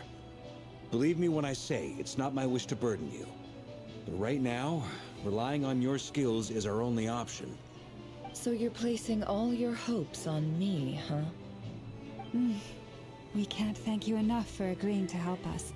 Honestly, I can hardly believe how lucky we are. You sure have a talent for changing your tune, Miss Moonchanter. Timid like Yehoda one moment, then flinches insincere flattery the next. Ladies, please. I must object to your portrayal of me. That's all. Feel free to keep bickering. Just pretend I'm not here. I almost don't want to leave this room. I'm curious to see how this plays out. I have faith in you, Miss Nefer. Something tells me you'll stand by us until the very end. Oh? And what makes you so sure of that? What if I suddenly decide that my compensation is insufficient? This isn't about the money. I can sense that you've got a deep-seated distaste for Rayhir. And knowing you, that alone is motive enough. Look at them getting along so well. Like two peas in a pod. And I'm the one they accuse of insincere flattery. There is no justice. Miss Lauma, you have to understand something. Unlike you, I don't actually enjoy having everyone's hopes on my shoulders. Is that right? Well, maybe the fact that I'm willing to put my hopes in other people says more about me than you. But the fact is, I also trust you. And that's because I know that you're someone we can count on. Anyway, we've got our plan, so let's get moving. Mr. Dainsleif, let's talk. And Traveler, once we're finished, if you've nothing else planned, I'd like you to come with me. This whole experience is teaching me a lot. For instance, I now know that when other issues come up in the future, I'll have far more luck getting Lauma to convince Miss Nefer than trying to do it myself. Hate to say it, friend, but that's one of the funniest things I've heard in a while. Why? You think I've got it wrong? Quite the opposite. But what makes it so hilarious is how long it's taken you to realize.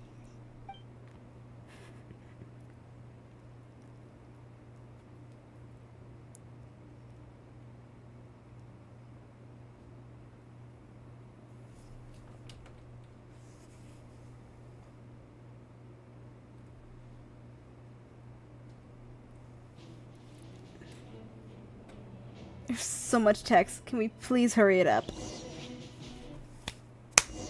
Let me at him.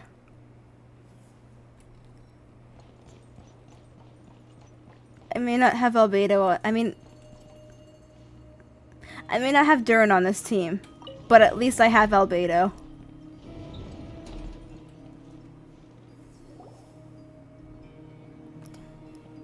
Thank you for waiting. It's okay.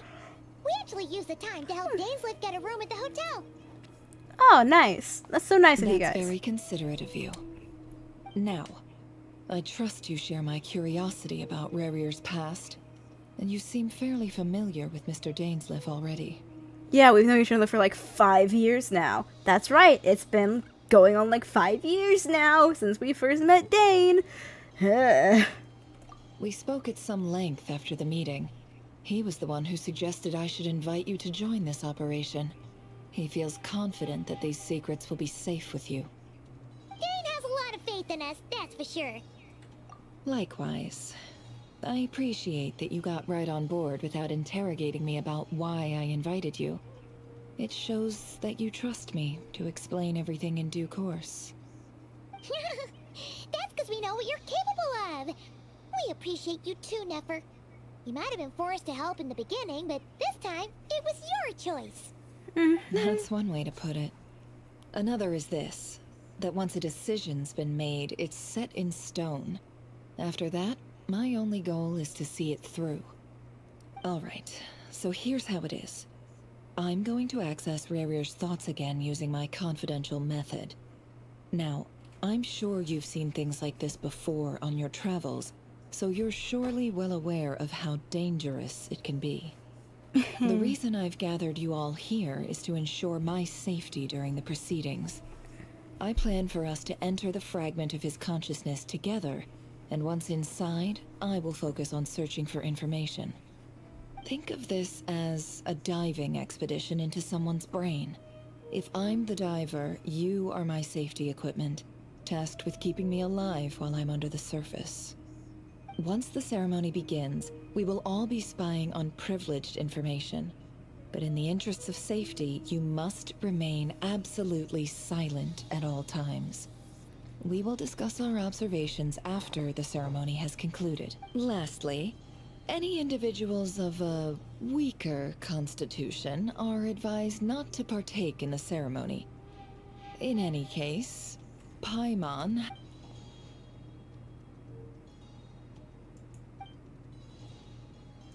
Well, good luck, everyone. Sounds like all Paimon can do is cross her fingers and root for you guys. There's a little more to it than that. I was being serious when I said you have a job to do. While the rest of us are inside Rerir's mind, it's imperative that we have a team member on the outside. In the event that something goes wrong, you will be our first responder. I don't anticipate any issues, but the extra level of safety will be greatly appreciated. I second that. This is a dangerous operation here, and you're our whole rescue team. That's pretty much the most important job in the crew. So, Paimon's like the lifeguard? Yeah, makes sense. Alright, got it. She's so cute! Please, take a seat. We'll get started momentarily.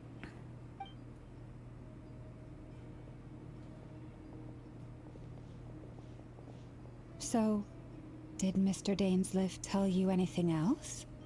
He told me that he believes Rarier kept some big secrets in his life.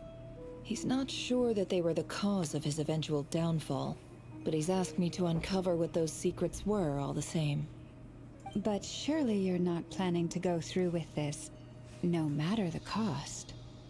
If you think that, you'd be overestimating me. I'm a businesswoman, not a mercenary. But I do have my own professional reasons for taking this job. You think I'd turn down the opportunity to get a first-hand glimpse into Conrian history? No chance. Well, as long as you don't let morbid curiosity get in the way of safety concerns, we're good. We'll do whatever we can to help you. You're such a killjoy.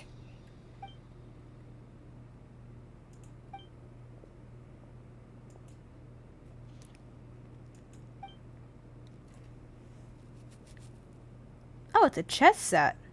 All right, I'm good to go. All set over here too. Promise, Paimon, you'll be extra careful. It's okay, Paimon. I'll come back to you. All right. Let your whole body relax. We're about to begin.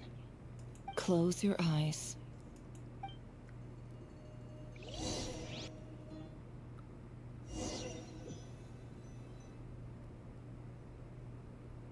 And we're back. Could this be his office? Pretty standard setup. Bookshelves, paperwork, files. According to Dainsliff, Rarier used to be an intelligence operative. Chances are there's plenty of top secret intel stashed away in this room. Is this where you keep your secrets, Rarier?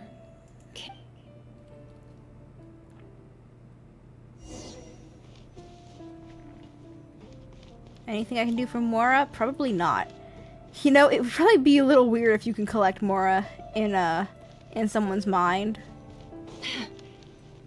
But I still feel the need to investigate on the matter. He looks even gloomier than last time. I wonder what's changed. Oh, did his fiancée leave him?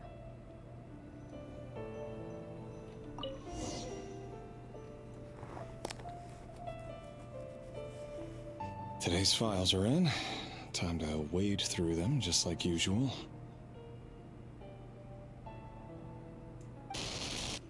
Male, 51. Occupation, cook. Confirmed Crimson Moon descendant. Has maintained frequent contact with other descendants over the past year. Poses a threat to the dynasty. Neutralized.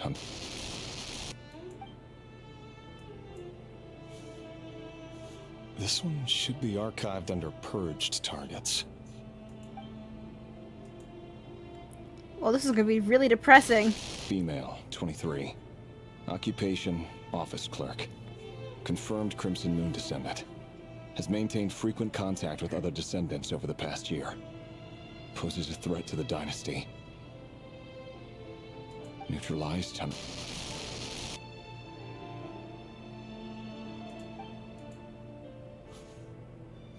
Another one for purged targets. Sounds like she was that other man's daughter. Oh. Never mind. What's it got to do with me?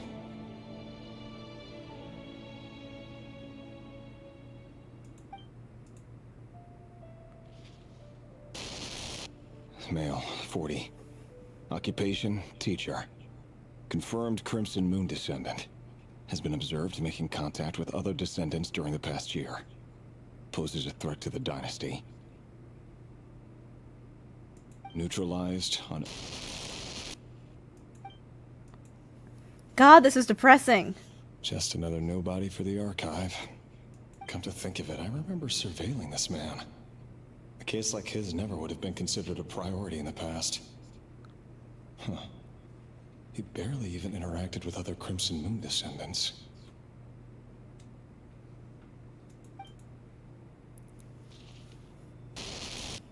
Female, 16. Occupation, none. Orphan and confirmed Crimson Moon descendant.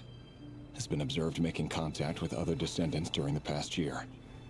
Poses a threat to the dynasty. Neutralized on... Damn. Filed. I have no recollection of this girl. None whatsoever. She doesn't seem to be anyone important, but then again, how many of them really are? Female, 13. Occupation, none. Orphan and confirmed Crimson Moon descendant. Has been observed making contact with other descendants during the past year. Poses a threat to the dynasty. Neutralized on...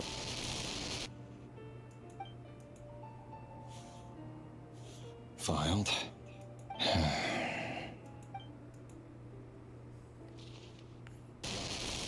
Male, Fuck. 11. Occupation, none. Orphan and confirmed Crimson Moon descendant. Has not been observed making any contact with other descendants during the past year. Poses a threat to the dynasty. Neutralized on... He's 11!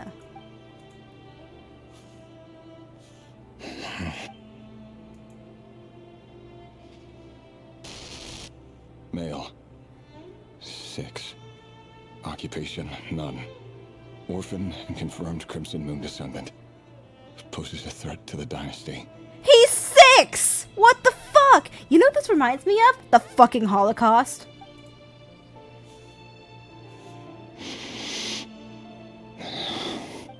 It's funny, isn't it?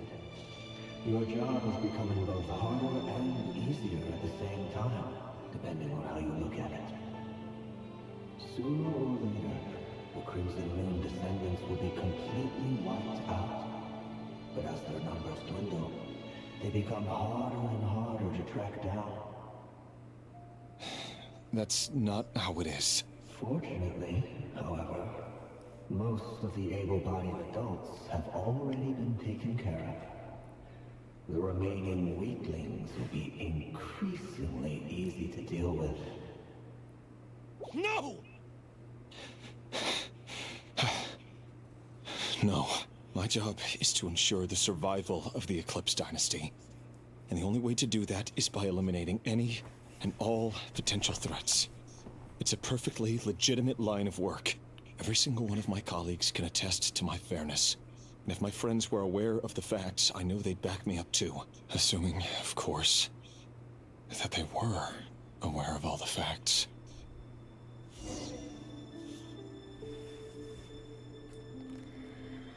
God, that's so fucking depressing.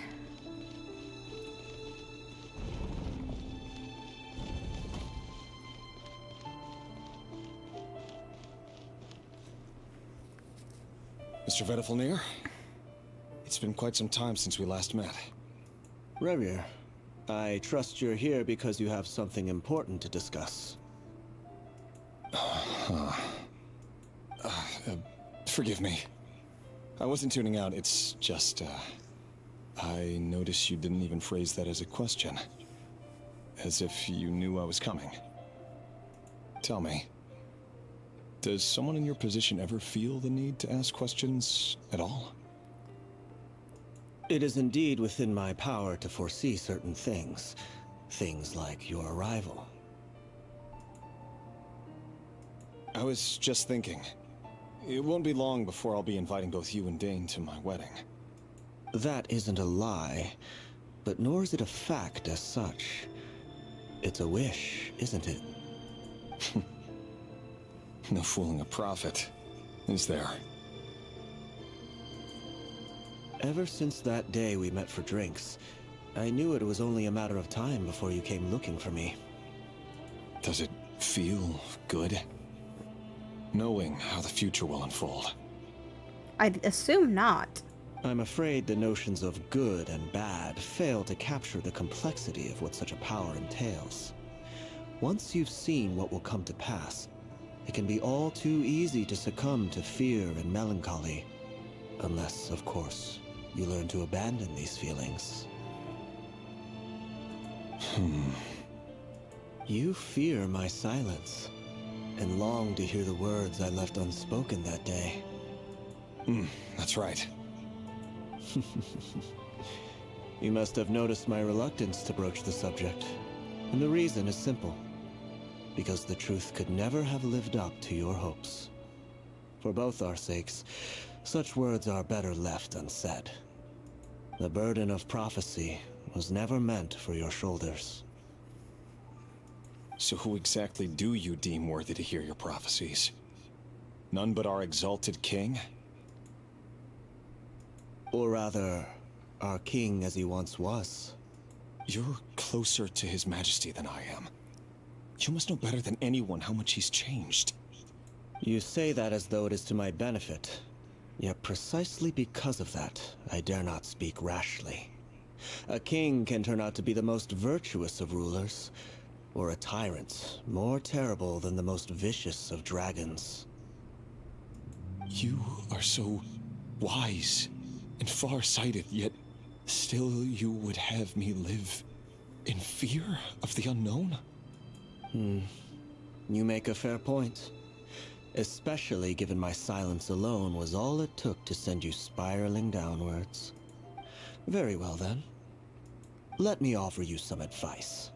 And I say this not as a prophet or a visionary, but simply as the brother of your friend. For many reasons, there is very little chance of your marriage ending in happiness. If happiness is what you seek, you should find another fiancé.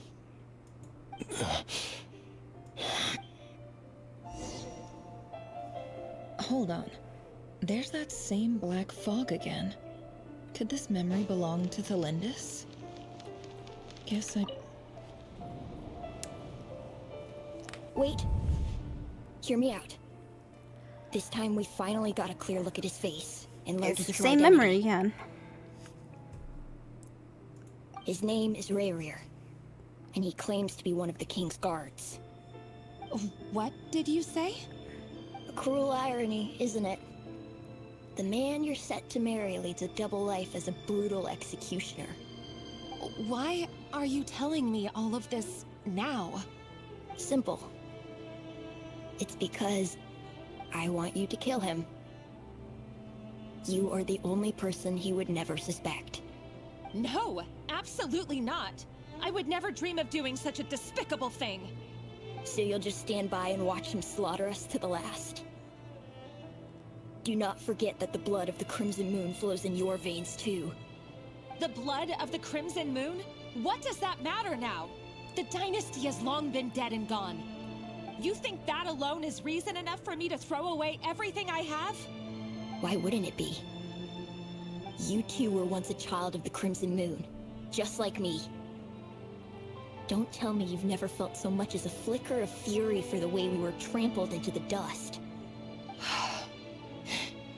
As long as you promise to abandon this pipe dream of restoring your dynasty, I can try to persuade him.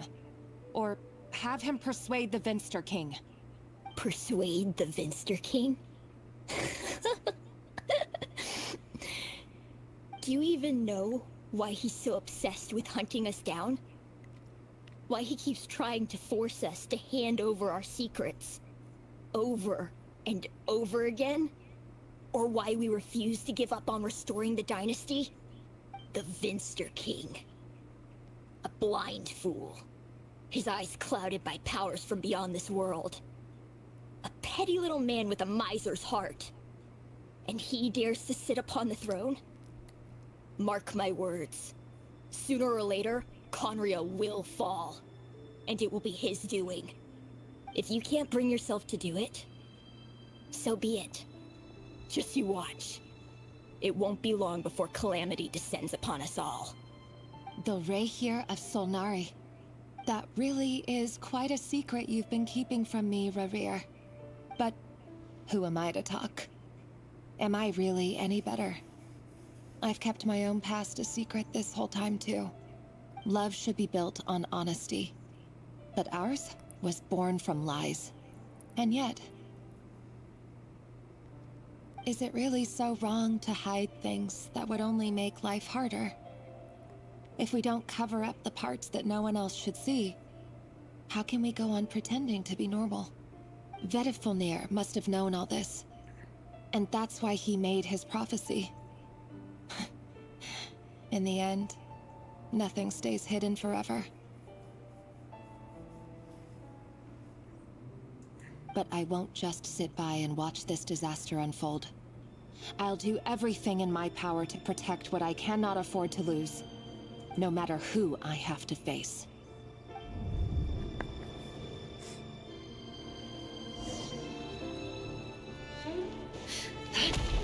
Huh?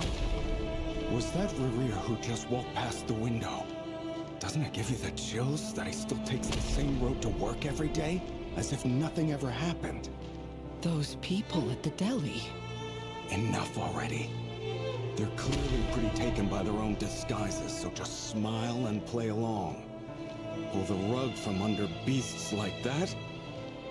Risk having your throat torn out. Damn. But surely you can see he's not the man he pretends to be. So many have died already, and they say that the king's madness grows with each passing day. We're not going to survive this, are we? But why does it have to be this way?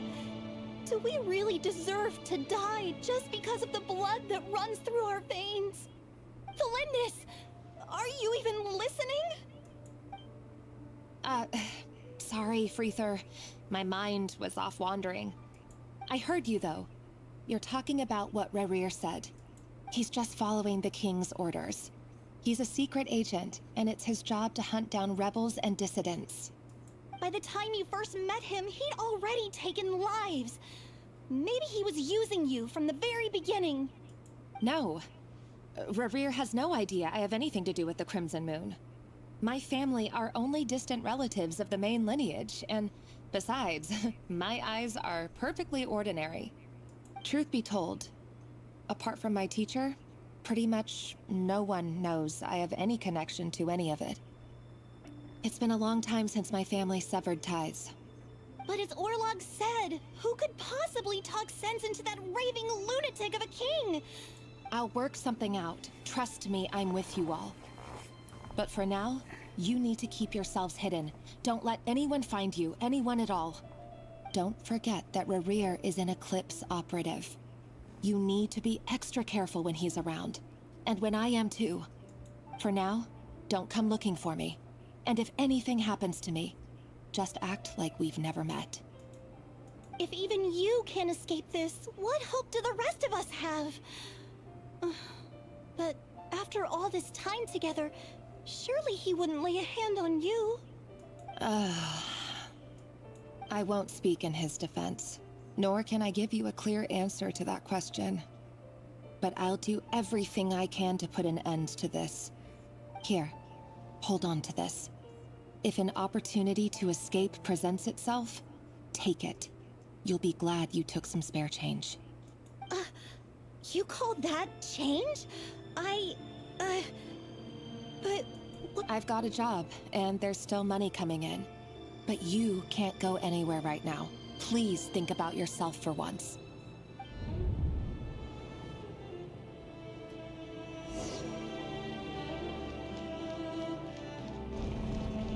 Yeah, no, this is... Wow.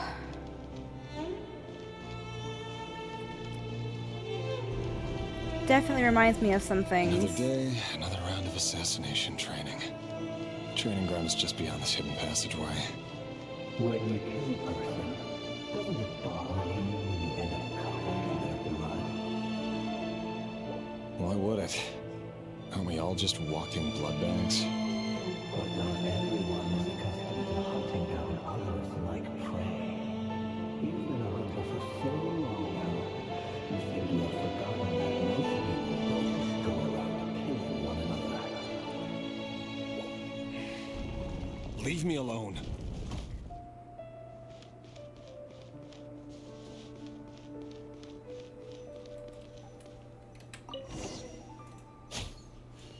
Make sure you have a firm grip on the handle. Then choose your angle well. Keep your movements light and brisk. And the Prey won't sense a thing. I doubt that. I'll bet no one's ever died a quiet death in your hands. I work clean. No traces.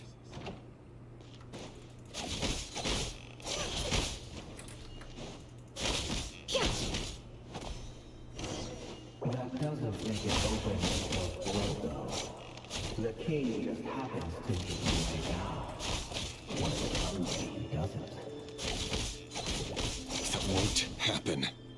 He's changed. Ever since he fell under the spell of that power. He only had you take out a handful of the guilty. The ones I've dealt with have always been guilty. And I've carried out my work flawlessly.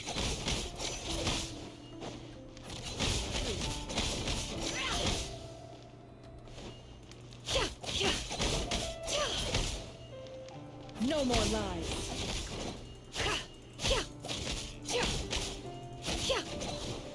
It all adds up.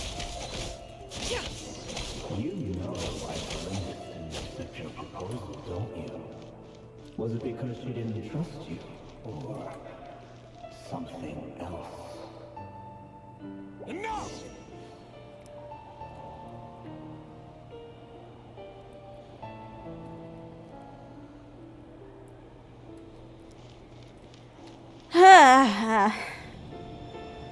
Valindis, do you still remember Orlog? Orlog? The boy who was pretending to sell flowers. You spoke for quite a while, didn't you? Yes, we did. What about him? He was arrested 2 days ago. Chances are he's already dead. I just don't get it!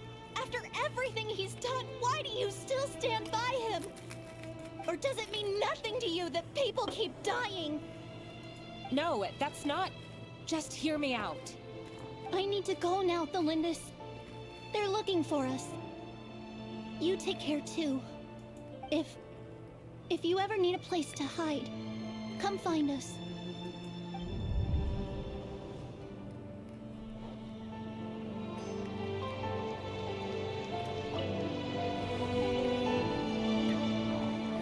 Author Thelindis. Over the course of this week, the research object was subjected to interference for a total of 47 hours for experimental purposes. All subjects of observation that were sent inside have now... The situation within is proving more problematic than anticipated. No progress whatsoever. What now? Won't you give me even a glimmer of hope? Things are getting worse by the day. I have to find a way or we'll all be in danger. But I... If all this research comes to nothing, what then? Sooner or later it'll be my neck on the line. But could he really bring himself to kill me? No. Surely he wouldn't have the heart.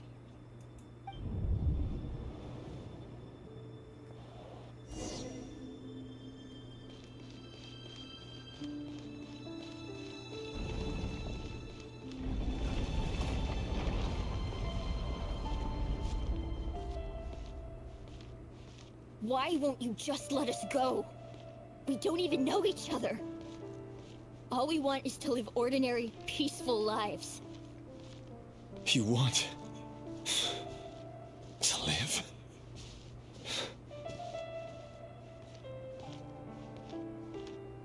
Yes. I just want to go on living. Is that really such an unforgivable crime?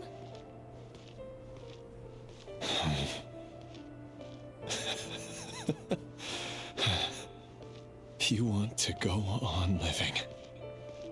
I want to keep living too. To keep living forever. That's why I have no choice but to continue on the path I'm on. If only some savior would suddenly swoop down and change the way the world is. Too bad that's not going to happen.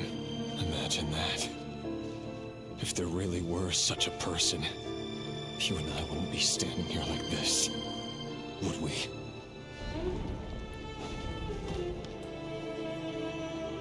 Today's files are in. Time to wade through them just like usual. No, I don't get tired of it. It's my job. And not only am I lucky to have it, I'm good at it too.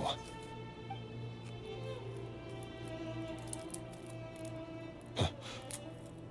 Wait. That's... Thalindis?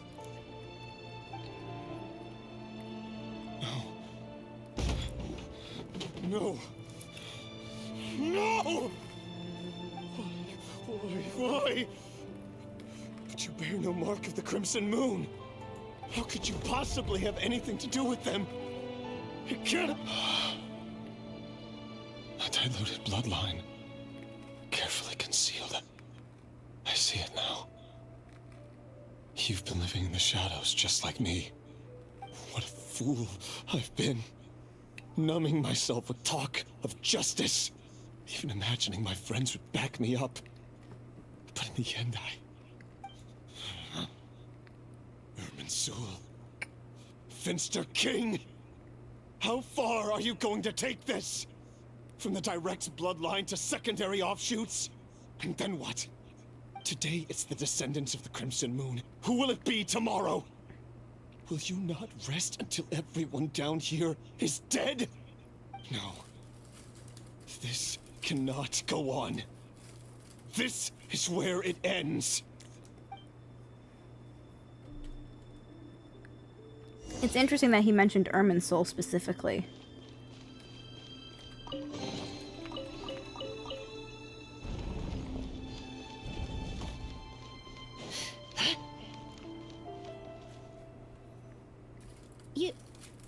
You're really letting me go? I am. As long as you can guarantee that no one will find you. Don't worry, I'll be extra careful. No one will know I was here. But what about you? Me? If you let me go, you won't be able to complete your mission, will you? Good point. In that case, maybe you should stay. No, please! I just want to see the outside world again. To... Go on living? Yes. I know you're a man of your word.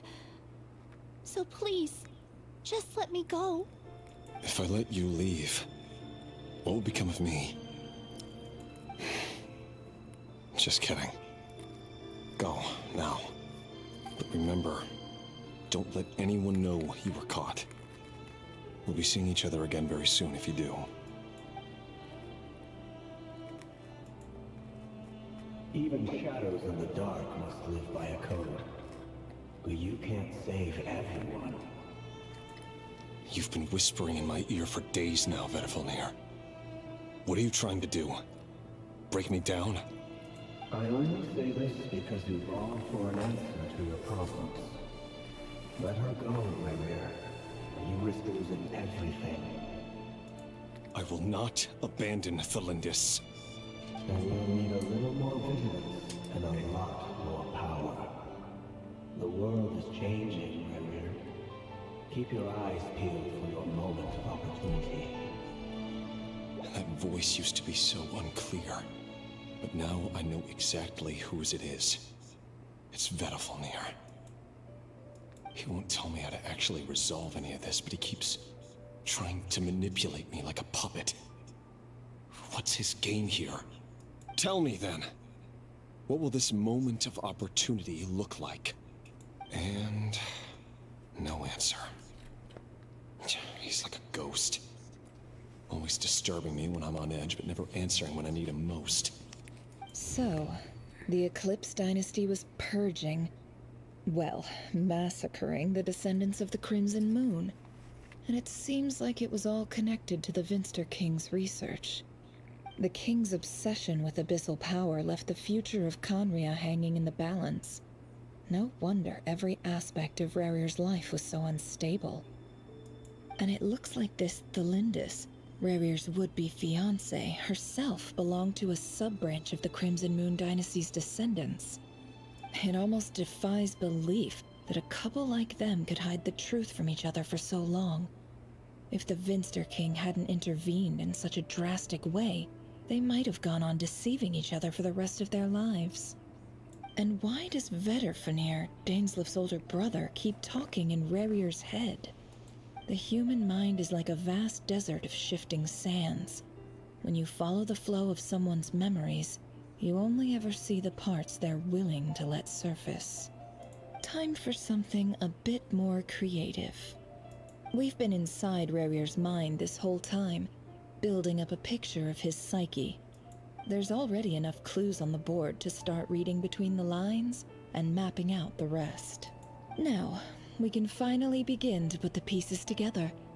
Sure, it'll only be a reconstruction, part simulation, part reasoning, but it's usually pretty accurate. Once we've built up a cognitive profile, we just need to cross-check the logic behind his actions.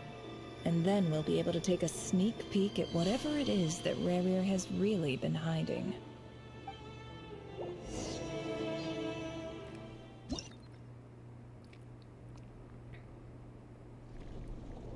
Oh. I was not expecting... Is this the Abyss? Rerir, are you there?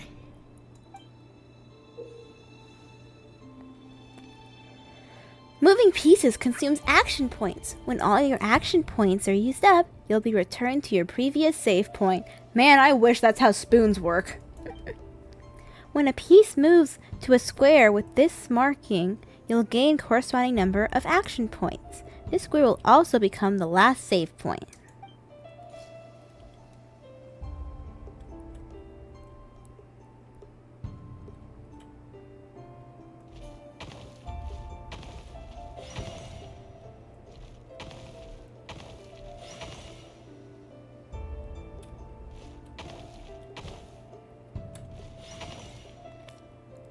Hey, Rerir!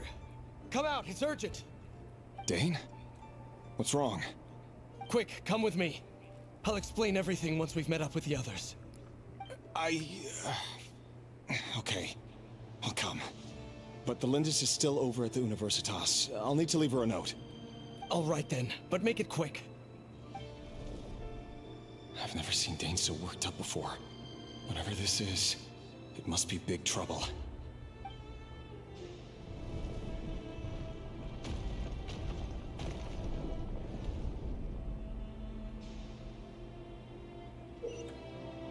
Make use of movement squares to move pieces in the marked direction.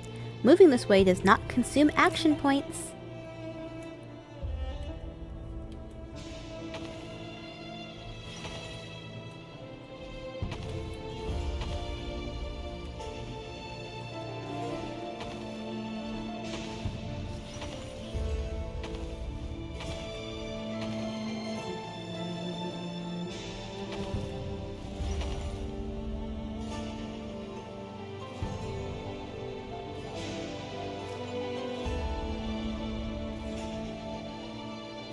Well, this is a nice change, meeting you all at this hour. When men and women of ambition can speak face to face in broad daylight, I say that's a big step forward for our dear Conria. Hello, Don't Gold. be ridiculous. We do not fear the day. Why would we seek refuge in the night? You might ask your blade that same question. I'm told it prefers the cover of darkness. The word on the street is that Sir Delogi only strikes when he has an unfair advantage. But that is patently false. I see you're missing an arm and a leg. Surely only a fair fight could explain that.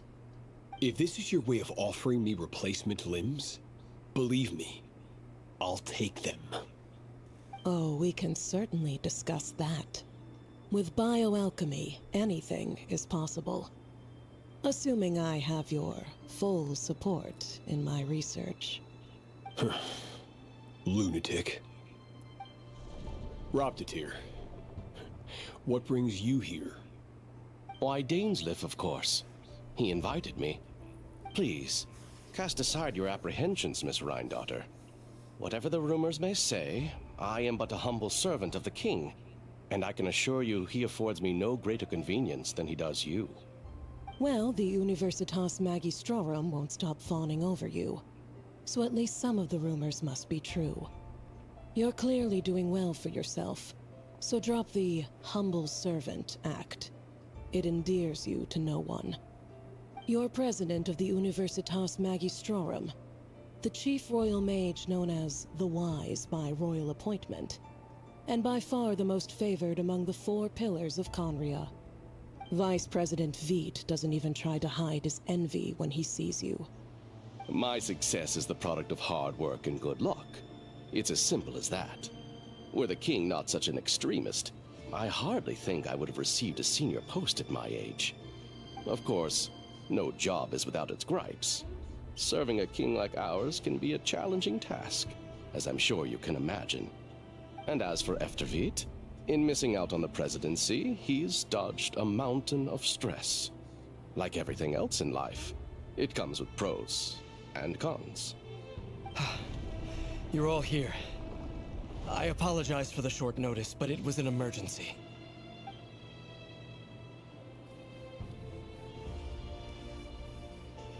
You must be Rerir. Mr. Sertologi. Yes, I handled your case file during your sentencing. Nothing personal, of course. I'm pleasantly surprised that you remember me. You're clearly a person of substance if you've been invited here. But Dainsleif, you'd better have a very good reason for convening this little gathering. It's my brother, Vedofenir. After he spoke at the court this morning, the king was so infuriated by his words that he had him blinded in both eyes and thrown in prison. Vedofenir in prison? Strange. I thought the king trusted him and Heroptatir more than anyone else in the world. Does this mean the king's circle of trust just got even smaller? It has nothing to do with trust. It's about what the king wants, which is as clear as day to anyone paying attention. I simply appease him, because it's in the best interests of the Universitas Magistrorum. And also because you're slimy. Vedofenir, perhaps less so. But still, a visionless visionary? It rather inclines me to think that qualifications are not what get you ahead in Conria. Do you honestly think this is an important discussion to be having right now? Dane, what are you planning to do? Rescue Vedofenir, I assume. Correct. It will mean storming the palace by force. Tonight. I need all of you on my side. That's far too dangerous. And don't forget, Dainsleif, you're captain of the Royal Guard. You swore an oath to the throne. Hmm? You've been planning this for a while, haven't you? I have no desire to commit treason. But whatever critique the king may have of Vedofenir, disfiguring your most loyal subject for putting the best interests of his court and nation first, this is not the conduct of a wise ruler. My blade will force the king to see the error of his ways. So, Vedofenir's prophecy enraged the king. I'm sure it wasn't what he wanted to hear, but if he won't take counsel even from the visionary, that is deeply troubling news. The extent of His Majesty's madness is now all too clear. The question is, how does a man like me get out of this situation unscathed? You have noble ambitions, Dane, but I'm afraid they don't do much for a guy like me. I'm not interested in saving the world. All I want is a letter of pardon. A letter of pardon? For whom? Thelindis? The chances of the Vinster King issuing a pardon for anyone connected to the Crimson Moon seem vanishingly slim.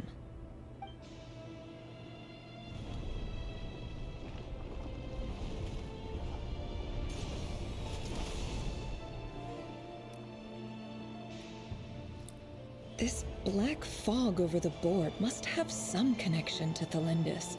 But why is it taking this form? Does it have something to do with Rerir's past? Another mystery I'll need to unravel.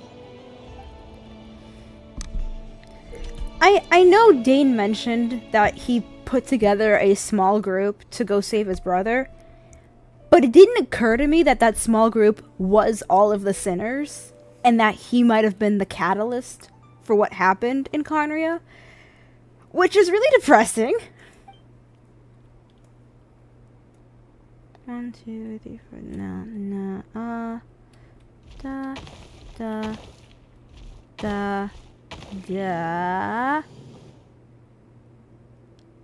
I'm stuck. God, you just collapse.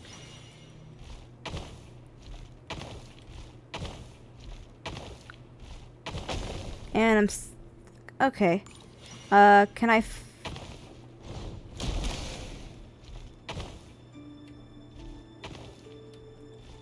4, 1, 2.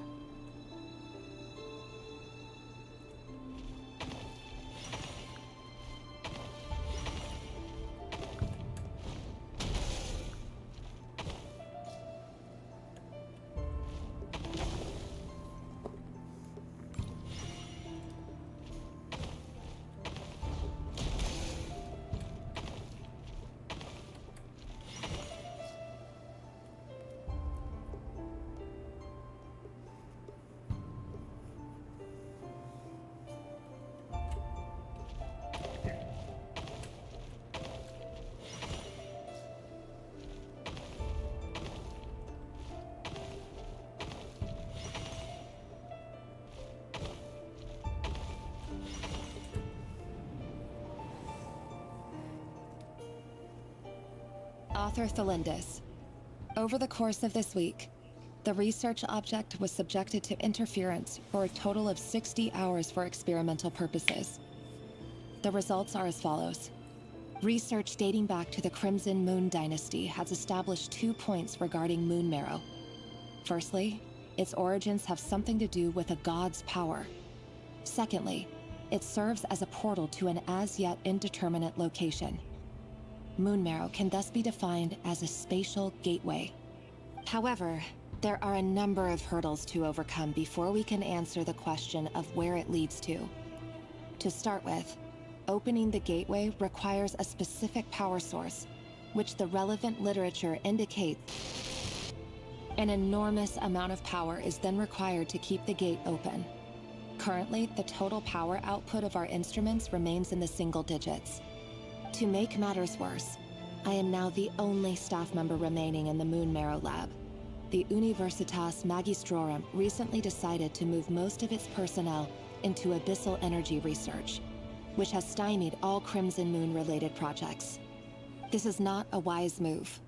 I have always maintained that placing all our hopes in a single source of power is risky, especially one as poorly understood as this.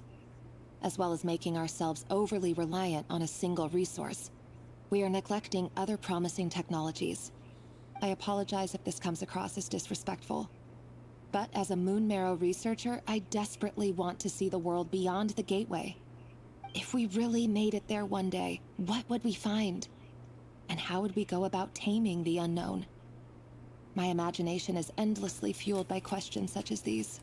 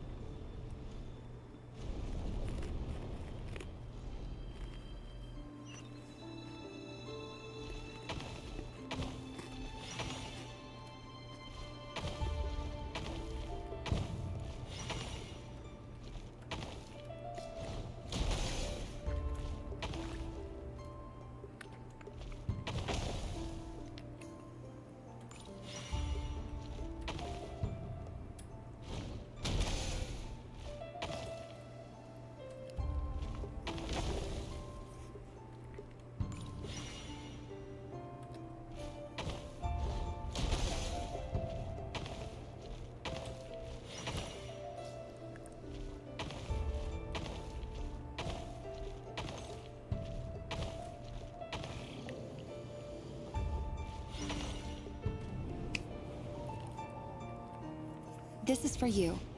I heard you're gonna leave the city with your parents. Thelindis, did you hear about what happened? I've heard nothing. Rerir got back very late last Friday, and he was acting a little unusual, but he slept pretty well, so I'm guessing whatever he did was a good deed.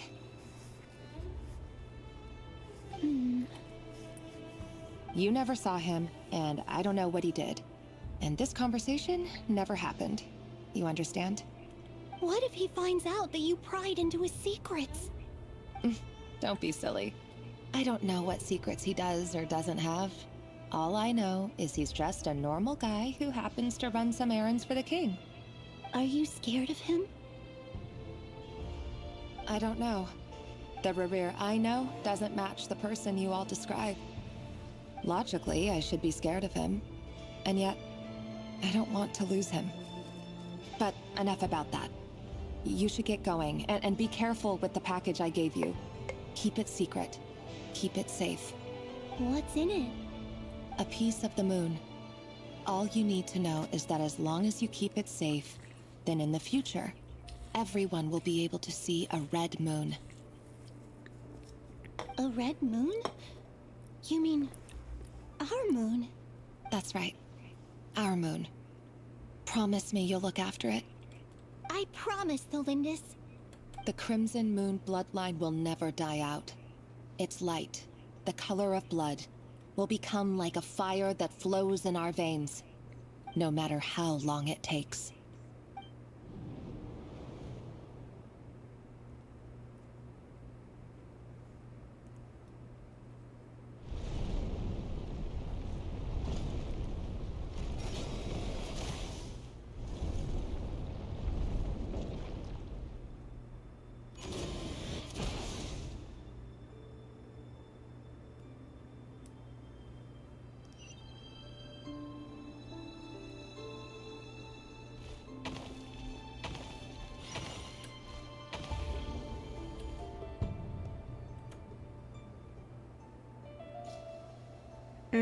That's not gonna work.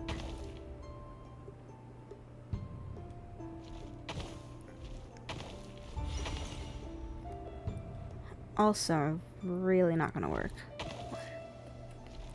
2.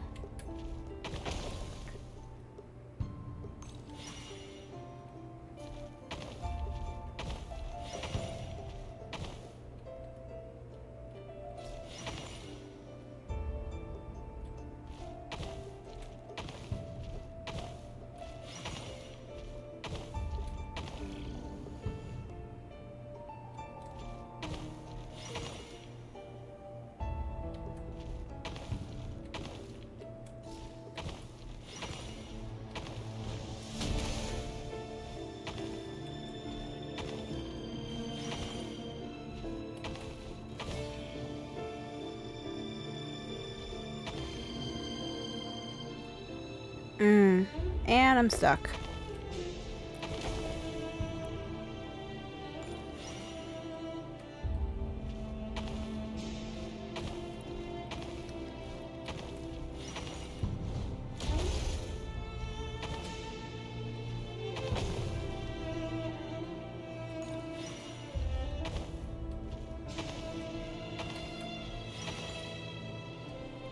Hurry, everyone, and stick to the plan. Sir Dainsleif, what are you? Is this treason? You know what happens to those who betray the throne. Please, don't do this! It is the king himself who has betrayed the throne. He has betrayed all of Conria. If you have any love left for justice in your heart, you should join me. It's showtime. Dane and his group will handle the troops in the palace. Then Hraptatir and Rhindaughter will disarm the security measures. My job is to enter the prison and rescue Vedifalnir. Stay safe. Wish me luck. Look after my brother. Draw your blade. It is time for justice to prevail.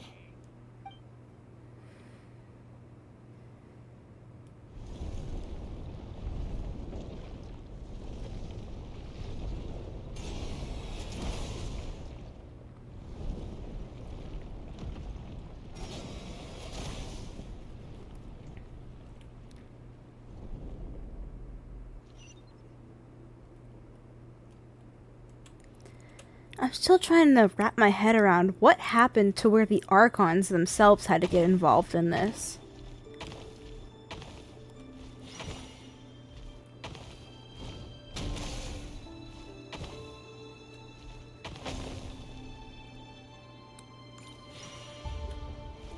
One, 2, 3, 4, 5.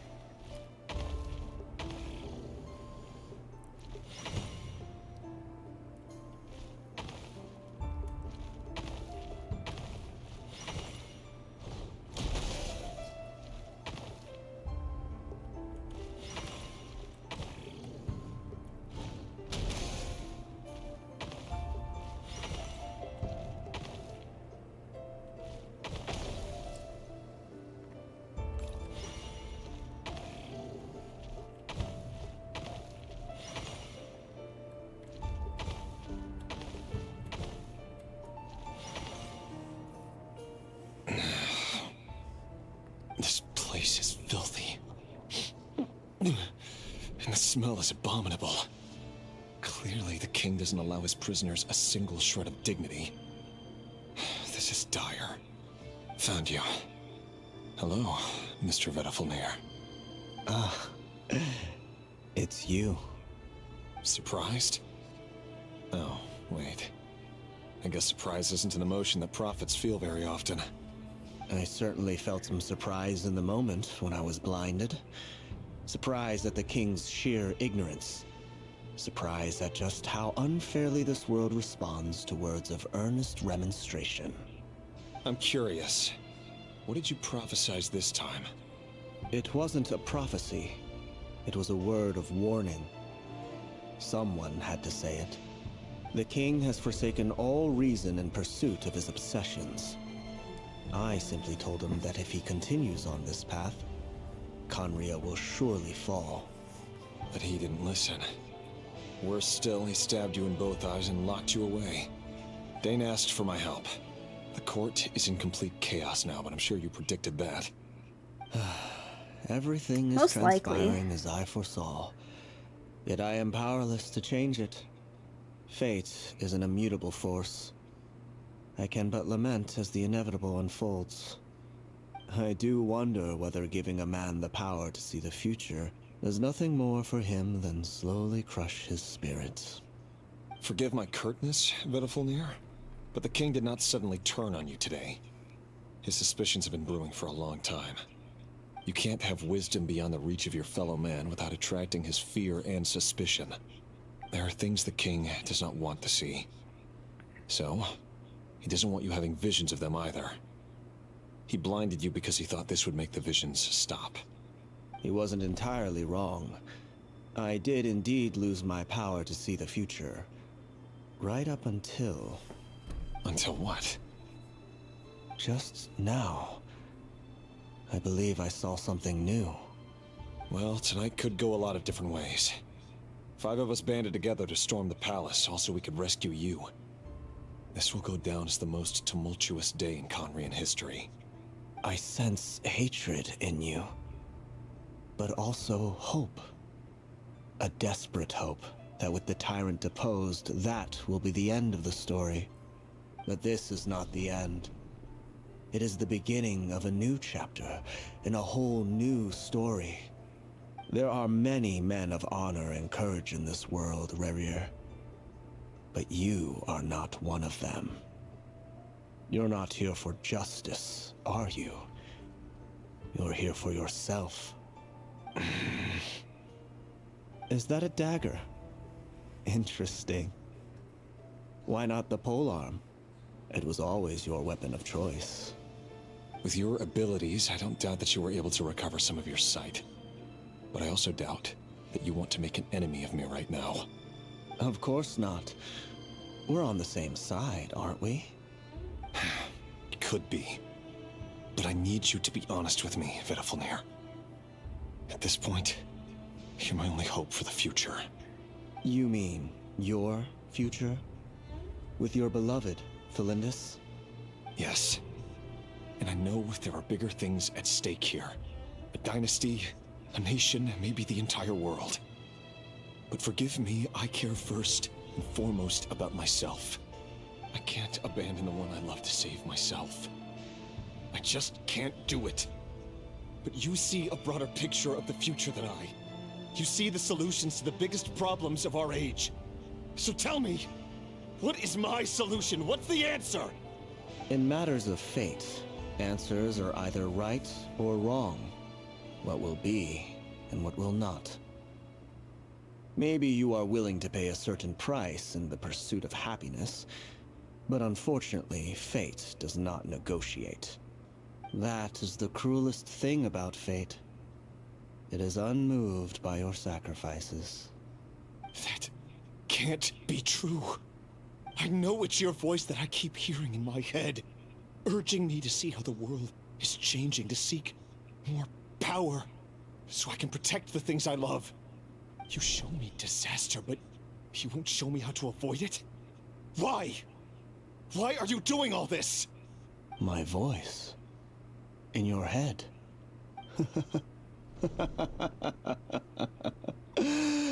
So, you hear it too. The voice that steals your mind, gains your trust, and drives you crazy. It turns out that we are not so different, you and I. Vedifilnir just broke into the strangest smile I've ever seen in my life. As if he'd discovered some monumental secret. But then he suddenly switched to looking extremely weary. Very well then. My advice to you is as follows. You must persevere. Whatever trials and tribulations you may face, be steadfast in the belief that they are your path to the future. For as long as you live, your story with Thelindis shall not come to an end. That is the only chance you have of fighting back against fate. It is up to you whether you believe my words. Regardless, that is all I will say on the matter. I have no right to intervene any further. I will hold you to your word.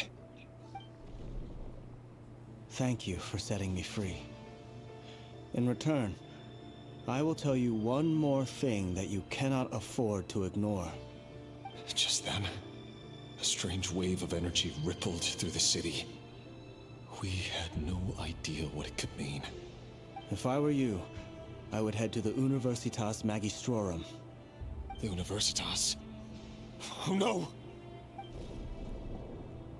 I'm sure we'll be seeing each other again very soon, Rerir. Whatever Vedifilnir said, I didn't catch it. I didn't even help him out of the prison. There was no time to lose.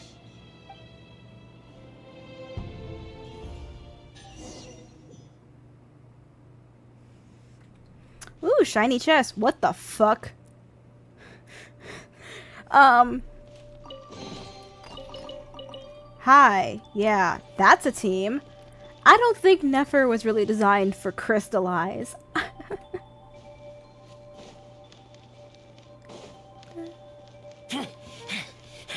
Monsters? Is this Rhindaughter's doing? By the Universitas Magistrorum. Out of my way!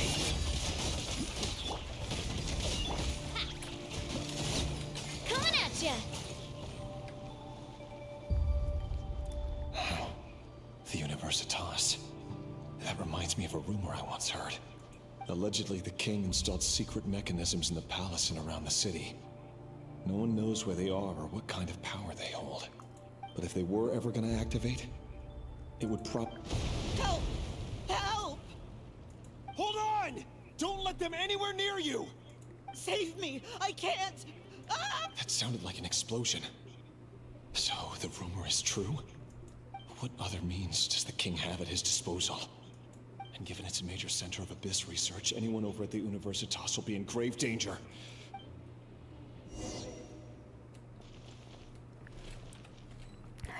Can't configure party. What the fuck?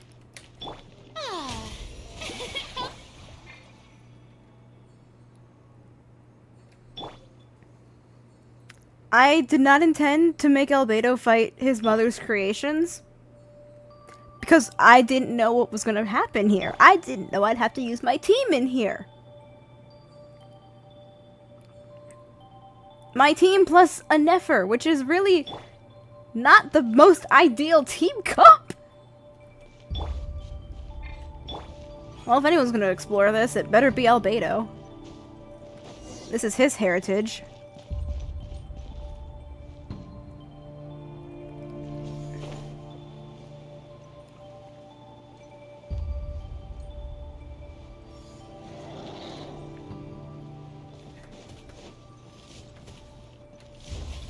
Burst forth. Watch out! Attack! The show begin. Yeah, because Dendro and Geo work so well together. Feeling lucky?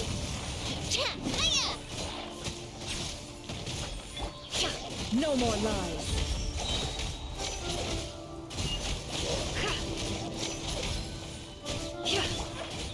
Coming to be. Moments of birth.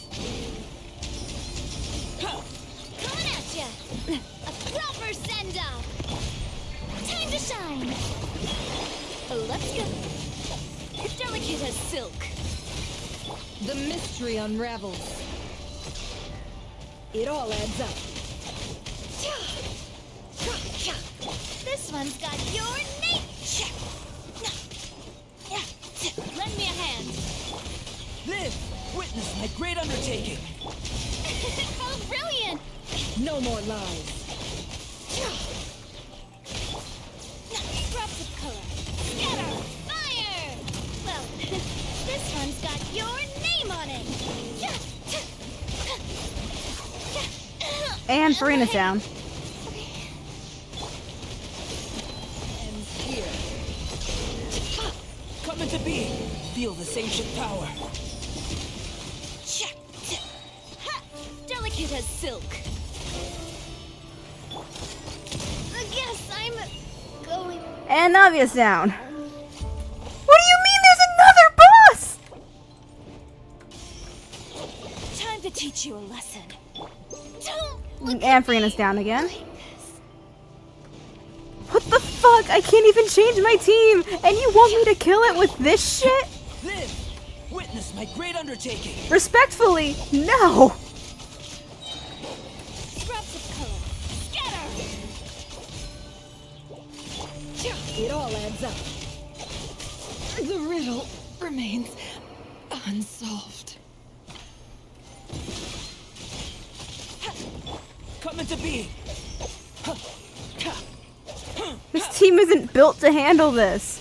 Hell, Chiori doesn't even have the right sword on her. Feel this ancient power. She's currently sharing her sword with someone else, so no. This is not Let's good. go, Tomato. Delicate as silk.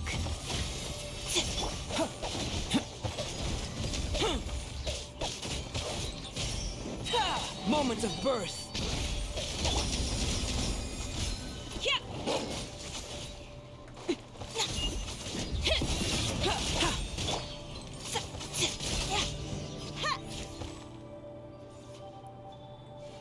What the fuck?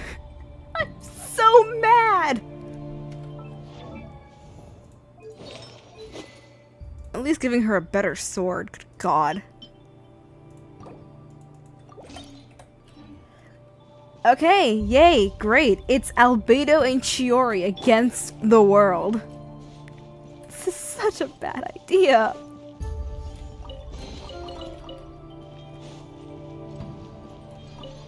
There's not even a door of resurrection. Oh, yo, what the fuck is this shit? At the Universitas Magistrorum? Why now? Oh no, they're coming. It's no use. The table won't hold out much longer. The of course. All the lab equipment was upgraded after the inspection last week, but the new weapons haven't been allocated yet. I'm done for. Is anyone there? I need help! Ah! Stay back! Please stay back! Please!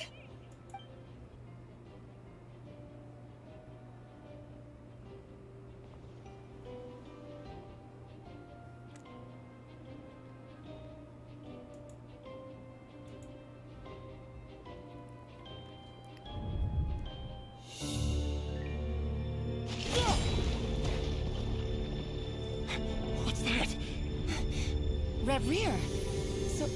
So the rumors about your work are true. What? No! Listen, something happened at the palace tonight. We have to leave! You don't need to lie to me anymore. What do you mean? I know why you're worried, and I will respect the decision you've made. But it's okay, because I found a solution. I know how to end all this. You can have it back. The normal life you so desire. But until then, I'm afraid our wedding will have to wait. Celindus? No, don't do it! Celindus! Celindus!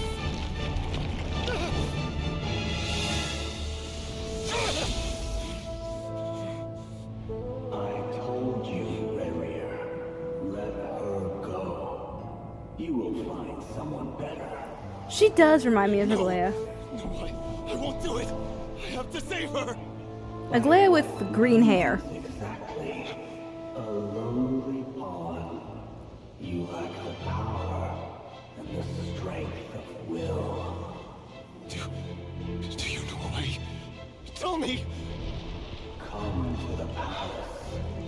Join us.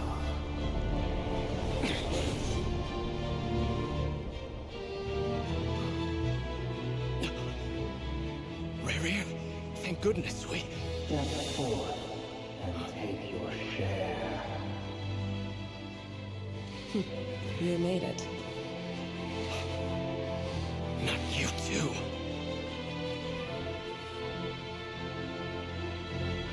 Hatred or grief, despair, desire. We all have our own.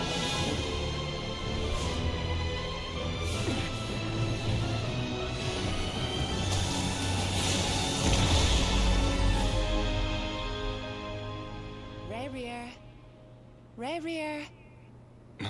Celindus. Were you daydreaming?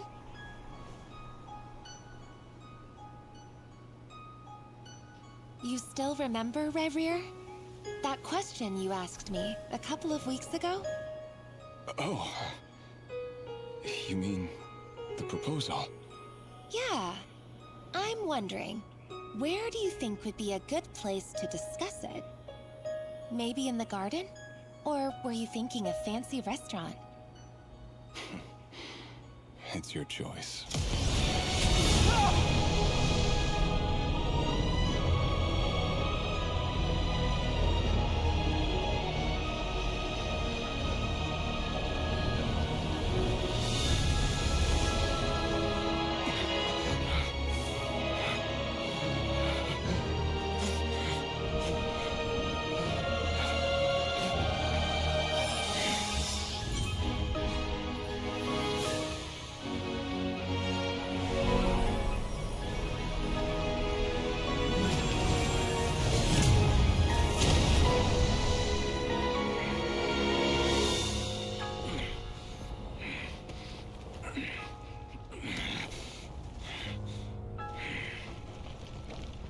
I will find you. And then, you can give me your answer.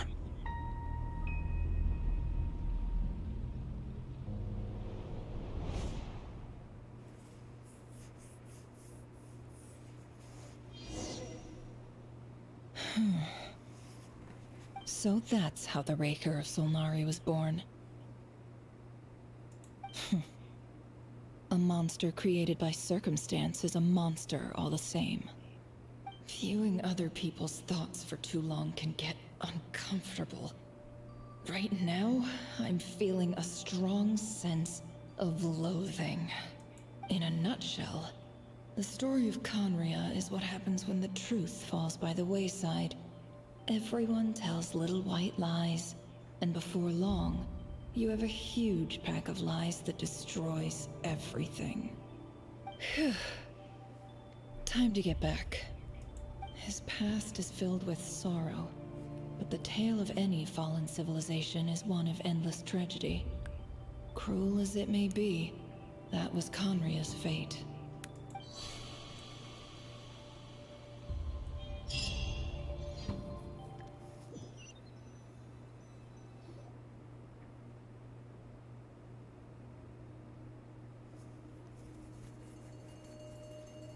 Everyone, I'm back. Can I get a standing ovation? Never! How are you holding up? Feeling okay? She's fine. Boss is a pro. Yes, I'm fine. You will have seen the events of Rerir's life through my thoughts. It's now clear that he is just a regular nobody, driven by personal tragedy, as he said himself. I mostly agree. There's only so much we can know about him from his memories alone, but they did give us a clear glimpse into his life in Conria. However, I would not consider Rerir to be a nobody. He was deeply involved in the events of that era. Yet, when the catastrophe of a generation strikes, nobody is safe. Sounds to me like you're speaking in riddles again. Is this you urging me not to abandon the people of Nodcry in their hour of need? That's not what I meant. Although I do hope you choose to remain a part of the plan. Without you, the mission ahead will be all but impossible. Then try to remember that I respond better to the carrot than the stick. And I don't appreciate being bossed around.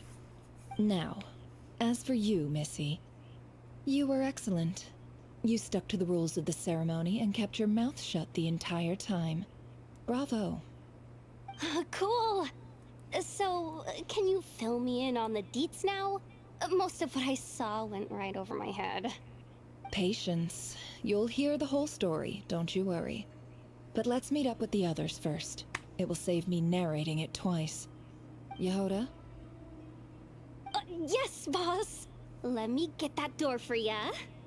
That's more like it. For a moment there, I was worried you'd forgotten about the first clause of your employment contract.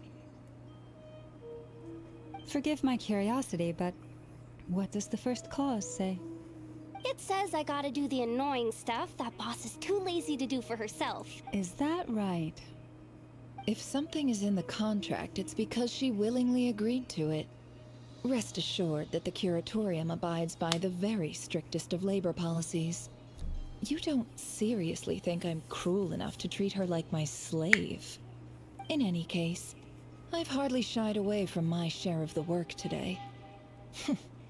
Hope I don't catch Flintz and Varka lounging about in their chairs, enjoying a leisurely cup of tea. There's nothing I dislike more than other people enjoying themselves while I'm hard at work.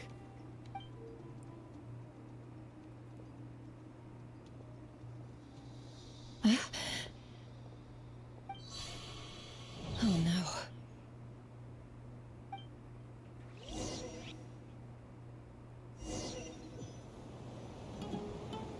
Sorry to disturb you, but we seem to have run into some trouble. Evidently so. Don't worry, I'm not about to leave you to fend for yourselves. I'm not that kind of boss. And it would go against the Curatorium's labor policy. I'm sorry. What did you hear me say? I wasn't talking about labor policy. Wait. How long have I been standing here? Not long. You just appeared by the door a moment ago.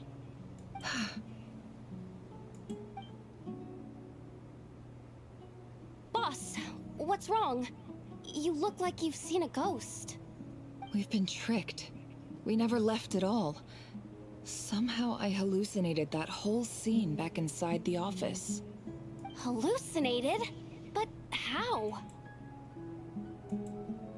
How indeed. This place should heed my will alone. All thoughts and actions that occur in here are just a result of pawns moving across the chessboard in a carefully calculated manner.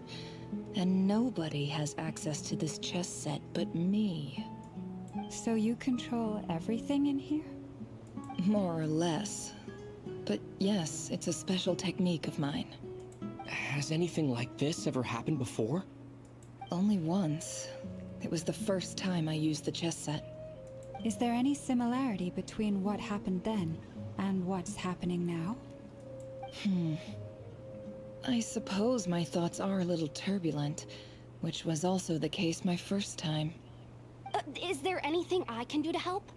The first clause of your contract clearly states that I only need your help with things that I'm too lazy to do myself. Meaning, you're not feeling lazy right now? Meaning, this is not something Yehoda can help with. The chess set is a personal treasure that I alone understand. Boss, it's fine. Really. Let me do something useful.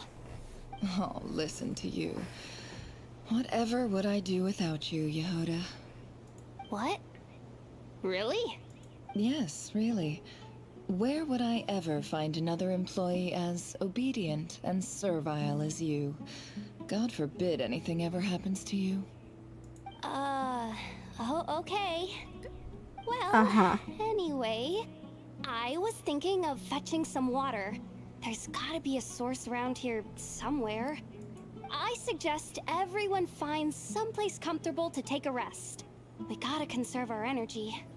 Even though all this chess malarkey doesn't exist in a physical sense, mentally speaking, it's all real.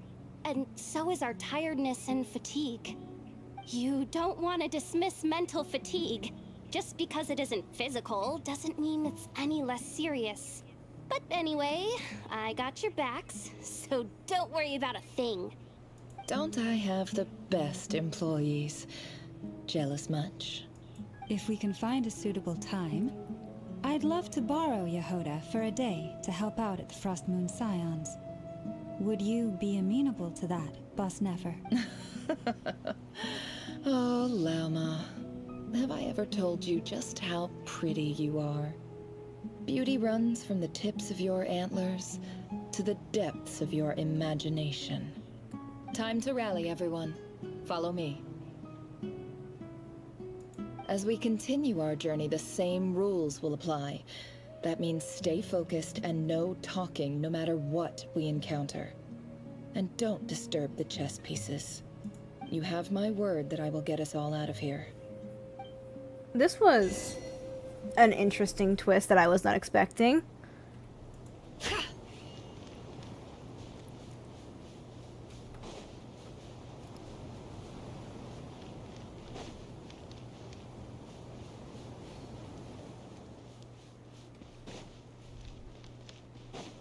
This place looks familiar. That's not a good sign. I wasn't expecting visitors at this hour. Wait, is that? Oh, it's him. There you are. Sinue's been looking for you all day. I think he has some news for you. Oh yeah? What were you doing just now, Uncle Retinue? Hiding away some more loose change? I know I saw some Mora. What do you mean loose change? Oh, come on, I'm too old for this. Just pretend you saw nothing.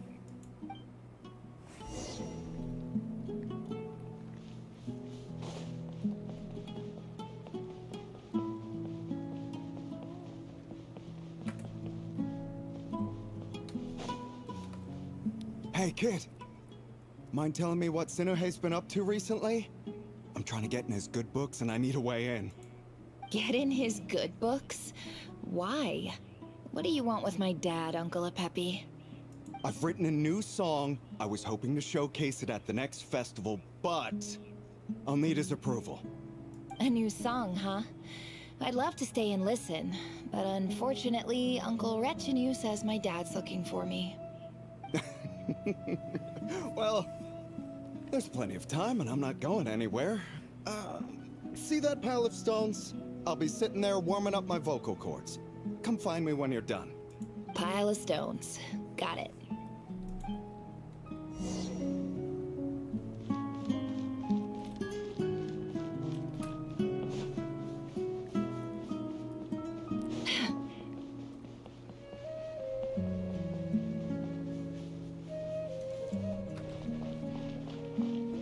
Hi, Dad.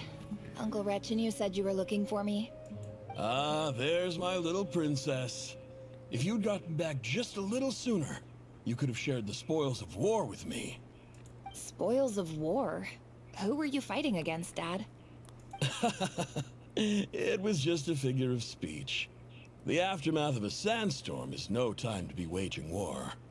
I was talking about our war against thirst. I went out to fix our water supply problem, and now I'm back. We have a well again. That's right. I found a new one and brought back as much water as I could carry. It should last us for a good while.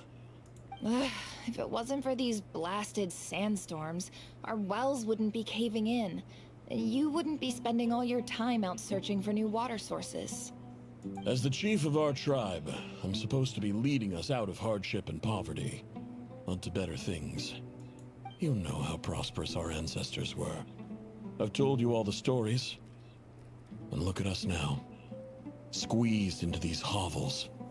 But things are looking up. I started working with some folks from the academia a few months back. They gave me some contacts in return for my assistance in the desert. So you're the academia's helper now? Special ambassador, they call it. Think of it as a partnership. It's nothing bad, okay? We've been isolated here in the desert for too long. Seeking opportunities elsewhere is the best thing for us, and the fastest way to progress. So, do you get anything good out of being a special ambassador? Of course. My luck's improving all the time. One day, I swear I'm gonna lead us out of this place. We'll find somewhere new. Somewhere better.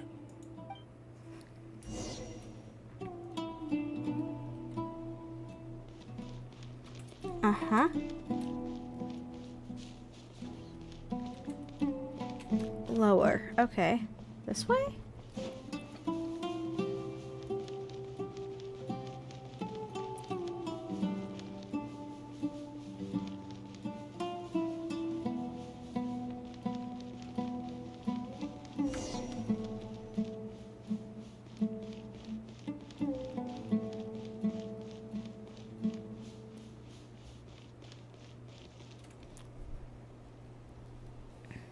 That's our well, and you know it.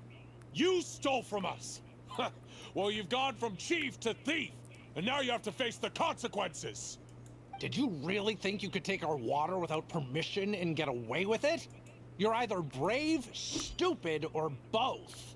And that special ambassador act? Yeah, nice try. You're a liar and a cheat.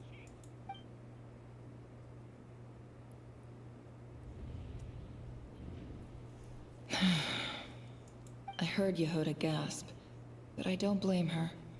Most people are terrified by the sight of blood. Corpses strewn across the ground. The wounds are clearly from scimitars and daggers. The desert dwellers' weapons of choice. There's a handwritten note on the ground. Halil, this is Sinuhe, chief of the Shimti tribe. Surely you remember me. I was the one who helped you and your colleagues avoid the quicksand in the desert. This is my second time writing to you. I assume my last letter must have gotten lost in the mail, as I'm writing to you because I need some help. That sandstorm the other day completely blocked up our well, forcing me to look for another water source in Iab and Unut territory. Praise the gods. The well of the Iab tribe was intact. It was my last resort. I drew what water I could and left, but not without being spotted. I fear they will retaliate. You told me to write to you if I ever needed help. You said you'd be my ally in the academia. I urgently need you to formally recognize my title of Special Ambassador and send some of your people to assist me for a few days. It's the only way I can convince them that this was the academia's decision and prevent them from retaliating. This is an emergency. Please send help as soon as possible. Looks like this letter never got sent. The writer died a grisly death, and the letter was trampled into the ground. It's badly defaced. Some parts are barely Oh, my legible. tracking's probably messed What a up. ridiculous lie the surviving Shimti tell. Their whole village was butchered over a sip of water. Oh, domain loading. I think my tracking might be a bit off. Officer, welcome. Welcome to our humble village. I thought you would at least have the courtesy to provide some respectable libations. This is the finest wine our village has to offer. I promise.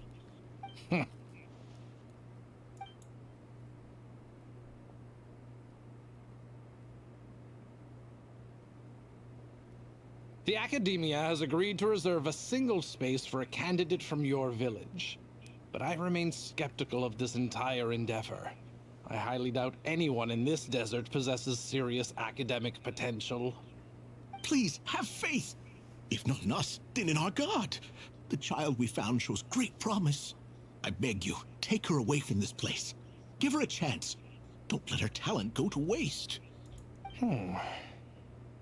I don't recognize her. She showed up here a few days ago and we took her in. She's a really bright kid. Please help. I'm begging you. So, where are you from? Nowhere special. Just a sand dune. What about the rest of your family? How many of you are there? Just the one. It's only you? Correct. So, no brothers, no sisters, no mother or father? Any who have slept on a bed of sand, I call my brothers and my sisters. Apart from that, I have no family. All right. Get over here. Sign your name on the form.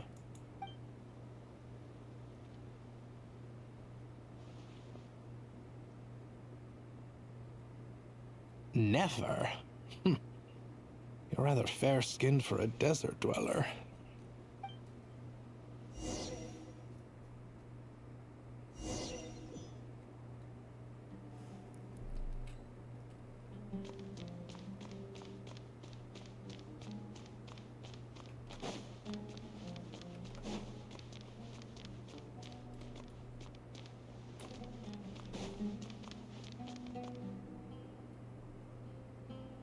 Nefer, this term's assignments have been issued already. Please read through the materials thoroughly, conduct your own additional research, and then write an essay on the topic. Yes, Professor, I'm aware. I just had a couple more questions I wanted to get your perspective on. Oh? Please, ask away.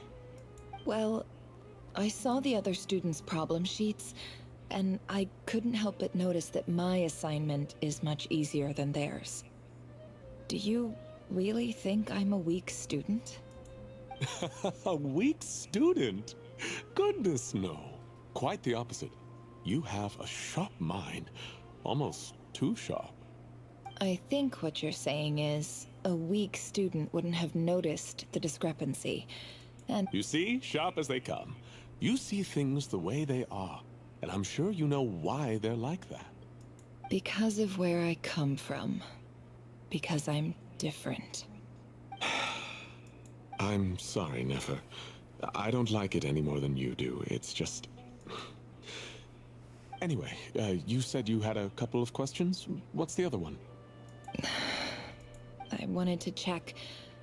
If someone sent me a letter to the Academia, where do I go to collect it? Ah, your family wrote to you. Well, as long as they put your name on the envelope, someone should hand it right to you. Not exactly. It's not even a recent letter. I was just curious where the mail would end up if no one collects it. The House of Dana, I expect. I know there's a box for unclaimed mail somewhere in there. Probably sitting on a shelf. You're going to... Have I been Whatever you're streaming looking that for, long? that'd be the Have place fun, to start. Warden. Okay, got it. Thank you, been Professor. so long. Oh, don't mention it. Honestly, I feel like I failed you. I'm supposed to be your teacher, but I haven't taught you anything. Hey, don't say that. You're a great teacher, and you do your best for all your students.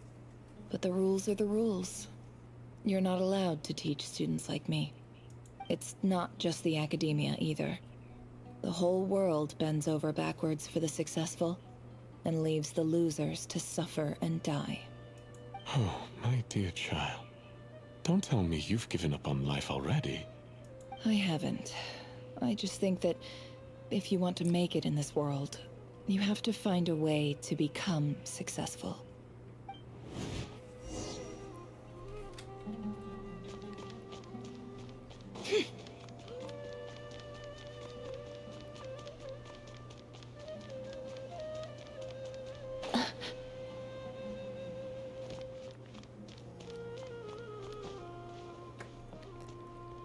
Oh, it's up there. Fuck.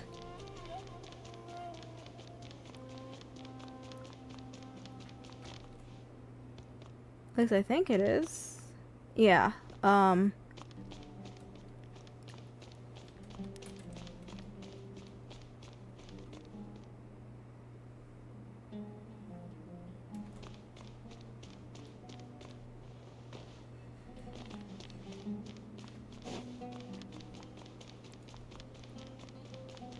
Oh, it is here. I don't like how it said go higher, but it was like right here. This must be it.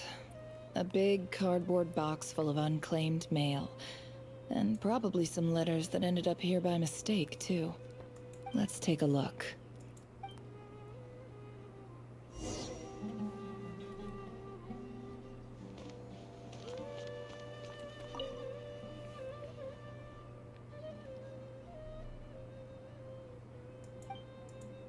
A dilapidation survey from Port Ormos. Looks like it's from a Corps of 30 representative. What a strange thought. A bunch of mercs losing sleep over rundown buildings. This one was never even opened. I guess the recipient didn't care what the Corps of 30 had to say about anything. Who was it addressed to? I don't recognize the name, but it must have been a Kasharawar professor. This one is addressed to the Immorta Sage. The title is Changes Observed in Satyavada Life Symptoms. Why do all these letters read like full-blown dissertations? Guided by the incense, we became lost somewhere in the forest. All the barriers between levels of consciousness disappeared as our minds soared around in circles, looking for a branch to seek refuge on. In clinical terms, these symptoms fit the description of incense poisoning. The Immorta Darshan strictly prohibits the use of hallucinogenic substances, but I believe there are still people getting away with it. For example, my neighbor who always breaks out into song and dance after using incense.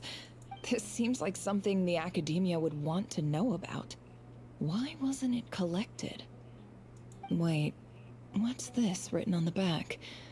It's so small. The note says, "The sender authored this letter while under the influence of mushrooms. I would send it back, but no return address was provided. Stamped by the Grand Conservator of the House of Dana."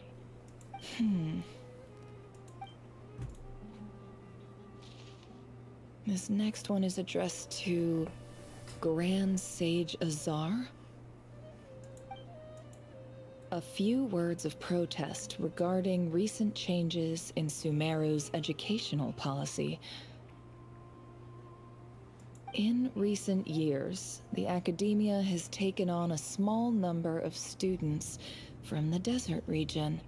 However, it appears to me that these students have not, in fact, been provided with educational opportunities that are, in any meaningful sense, equal to, as well as receiving dumbed-down assignments and perfunctory tutoring. They do not even have full access to the Akasha system. Education is the fundamental purpose of this institution, which should go without saying in a nation whose founding virtues are knowledge and wisdom. I ask you, is the lip service we pay to the policy of education for desert students truly the standard of pedagogy to which the academia aspires? As Grand Sage, policy decisions are your prerogative. I do hope you will give some serious attention to this matter. I had... Great letter. Shame it didn't get to where it needed to go. And the sender is... Huh? Sage Cyrus of Spontamod. I didn't realize anyone else even knew how bad students like me have it in this place. So this is where letters from the Sage of Spontamod end up? Nice one, Grand Sage. Whatever. This isn't what I came here for. I'm not exactly holding out hope that a letter sent from the desert would even make it here. But if it did, I can't believe how much discarded mail there is. I don't believe for 1 second that any human being has sat down and read through all the documents in this place. Wait, could this be it?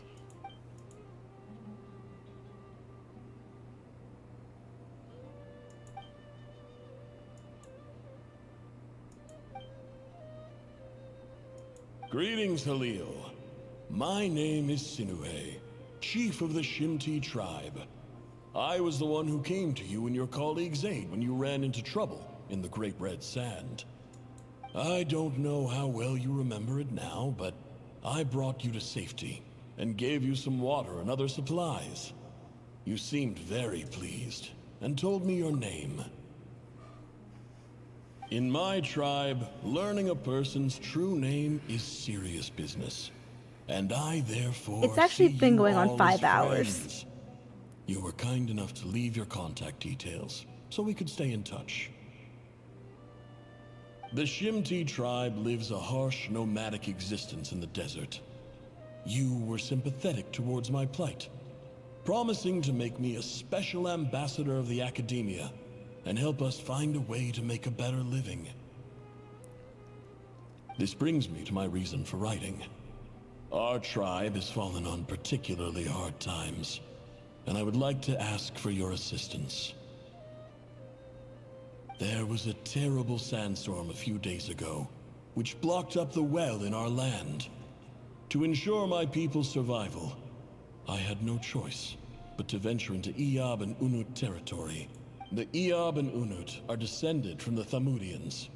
While we trace our ancestry to Tulatala, we worship the Lord of Flowers and have had relatively good relations with our fellow tribes up until now.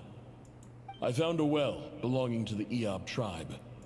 They declined to help us, but I really had no other option. So I took some water to keep me and my tribe alive. My actions are certain to incur their wrath. When we met, you assured me that you would be my ally in the academia. That aside, the last time you were here, you mentioned that the academia had started accepting students from the desert. And I told you a little about my daughter, Nefer. We have next to no resources here in the desert, and my power and influence are limited. From the outset, the academia never took you seriously. Those things they promised were just empty words. I doubt they even remember the name Sinuhe. And you were so emphatic. Is that my pet? your No, luck it's had finally Durin. changed for the better.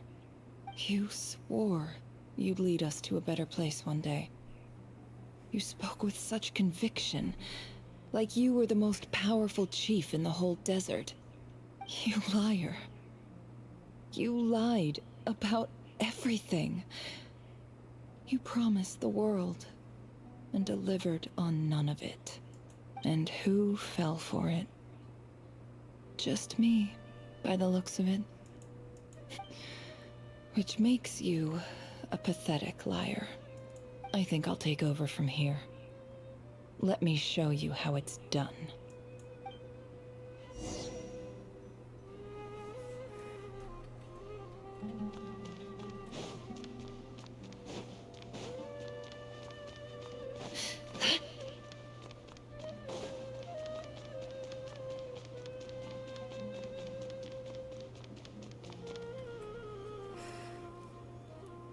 I just came to say goodbye.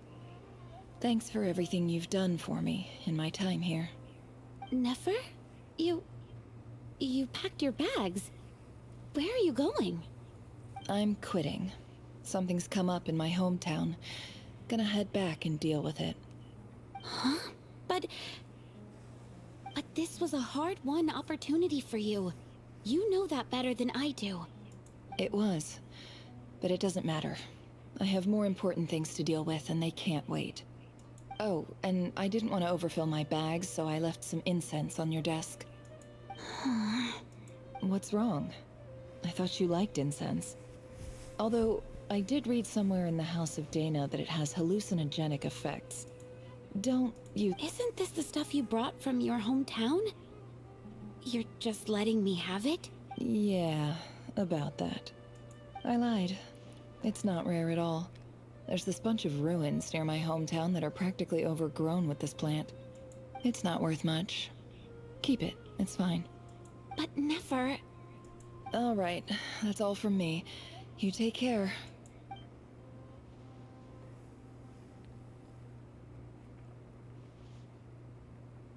Don't forget me, okay? I mean, we're more than just classmates, right? We're friends. Yeah, I'll remember you. I lied again. That incense is worth a fortune, and it's a rare find even in those ruins. And as for remembering her, I have far too much to do when I get back. No time to reminisce. I'll be lucky if I even make it through this alive. But either way, I expect I'll forget you pretty quickly. Well, that's depressing.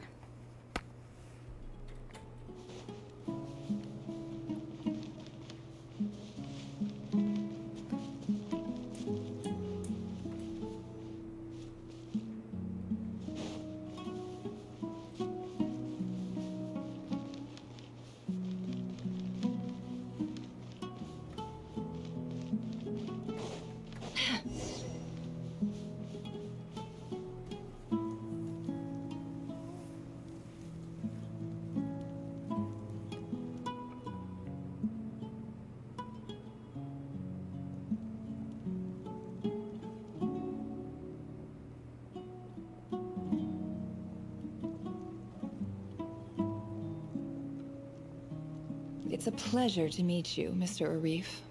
So, what does the Academia want? Since they've sent their special ambassador, I assume there's a big business deal to be made. If not, I'd be very disappointed. Please, sir, lower your blade. You're lucky I'm the one they sent. Not all special ambassadors share my admiration for the Eab people.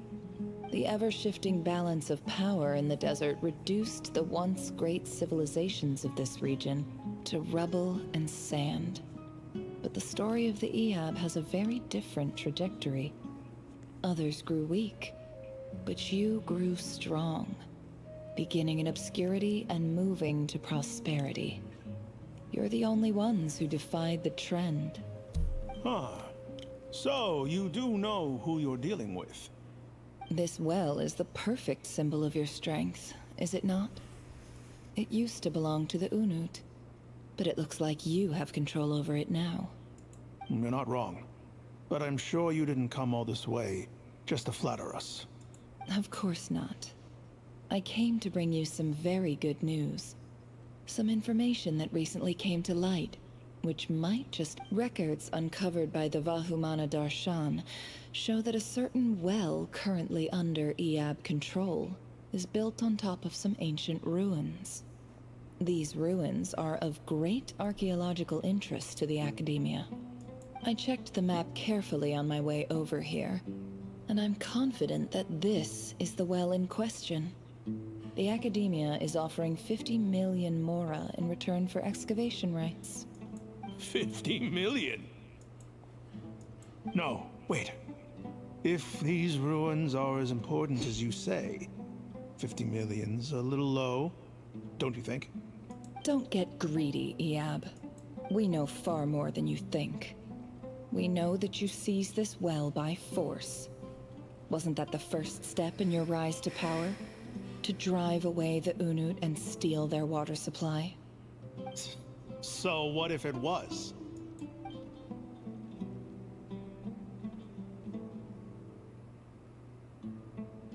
Don't worry.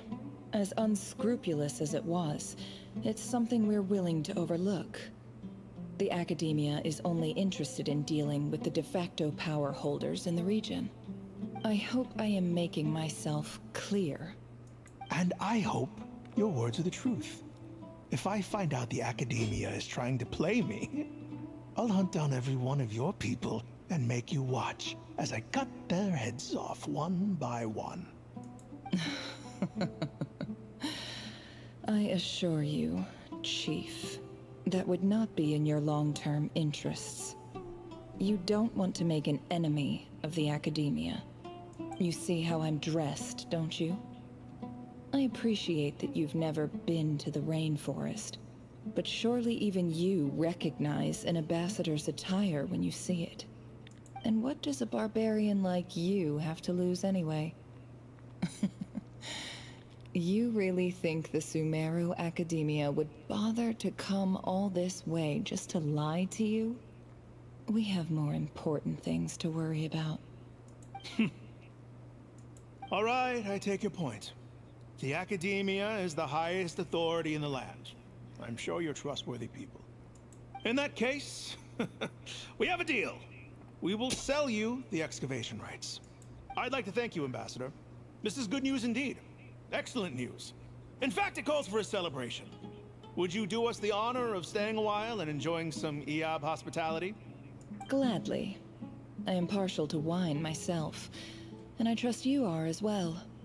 So let's indulge in a few drinks together, in celebration of this momentous occasion.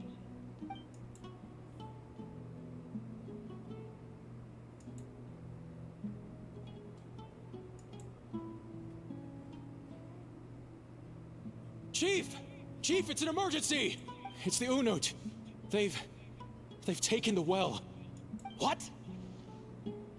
Well, don't just stand there. Take it back. Yes, Chief. I have every confidence in the Eob's military superiority, and yet... What is it? The Unut's response was alarmingly fast. The day after we reach a deal, they seize the well. This can't be a coincidence. Perhaps there is a traitor in your midst. I don't think so. I am obliged to remind you, Chief, that the Academia will only deal with the de facto power holders. If you cannot regain control over the well, I'm afraid you won't see a single mora of that 50 million. No! Please, Ambassador, just give me some time. I swear the Unut will not get away with this. That well is ours, and so is the mora. Glad to hear it. I will wait here for an update. If there is a traitor, I will find them. In the meantime, make yourself at home. I'll report back as soon as I have an update. Much obliged. Wow. All it took was a few words and I've got him wrapped around my finger. What an amazing feeling. So, in summary, Ambassador, the Academia would rather negotiate with our tribe instead of the Eob, yes? The Eob are ruthless murderers who don't listen to reason. And now they have the gall to interfere in our research projects in the desert region. So let me ask you, Chief. If you were the Academia, what would you do? Kill them all, of course. Precisely. The Academia does not tolerate those who stand in our way. The Eob have held back our academic pursuits for too long, and our patience is wearing thin. At the same time, there is simply no way that the Academia can be seen to be intervening in desert affairs. We have our own rules out here. If the rainforest dwellers raised arms against a desert tribe, it'd start a bloody war. Right.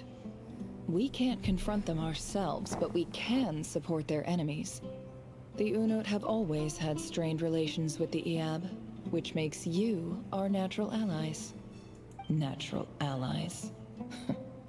Weren't the Eob your allies once?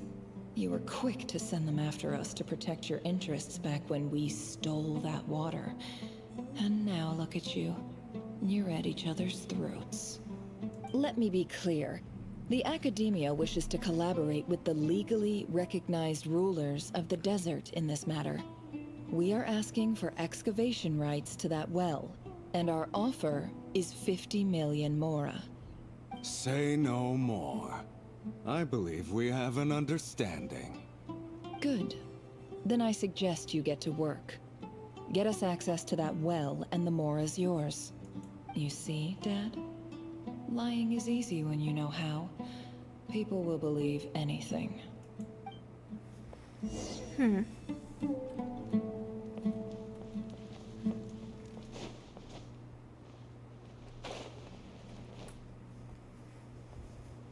fuck?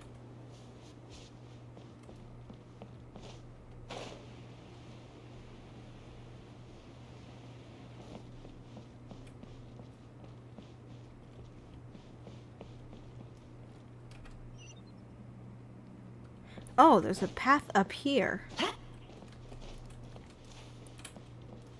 Can I not climb? The fuck?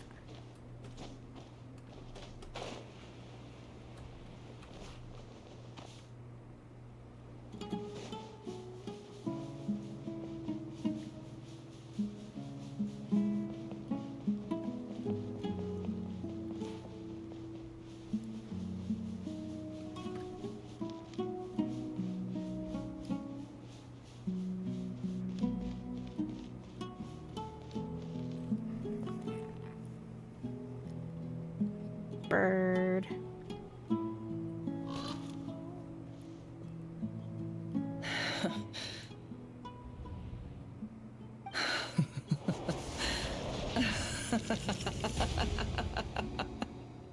Look at yourselves.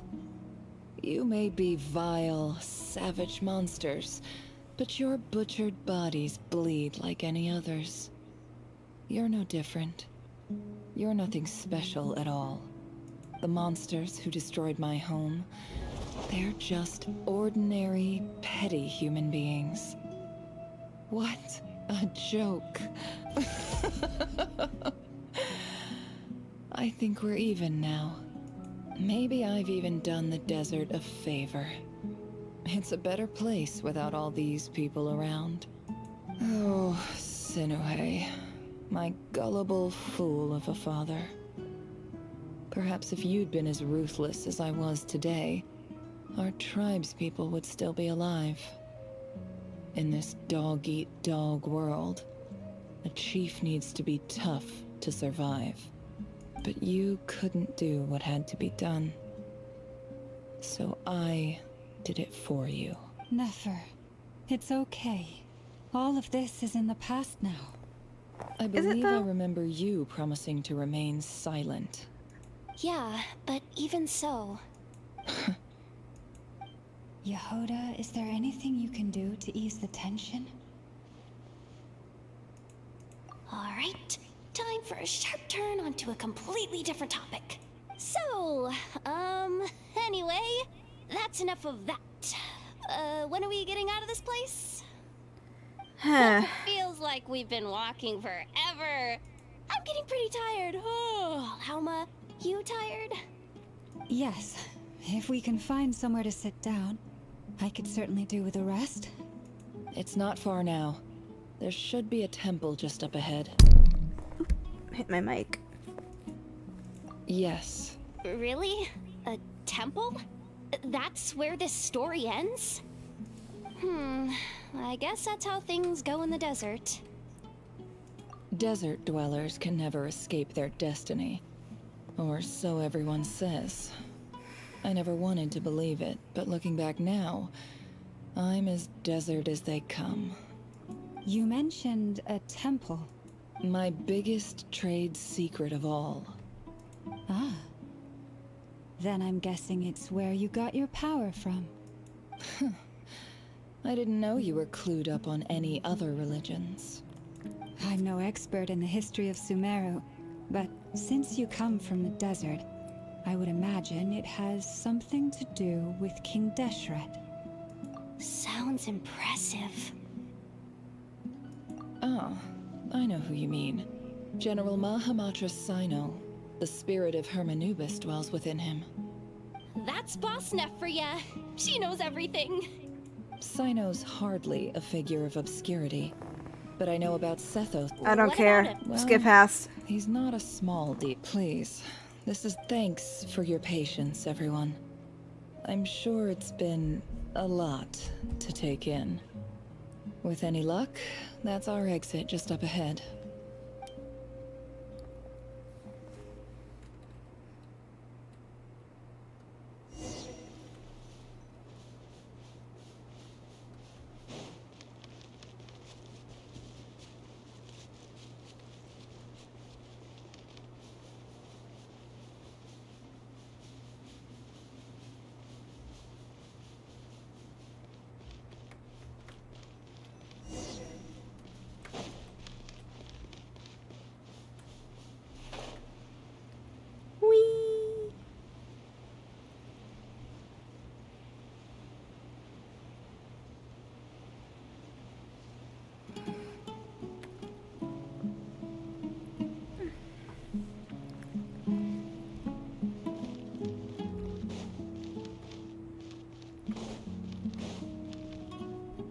What?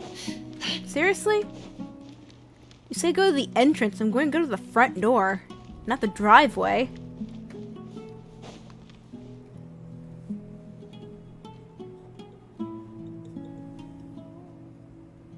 Uh-oh. Uh-oh. Uh-oh. I'm totally out of my depth here. I don't have anything to add about any of this stuff. I want to do the whole name-dropping, this girl knows her stuff thing too, but I've never seen anything like it before. A statue with the head of a bird. That's Thoth, the Ibis King, one of the 7 pillars of King Deshret. The legends say that he, the Crocodile King, and the Goat King were the 3 retainers of King Deshret. Let's take a look.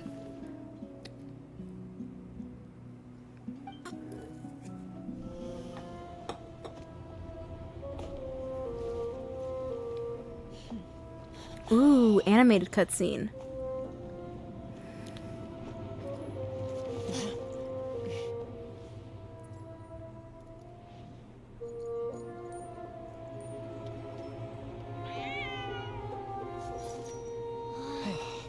It's just Ashru.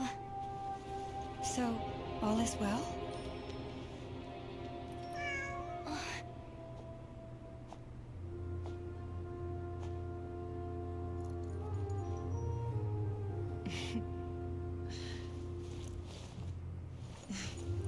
Typically speaking, at this point, the world disintegrates. Then we find ourselves back in the outside world. Besides, these are my memories. There's nothing to fear. You're sure? Of course. It's almost over.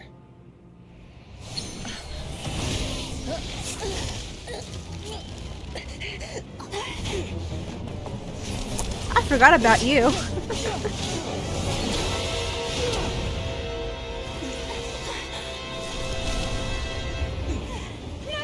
Hold on!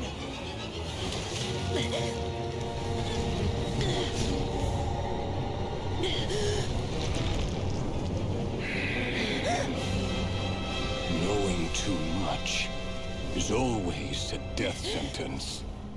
Speak for yourself.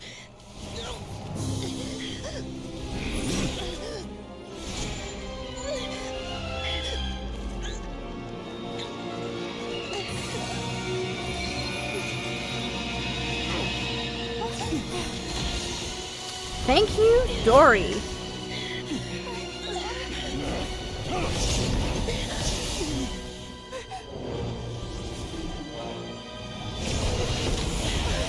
Holy shit. How repulsive.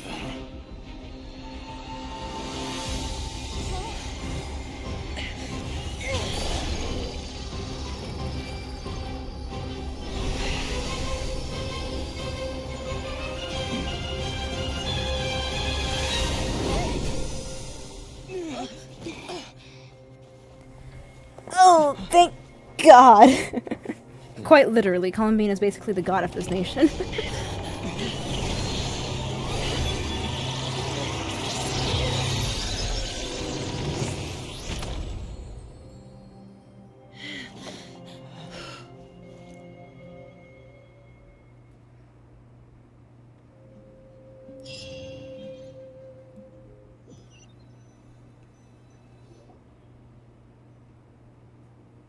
Timed that pretty well, didn't I? Thank you, God. It's okay. I'm just glad no one was hurt. Paimon noticed you doing something too, Dainsleif. Were you helping get them out? Of course. When I asked Nefer to conduct this investigation, I was not naive to the dangers involved. I had a duty to ensure your safety. Good to know your sense of justice is still intact after all these years. I take that to mean that you saw the truth. That comes as a great relief. I certainly did. And thanks to your help, I also managed to trap Rerir inside the chess set. Whoa, really? How'd you manage that? Well, to be honest, I sensed that something was wrong long before we made it to the temple. By using this fragment to probe into Rerir's past, well, the monster formerly known as Rerir, it seems I alerted him. I was tracking him, then he caught on and started tracking me too. Can't say I'm surprised. But how did he track you through your thoughts alone? That shouldn't be possible. Rerir was a secret agent who reported directly to the Vinster King. He is an expert at finding a trail and hunting down his pursuers. No wonder. He infiltrated the chess set, read my thoughts, and built a new virtual chess set inside of it. That's why we weren't able to leave at first. Speaking of your chess set, it's quite a remarkable item. Would I be right in thinking you have some connection to King Deshret? You overestimate me. I only have a connection with one of his underlings, the Ibis King. You all saw how this came to be. A long time ago, the Eab massacred my tribe, the Shimti, in our home village. A few years later, I enrolled in the academia, where some new information came to light. The Unut and the Eab fought a bitter battle over the rights to a well, all for the sake of a non-existent 50 million Mora. The Eab ultimately won that confrontation, but their victory came at the cost of almost every warrior in the tribe. The final blow to the Eab came at the victory feast, when an Unut assassin beheaded their chief right before my eyes. The remaining Eab fled and have been scattered to the winds ever since. Having gotten my revenge, I returned to my hometown, where to my surprise, the nearby temple was still standing. There it was, seemingly immune to the relentless hostility of the desert, while my tribal home lay in ruins. As I stood there gazing at the temple, I noticed a cat just outside. This cat, as it turned out, was home to the spirit of the Ibis King. He led me to a gate deep inside the temple, and there he made a deal with me. This chess set is my gift from the Ibis King. The chessboard within is made to the same specifications as the one in the mausoleum of King Deshret, and represents his power of piercing analysis. With this chessboard in its container, I gained a certain ability to perceive hidden secrets. Now, you could conclude that the Ibis King simply wanted to give the people of this world the power to seek the truth, but I don't believe that's the full story. Every god plays favorites. Their hearts are as fickle as any human's, full of secrets, perversions, egotistical tendencies. But precious few gods are willing to admit this. It is the same with all powerful forces, including fate itself. Their gaze falls preferentially upon a select few. As you rightly point out, this is an act of favoritism. If you're alluding to the Abyss, then yes, I agree.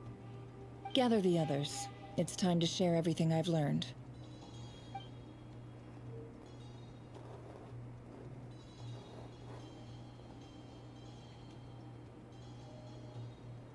Thank you all for being here.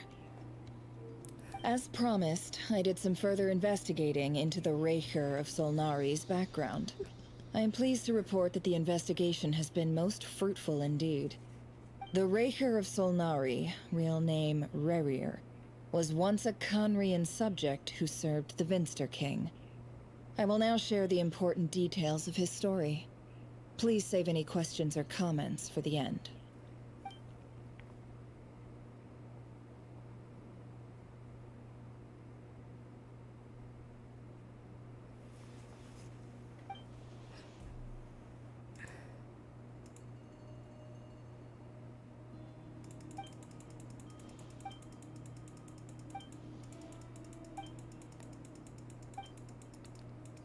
So that's why he's so obsessed with the moon. A tragic tale, to be sure. But it does not excuse his many transgressions. No matter how much Rerir suffered in the past, the fact remains that he is what we know today as the Wild Hunt, wreaking havoc upon innocent lives in Nodcry. He becomes more dangerous with each passing day. If left unchecked, it is simply a matter of time before all of Tevat suffers the consequences. This is a threat that the Knights of Favonius cannot ignore. A question for Miss Columbina. Forgive me if this is presumptuous, but have you ever seen the spatial gateway that appeared in Rerir's memory? Never.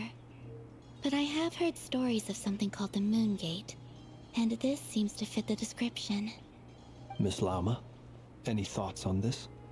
In the lore of the Frost Moon Scions, the moon is believed to hold many secrets.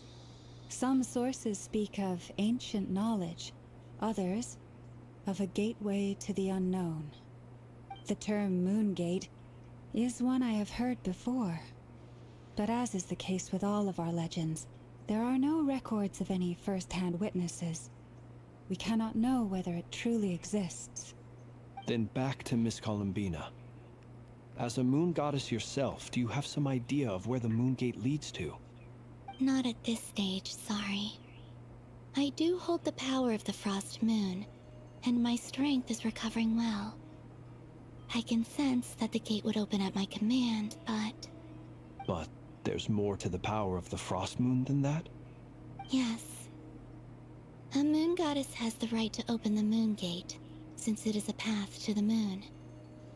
But as never mentioned, holding open a spatial gateway takes a huge amount of power. And right now, I need to conserve my energy to fight the Raker of Solnari. I'm afraid this is one mystery we may have to leave unsolved for now. I agree. Better to save your strength. But if you'll humor me for a moment, I have a bold conjecture of my own regarding the world beyond the gateway. I highly suspect that neither Tholindis nor Rerir made it through unscathed. The evidence pointing to this is the fact that the Raker of Solnari exists in the form of countless fragments. With the abyssal power he wields, no ordinary foe can touch him, let alone tear him to shreds. And yet, the Wild Hunt proliferates wherever his scattered fragments lie, drawing hordes of monsters to many different locations across the land. So your theory is that Rerir was physically torn to shreds by some powerful force? Hence, why the Wild Hunt is a distributed phenomenon, rather than a unified one? Makes sense to me. Explains why the Wild Hunt is so pervasive, and why he's been trying to piece himself back together. He was whole to begin with, and he wants to be whole again. Without the power of the Abyss on his side, he almost certainly would have perished the moment he was torn apart. But the Abyss, much like a curse, has kept him alive. I could not agree more. The power of the Abyss is most surely a curse. It is a compelling explanation, and one that accords with my present understanding of Abyss creatures. Whether the life form in question is primitive or advanced, if a curse has extended its lifespan unnaturally, it will continue to survive in spite of everything. This raises some interesting questions. I will run some experiments and see if there is any validity to my suspicions. That being said, regardless of whether my research bears fruit, I would like to thank Miss Nefer for conducting such a thorough investigation. Already, it has greatly enriched my understanding of the entity we face. My pleasure, Mr. Albedo. I too hope that the information I have shared today proves useful as we look to formulate the next stage of our plan. Hey! What is it, Dainsleif? You look really upset! It's just... when I think of the man I once knew as Rerir, I struggle to understand why things had to turn out like this. The two of you used to be friends, didn't you? I don't know if these words will bring any comfort, but my heart goes out to you. Mine too. We could never know all the hows and whys of the way things are. The moon and stars are full of untold secrets and lies, and the skies are host to many more mysteries than these alone. Yet, none of that can begin to compare with the complexity of human life. Those are the first comforting words I've heard in a long time. Thank you, both. Well, I think this is a good place to end today's meeting. I'm sure Nefer needs some time to recover. She's been through an awful lot today. That's very thoughtful of you, Lama. Of course. Sounds good to me. Take some time to rest and digest before we reconvene to nail down a plan.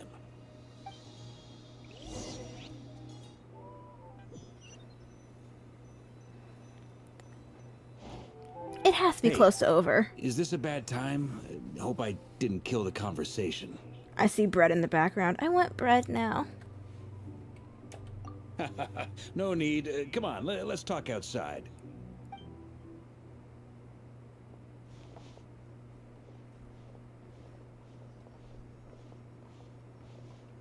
Anyway, Nefer went back to the curatorium to get some rest. But before she left, she shared some things with me that I thought you should be aware of. Firstly, although she managed to trap the Raker of Solnari inside her chest set, there's no guarantee that the power of the Ibis King is any match for one of the 5 sinners. Their powers are beyond our comprehension. It's only a matter of time before he finds a way to break out. We have to come up with a plan and take care of him before that happens. Honestly, I about figured that might be the case. So, how long have we got? Well, I asked her that same question. She talked for a long time, but for the most part, it seemed like she was trying to convince me how precious her chess set is. What a long and storied history it has. It felt like some kind of sales pitch, you know? The kind where you end up handing over Mora against your will. Anyway, after all that, she finally answered the question. 2 days, at most.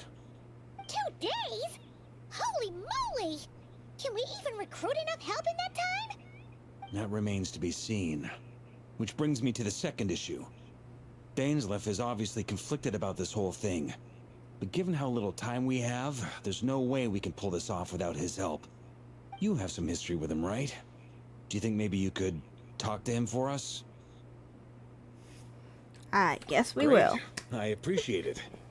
All right, on to item 3. So, Albedo, Durin, and I put our heads together and came up with a plan. Can't promise it's gonna work yet, but at least it's a start. We figured we'd bounce the idea off you first. We'll explore it further once everyone's recovered. Oh, Paimon's dying to hear this. All right, so here's what we're thinking.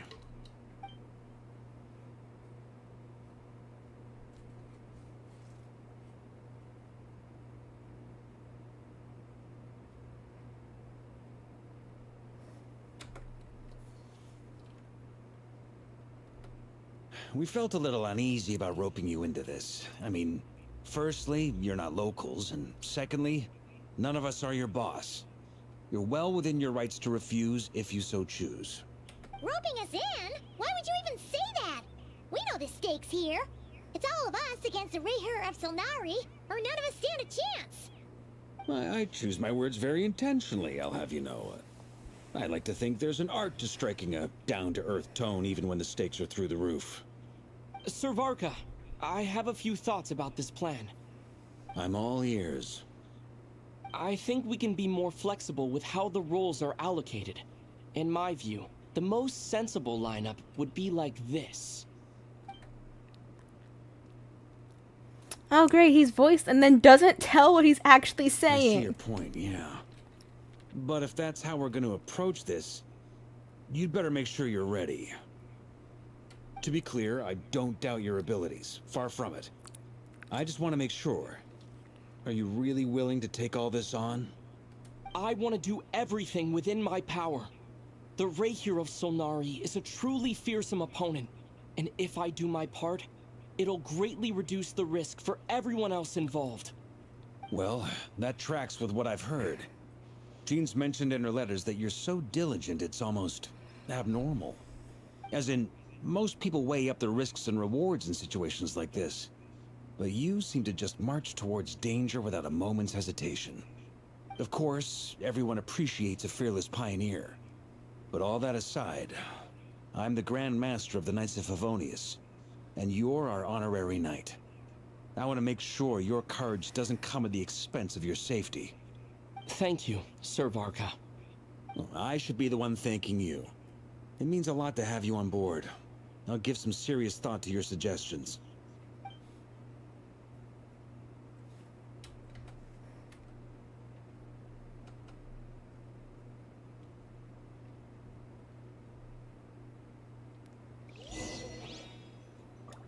Game of Blood and Sand. Can I go claim those rewards?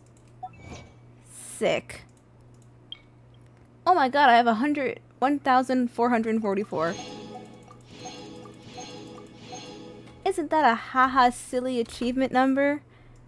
Haha. Ha. I'm changing my team to something I can actually use. Where's Venti?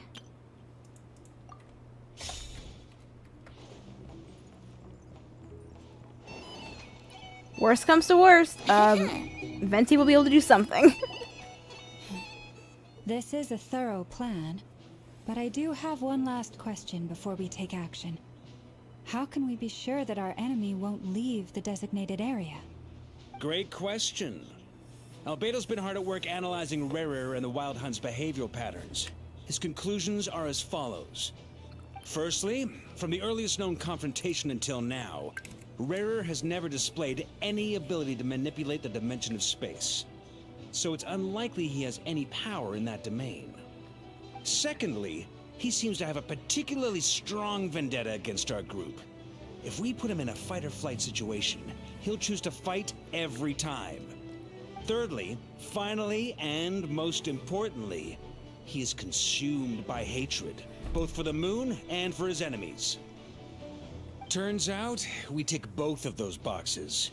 We have a reincarnated moon in our ranks, and a spy who accessed his private memories without permission.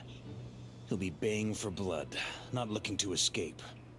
As someone who's had their fair share of interactions with the Wild Hunt, those all seem like valid observations to me. Understood. Then I will defer to the verdict of the group. Well, everyone, that's the plan in full detail. Albedo and Durin are carrying out their part as we speak. Plan approved. Scheduling. Okay, any firepower you need, I got you covered. Let's light this baby up. The Frost Moon Scions are behind you as well. And the rest of you?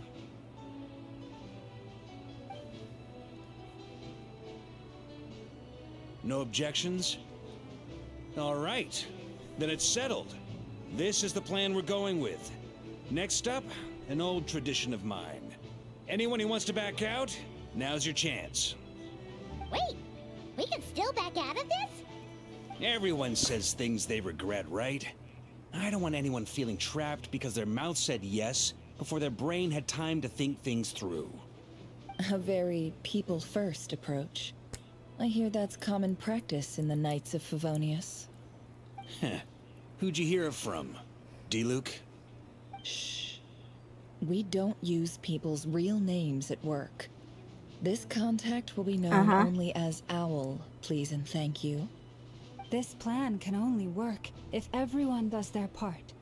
Flints and I will absolutely support it. We shall indeed. You'll be glad you accepted our help. Also, you are the last person I expected to see here. Hello there? It's not often I get called Dory in a work context. My peers usually call me Lord Sangama Bay. So, the longer your name, the higher your net worth. Is that the idea here? In that case, Mr. Flint's here must be worth a fortune. That's right, I know your full name. It's... The walls are thin here. I'd appreciate you keeping that a secret. Okay, fine. I'm actually only here as a favor for someone else.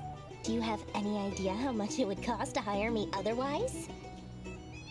Oh, does this mean someone out there actually has the power to boss Dory around? Yeah, It Alice. certainly does not. We have a long-standing and mutually beneficial business partnership. She's actually the mom of a friend of yours. Yeah, Alice. Said Mom supplied me with a great little trinket, but now that lady's ruined everything. If I don't start building a little goodwill now, my whole business in Notcry is gonna go down the drain. Okay. So what exactly is so special about this pendant? It's a lucky charm that a great mage made for me. We have a business relationship, and she was worried that something bad might happen to me. So, she wanted me to have something that can store power to protect myself with. I finally got it all fully charged up with Kuvaki, and then never went and used it all up at once! Never lost so big in my life! You're right. It was all my fault. I didn't mean to drain all the Kuvaki in the pendant, but I'll make it up to you. You will? Well, in that case, how about you give me your chess set, and we call it even? No. I knew you'd say that. Well, it's yours if you want it. In fact, take it now, and I'll even throw in a free Raker of Solnari. Deal? You're putting me in a difficult position here. It's a very useful thing to have around, but I have a funny feeling it won't be around much longer. I guess we'll see in a couple of days. Looks like bankruptcy for me. Hey, don't be so pessimistic. See this through and you never know. You might find a new business opportunity on the other side.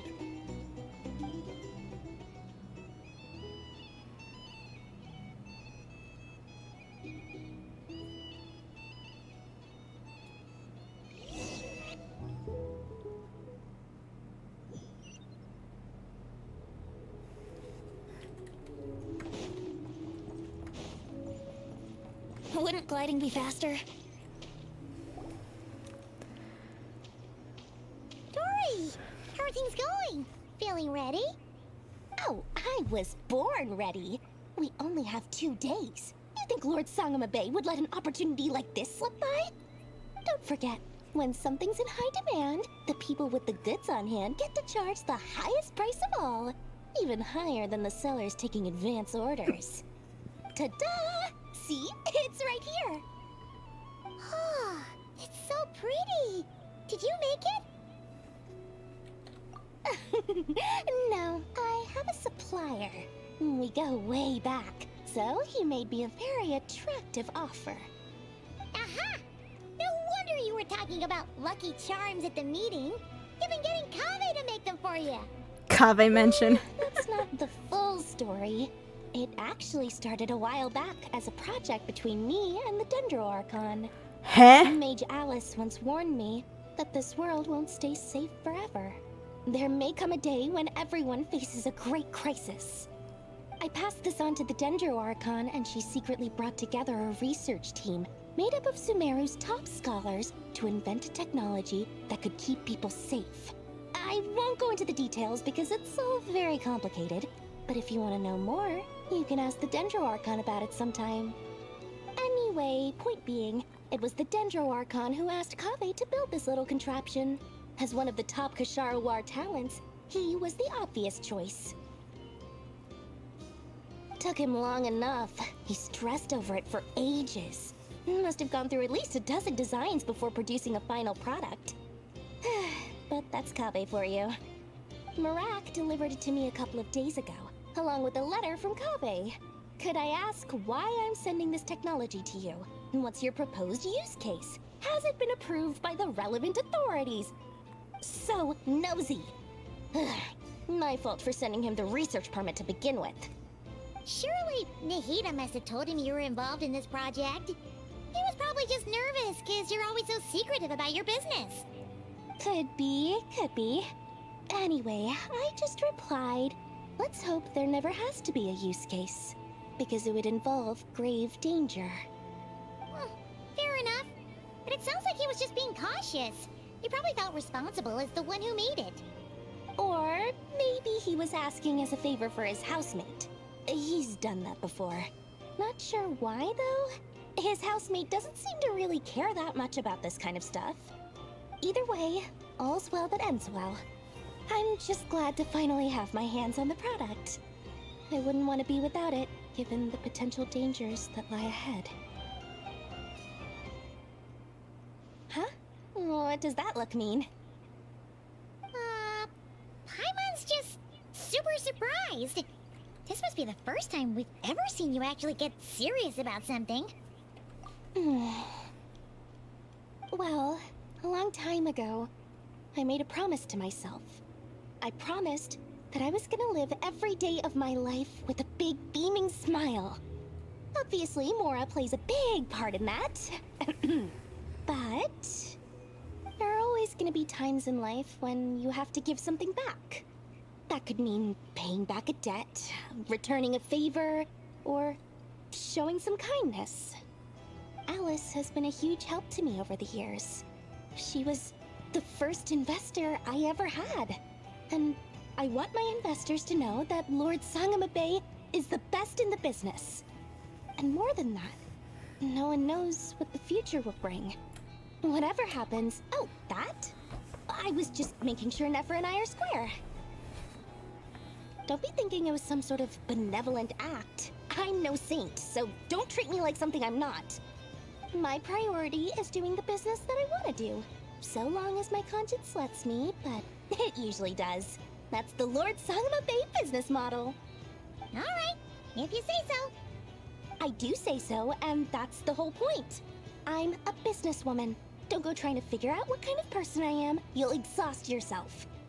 Much easier for everyone involved if you just take my word for it. Oh, and could you two help me get this stuff where it needs to be? Thanks so much. You're my favorite assistants.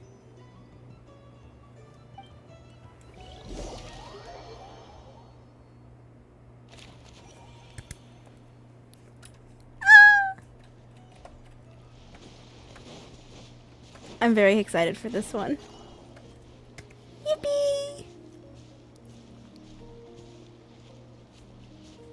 Traveler, Paimon, it's good to see you.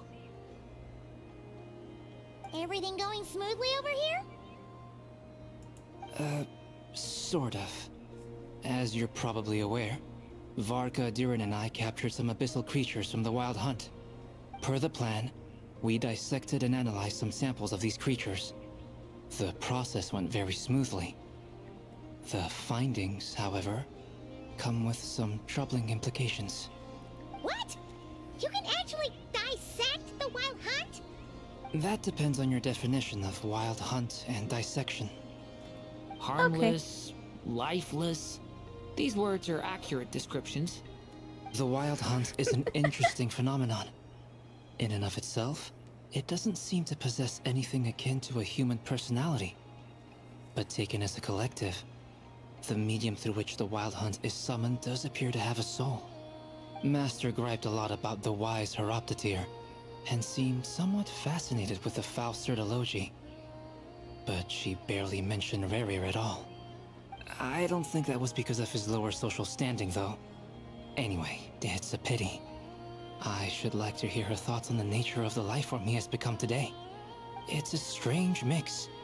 The furious energy of an abyssal being channeled through a fractured physical existence. A consequence of being torn apart by an unknown power. Perhaps the only explanation for his survival in this state is that he sacrificed a degree of individuality in exchange for a continued existence.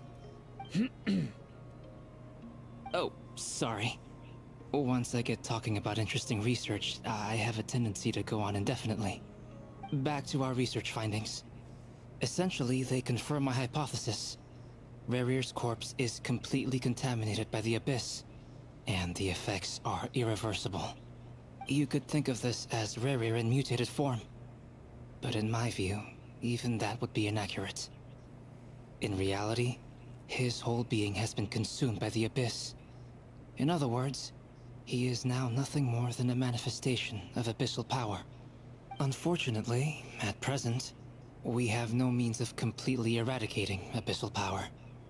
Hence, we cannot fundamentally destroy the Rayhir of Solnari either. Oh, that's terrible news! So, that's it? We can't defeat him? Not even if we get the power of the Three Moons? Miss Columbina's situation is a difficult one. She can never achieve wholeness when the world does not accept her presence. It's as if her creator banished her to a place she can never be accepted.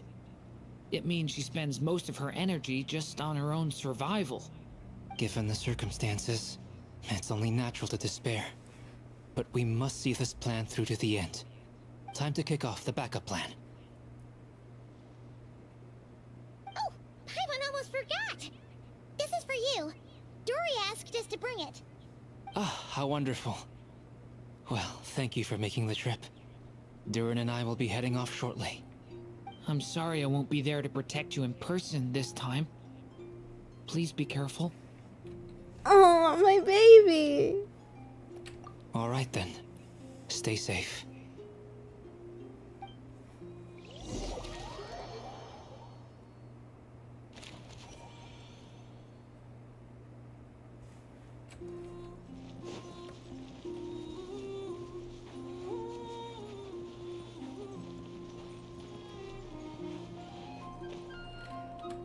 Just in case.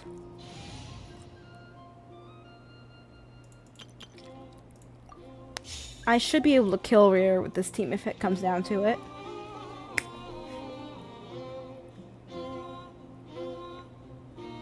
Miss Lauma, is everyone here? Yes. The fate of my flock is in your hands, Grandmaster Varka. Please keep them safe. My lady, what are you saying? Within the next 24 hours, we will face the biggest crisis the world has ever seen. This is not a burden that we deserve to bear. But I believe that we reap what we sow in this life. So I intend to act. I must do what I think is right. For me, that means fighting for the future of Nodcry. This gentleman is the Grand Master of the Knights of Favonius, Varka, Knight of Boreas. In my absence, please follow his lead. Hey, everyone. Guess I should introduce myself. Well, to start with, I know my way around a battlefield. Biggest strengths are honesty and hard workingness. Anyway, point is, I don't intend to let Lauma down. I'm gonna do everything in my power to keep every last one of you safe and sound.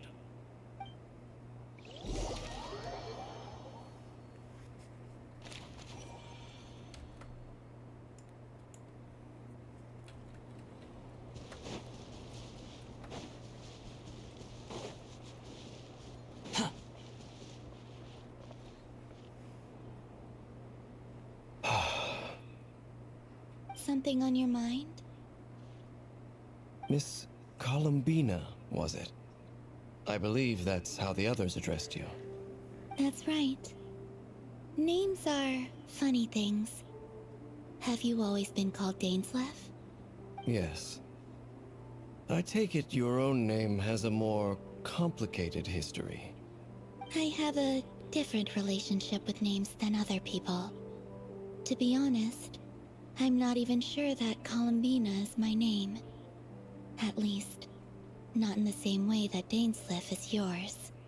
But it's what everyone calls me, and I go along with it.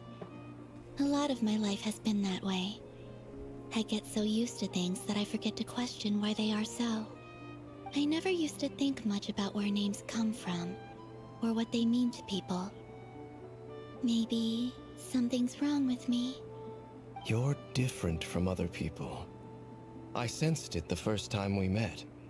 You're more perceptive than most. I'm sure your long life and rich range of experience explains that.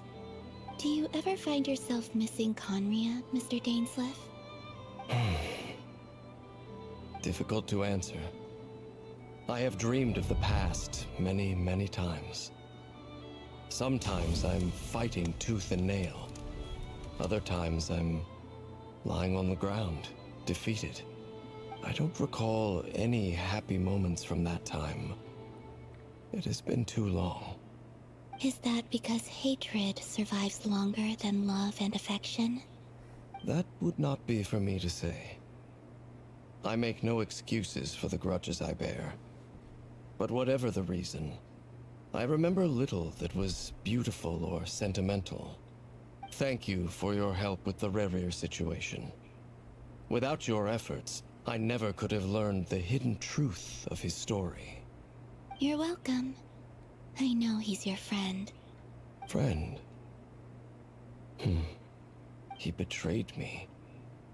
And I never really understood what he was going through in life. Some friendship, that is. Okay. So, do you plan to fight him with us? You see, you're torn. Now you know what really happened. You see the things he's done in a new light. I need some time. Of course. I completely understand. Anyone else in your position would feel conflicted too. Actually, I went through something similar myself recently. Something happened that changed my perspective on a situation. A situation I took for granted at the time, but now I feel very grateful for it. You mean the Harbingers who still support you, even though you've left the Fatui? Yes.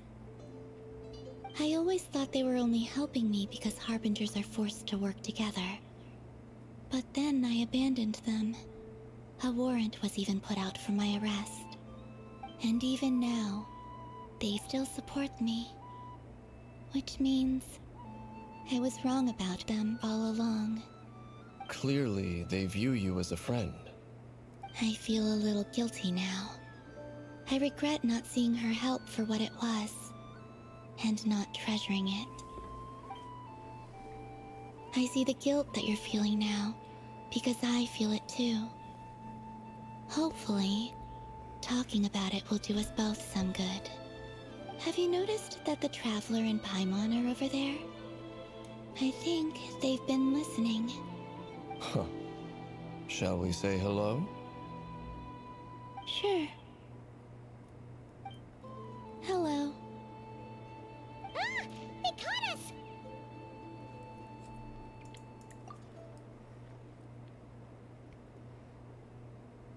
I apologize for making you worry. No doubt you wish to know where I stand on the plan to take down the Rerir of Solnari. I'm afraid I need a little time, but I will seriously consider joining you. You will? Oh, thank you so much! Everyone will be so grateful to hear that! They needn't be. This was something that I was going to have to face up to eventually. That doesn't matter to them. They're grateful to you regardless. You can't control their gratitude, so just accept it. And then, have a think about whether you're willing to join us.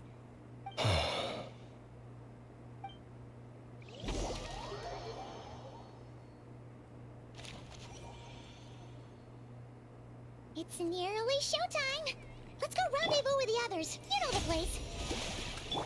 Yeah, give me like 1 second, Paimon.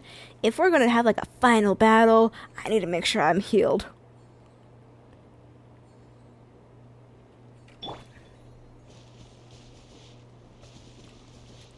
Do.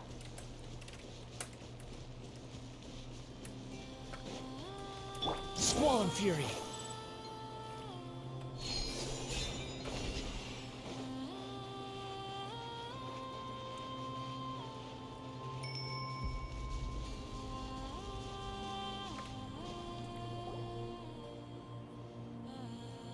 Ah, you're earlier than I expected. Hey, Flint's! Been waiting here long? Not too long. I came a little early so I'd have some time to think. Are you nervous about the battle? Quite the opposite. I'm reminiscing on my past battles. When I was awakened by the Ratniki, I had not touched a weapon in many years. I felt like the battlefield was not where I belonged. But after waging war against the Wild Hunt for so long, I came to realize something. A life of absolute peace is simply not a possibility for me. My restless flame indicates that somewhere inside of me, there is a deep yearning to root out the evil in this world. Ooh, that doesn't sound like such a bad thing. Well, in the past, when I was a Fae whose primary concern was hibernation, it was hardly ideal. But it certainly serves me well here in the present. And I am delighted to be able to join forces with you in this endeavor. Looks like I'm not the first to arrive. Ah, Miss Lauma. Did you sleep okay last night? I struggled to settle down at first, because of the nerves. But don't worry, I got enough sleep in the end. I'll be Please, I'm just doing my part. Never! Over here! Aino asked me to relay a message. She said Anefa will be on high alert and keep a close watch over all secondary districts where defense is required, providing support as necessary. Meanwhile, Aino herself will provide range support to us directly, using her latest invention. Excellent. My thanks to all involved. The chest set's looking a little unstable. It won't hold him much longer. We should be prepared to engage at a moment's notice. No sense sitting around waiting. Let's make the first move while we still have the option. I agree. Paimon, find a safe hiding place. Got it! Be careful, Traveler! I will.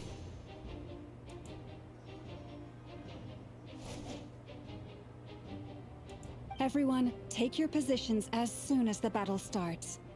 Every ounce of strength we have in our bones, let us bring to this fight. Ready? Let's go. I've seen all your futile ploys before. You have become the authors of your own demise. I wouldn't be so sure about that. You are merely a moment of sport before I tear down the moon.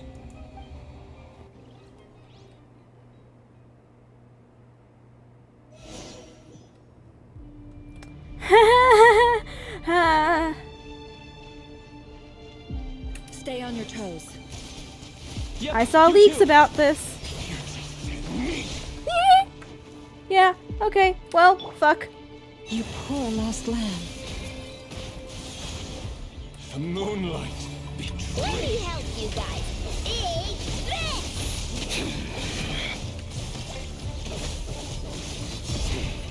Pathetic. The night falls. Water jet! No more lies. Not fun, considering that I barely know how to use the characters I'm using. Let's see what you're made of. Can't hide the truth. Absurd. Forest, protect us. For the everlasting forest.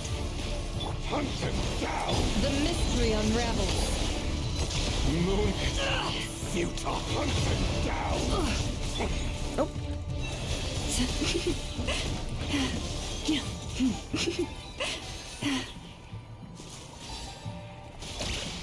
Hunt him down! Go! Close your eyes. Be silent. Do you fear the dark? Observe. Flynn's, now is the time to crit, please.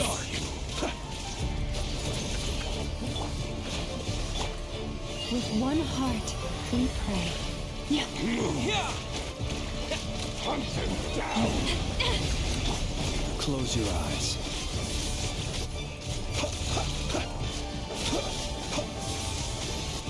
Do you fear the dark? The deception ends here. It began.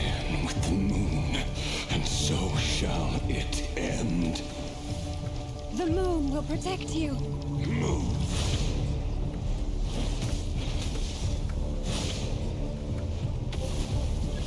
Do you see now?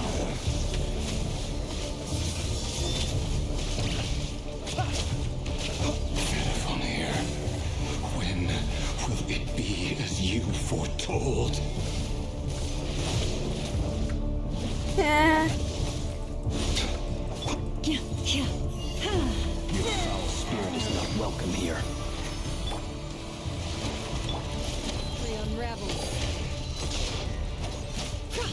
The long sleep beckons.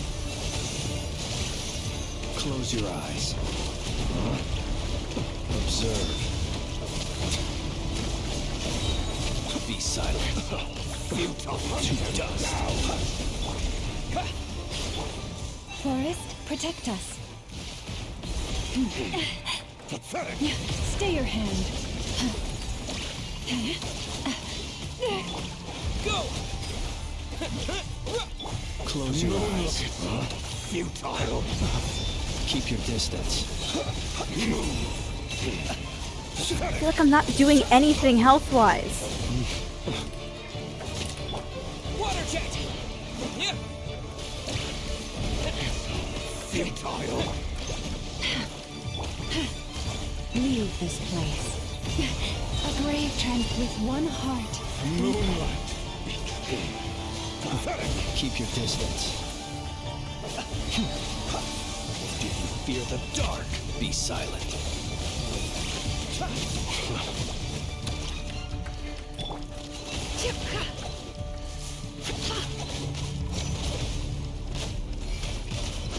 It all falls into place. The deception ends here. No more. Futile.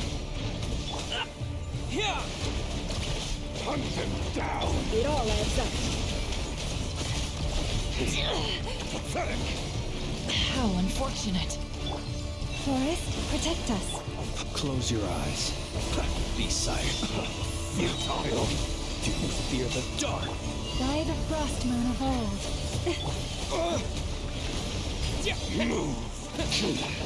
Your little game of heroics is over. Moonlight. Great. Who wants to go first? No. Get out of my sight!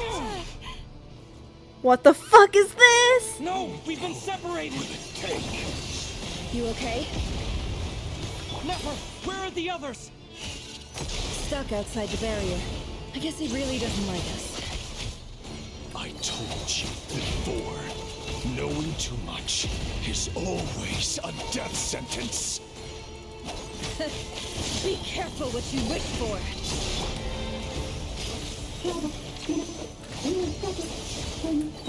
Lauma! Can you hear me? Hold on, silence. The voices are gone. But at least I know they're still there. I need to focus. Stick to the plan. Remember my most important task. Just keep stalling him. If I can stall him for long enough, the moment will come.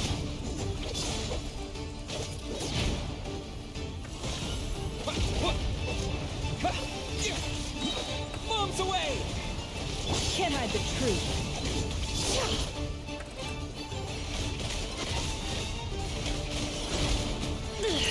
How farcical. Water jet! Yeah! Yeah!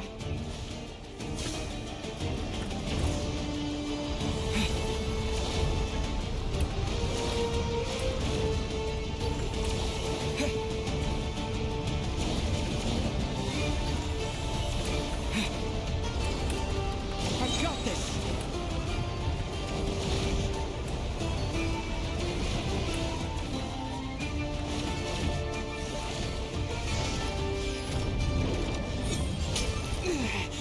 The shield's broken. I can't keep this up. Don't push your luck. Ow. Run.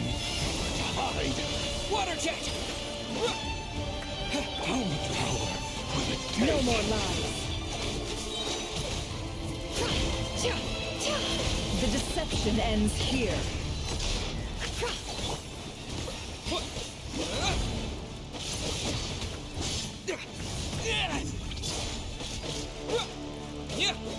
Your death is within my grasp! Water jet!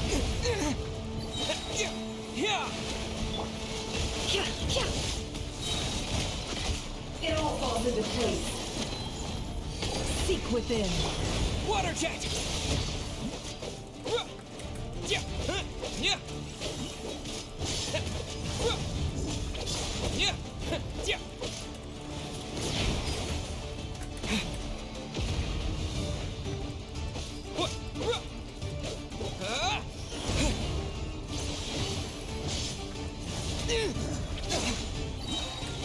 Wipe out! It all adds up.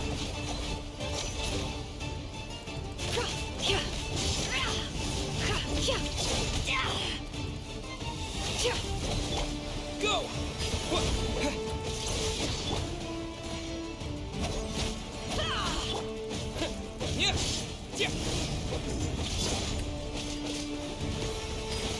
Can't hide the truth.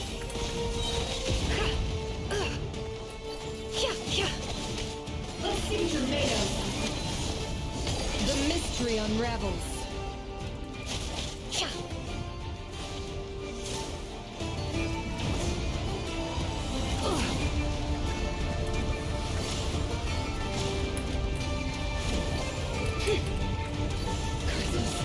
There's no other way.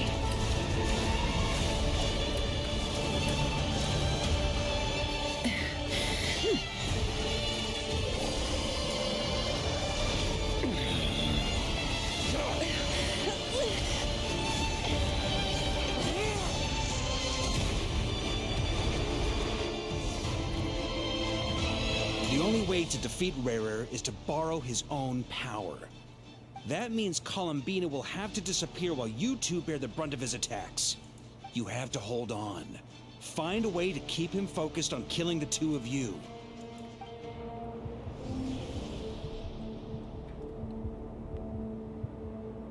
Never. Your eyes are bleeding. Soon you will be powerless to resist. And then, I will reduce you to dust. But that dust will plague your memories.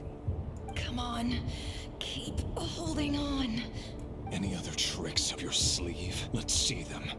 As entertaining as they are. You've backed yourself into a corner. You don't fool me. I see your fear clear as day. I have to stoke his rage. Make him unleash everything. You fear what you could never defeat.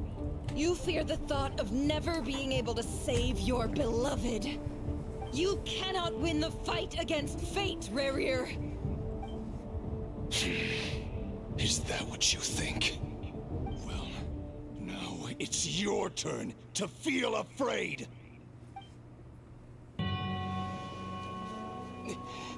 You fear the sound of your own name? Is it us you hate? Or is it what you've become?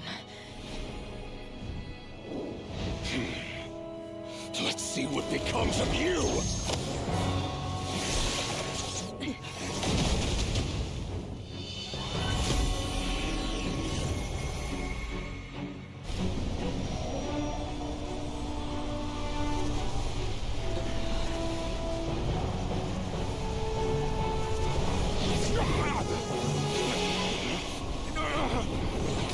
What's happening? That power. I've seen it before.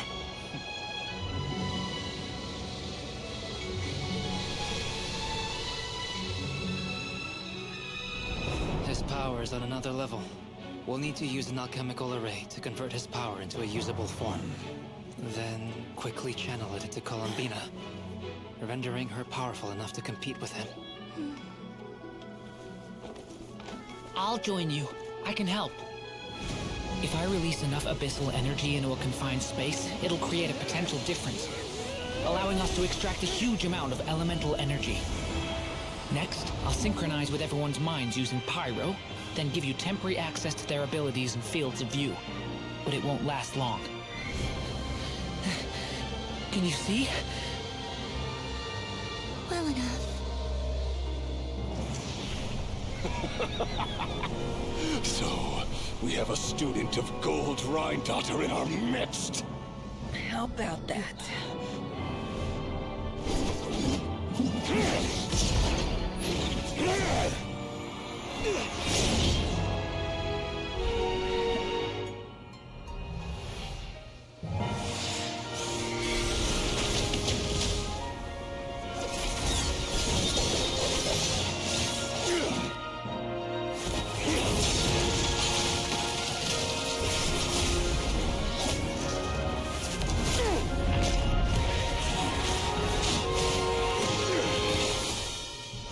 You use my own power against me? Just like how you stole Kuvaki. Look familiar?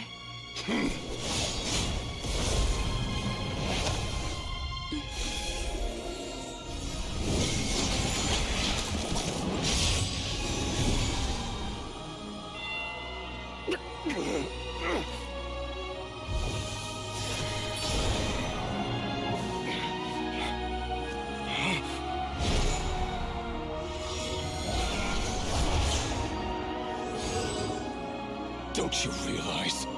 You don't have the power to hold that gate open. I don't, but someone else does.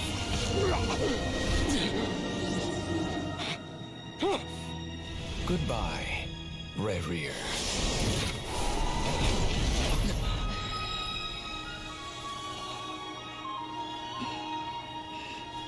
We won.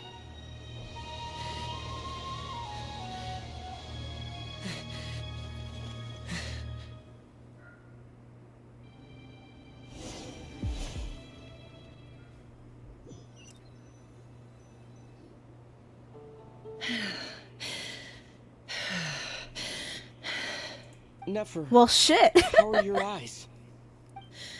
They're fine. Apart from the blindness, of course. It's not too late. Let me handle it.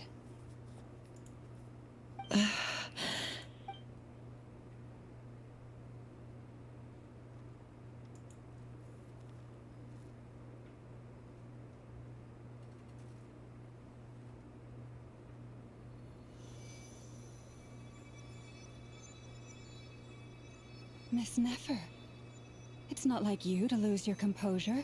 That was the most reckless thing I've ever seen. 6-hour movie. Reckless how? The situation was critical. Our lives were at stake. We had to do something. Even so. Okay. I guess you're right. Under the circumstances, it was a wise decision. You traded your eyes for an incredible victory. In business terms, I suppose that's a huge return on investment. I'd be hard-pressed to argue otherwise. Still, I don't like this outcome, and I don't want you to lose your sight for good. People suffer when they make sacrifices they shouldn't have to make, whether that means faith, strength, or in this case, your ability to even see. I had hoped you could win without sacrificing so much as a single hair on your head. Thank you. Really. All done. Don't try and open your eyes just yet. We'll see how you're doing in a couple of days. Until then, please follow your recovery plan to the letter. I'll send full details through Yehoda. For now, just get yourself home, relax, and rest. My dear friends, we have fought bravely and achieved a spectacular victory. A dark cloud has been lifted from the skies of Nodcry. All in this land will be grateful for what you have done. The moon will remember this day. Thank you both.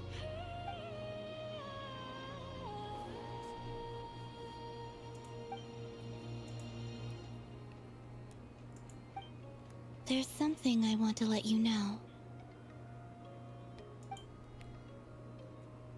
What is it?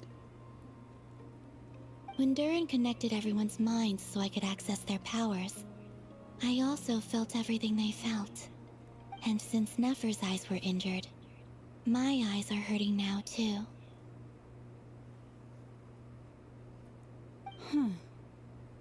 Hold on. Let me try. I only feel the pain. There's no actual damage.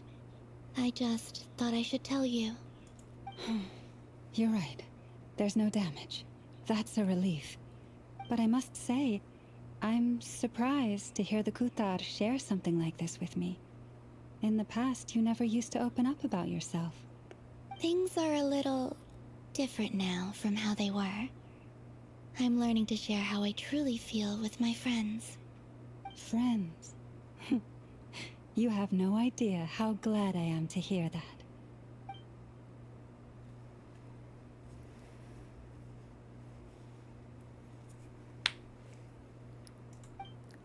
That fight, though, was absolutely wretched. I hated that.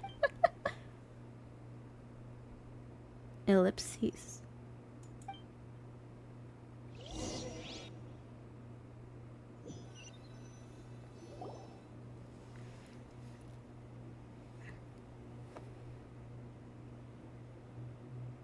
Yay! You're awake! How are you feeling? Any aches and pains? Did you sleep well? I'm doing all right, Paimon. No need to worry about me. Phew! Well, that's good. Paimon's been sitting on the edge of the bed worrying about you for ages. You slept a whole day and night. Poor Paimon had to eat all by her lonesome. Glad to hear you didn't starve. How was the food? Well, it wasn't the same without you there to share it. Honestly, Paimon just can't relax when you're not your usual self. She couldn't enjoy the food and settle down to sleep. Well, I'm back to normal now. Oh yeah, and Albedo swung by earlier. He said to tell you to head to the tavern when you woke up. Varker and the others are organizing a victory feast and they want to celebrate with you. He also dropped off some medical supplies, but you seem fit as a fiddle, so guess you won't be needing those. If you're feeling up to it, let's head over now. Wouldn't want to keep them waiting.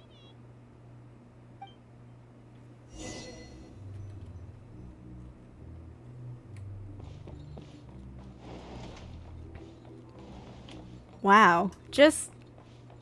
wow. Well, there's Dory. We're here! Oh, Traveler and Paimon! Perfect timing! We were literally just saying how there's no way we're holding this victory feast without you any longer, and we would have postponed it till tomorrow. How are you feeling today? Much better. Thanks. Don't worry about me. Relieved to hear it. If that changes, just let me know. Happy to check you over at any time. Yep, we're here for you. Anything you need, just let us know. Oh wait, where's Nefer? How are her eyes doing? Nefer's right over there. I'm sure she'd love to catch up with you.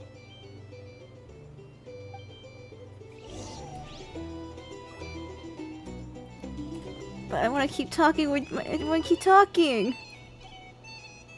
Oh, it's the same cutscene. We're here! But look at them. They're so happy to be here. They're so happy to be alive. Oh, Traveler and Paimon! Perfect timing! We were literally just saying how there's no way we're holding this victory feast without you any longer, and we would have postponed it till tomorrow. How are you feeling today? Much better. Thanks. Don't worry about me. Relieved to hear it. If that changes, just let me know. Happy to check you over at any time. Yep, we're here for you. Anything you need, just let us know. Oh wait, where's Nefer? How are her eyes doing? Nefer's right over there. I'm sure she'd love to catch up with you. I thought I could keep talking to them. I in fact could not. It just replays the same cutscene. Dane brooding in the corner, Varka at the bar. Yeah, no, that feels about right.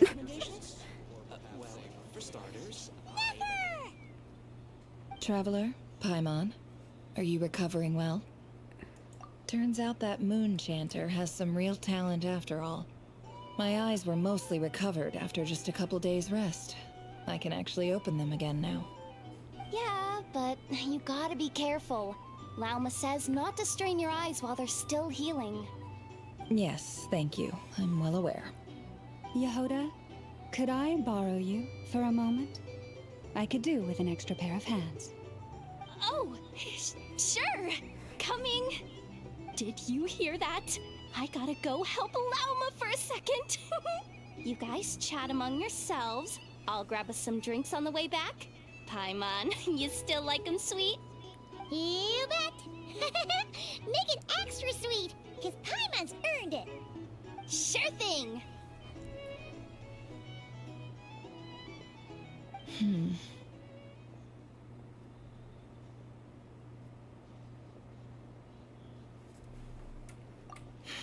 The Raker of Solnari. Kind of a snake, don't you think? No, definitely a snake. A poisonous one who spewed his venomous hatred everywhere. Anyone who seeks revenge out of hatred for other people has become a snake. That's something my dad used to say. Perhaps. I'm sure it sounds like a very wise and open-hearted perspective to your ears. But me? I think hatred is a perfectly justifiable emotion. What else is left when everything you depended on in life gets stripped away? Something's gotta fuel that drive to keep on living. If you're worried about me, you can nip that in the bud. I'm not someone who gets stuck in the past. It's just... I suddenly feel like I was wrong to call my father a liar. He was just a fool. That's why the Academia turned their back on him, and why the other tribes ganged up on him. Oh, Father. How much better things could have been if you were a skilled liar. Look at the Ibis King. Thoth is a fiendishly cunning liar. And yet, strangely, he feels more like a father to me than my real dad ever was. He's never brought it up, but I'd bet he feels the same way. Why else would he give me the power to perceive the truth, while at the same time training me in the art of deception? Well, King Deshret banished him to Aru, which is essentially a prison, and posed 3 questions to him. He promised that he'd have his freedom if he could find the answers. His response was to take on a physical form and approach me, hoping that I could become his envoy and search for one of the answers on his behalf. Did he really think I'd fall for that? He's stuck there.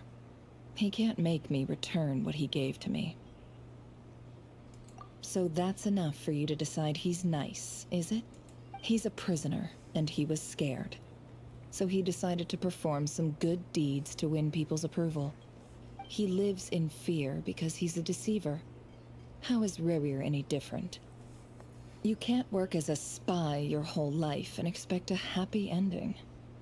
It's preposterous. Yet I can't say I don't understand it.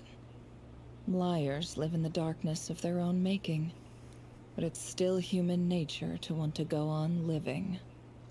They say that a liar's soul is the most worthless thing in the world. What do you think? Oh, really? Well, it takes a very kind person to find compassion even for liars. If you ask me, the soul of a liar really is worth nothing, because all they care about is themselves. For example, when something good falls into my lap, I don't go sharing the news around. Stops other people trying to steal it from me.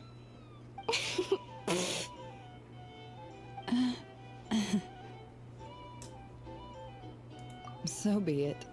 They have sharp ears. I can't keep anything from them. Oh, is that what it looks like? Well, you all know my past now, and I can't simply eliminate everyone who knows too much.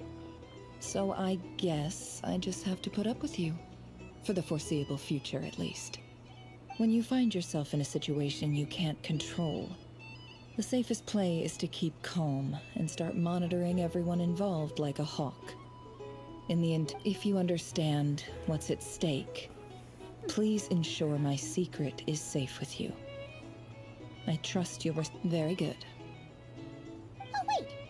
Now that the panic's over and we've all calmed down, Paimon suddenly remembered something. After all that build-up, our mystery ally never showed up even once. And then they end the quest there. Huh? Am I imagining things? Interesting.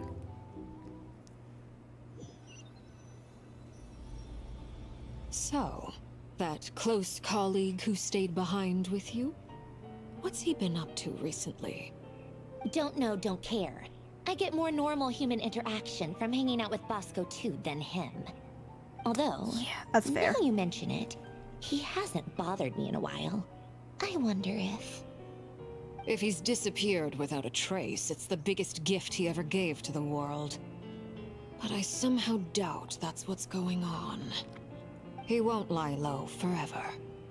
So we'd better stay on guard.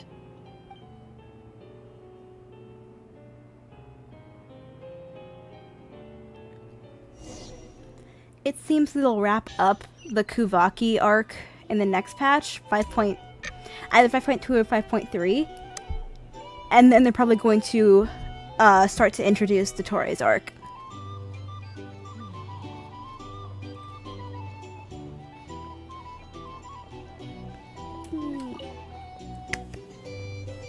How have you been holding up? Any adverse reactions? If you start to take a turn for the worse, make sure you tell me right away. You don't need to worry about me, Grandmaster. I'm fine. I mean, I barely did anything, so... What? You're too humble, young man. You played an indispensable role in the battle for Nodcry. We can't thank you enough for your support. Sometimes, when people praise you, it's because you deserve it. The best thing is to accept it calmly and with grace. It's important to learn how to respond to words of admiration. Let's do a quick demonstration. Albedo, that was an incredible feat of alchemy. The pressure was on, but you worked flawlessly at lightning speed to get the job done. Thank you. I can't take all the credit, though. Durin played a big part in forming the alchemical array. See? Did you catch that? A masterclass in how to take a compliment. Okay, yeah. I did work pretty hard to help prepare for the battle. No point denying that. Hey, you guys! My son! Hey, look who's bounced back. Looking good, traveler. Seems like you've recovered. You won't need to take any more medication. Can I get you a drink? Huh? You know how to order at a bar now? You It grows up so fast! Recently. Handling a drinks order is ridiculously simple compared to alchemy. Don't worry, I'll blend into society yet. Paimon believes it. You're clearly a fast learner, just like your brother. To be totally honest, though, Paimon didn't quite follow all the details when you first explained the plan to us. Don't worry, that's completely understandable. Unless you're a student of alchemy, it's hard to grasp the principle and how the process works. To put it in the simplest terms, we saw how our enemy stole the power of Kuvaki. And that gave us the idea of stealing his power to turn it against him. When facing an enemy you have no hope of defeating, it's best not to engage them in battle. So, instead of looking for a way to overpower him, we decided to help Columbina get strong enough to at least stand up to him in a fight. For this to work, we had to analyze his modes of attack, confirm who his main target was, and make sure that he wouldn't go beyond the range of the alchemical array. For added security, we prepared a total of 4 arrays. But to mitigate the impact of the battle, we identified one location in particular as the ideal spot, which is where the confrontation took place. The alchemical array absorbed his abyssal power. Then Durin processed it to render it usable by Columbina. That power enabled her to do what would otherwise have been nigh on impossible. What surprised me was that Dainsleif actually agreed to join us. Given his history with Rarir, he had every right to sit this one out. But we're extremely... It must have been a painful choice to make. But I'm sure that making a decision was far better for him than staying in limbo. Absolutely. He was torn between two paths, but in the end, he made his choice and stuck to it resolutely. He doesn't strike me as the sort of person who'd stay trapped in limbo for long. Anyway, however you cut it, everyone gave a stellar performance. And now, it's time to kick back and celebrate.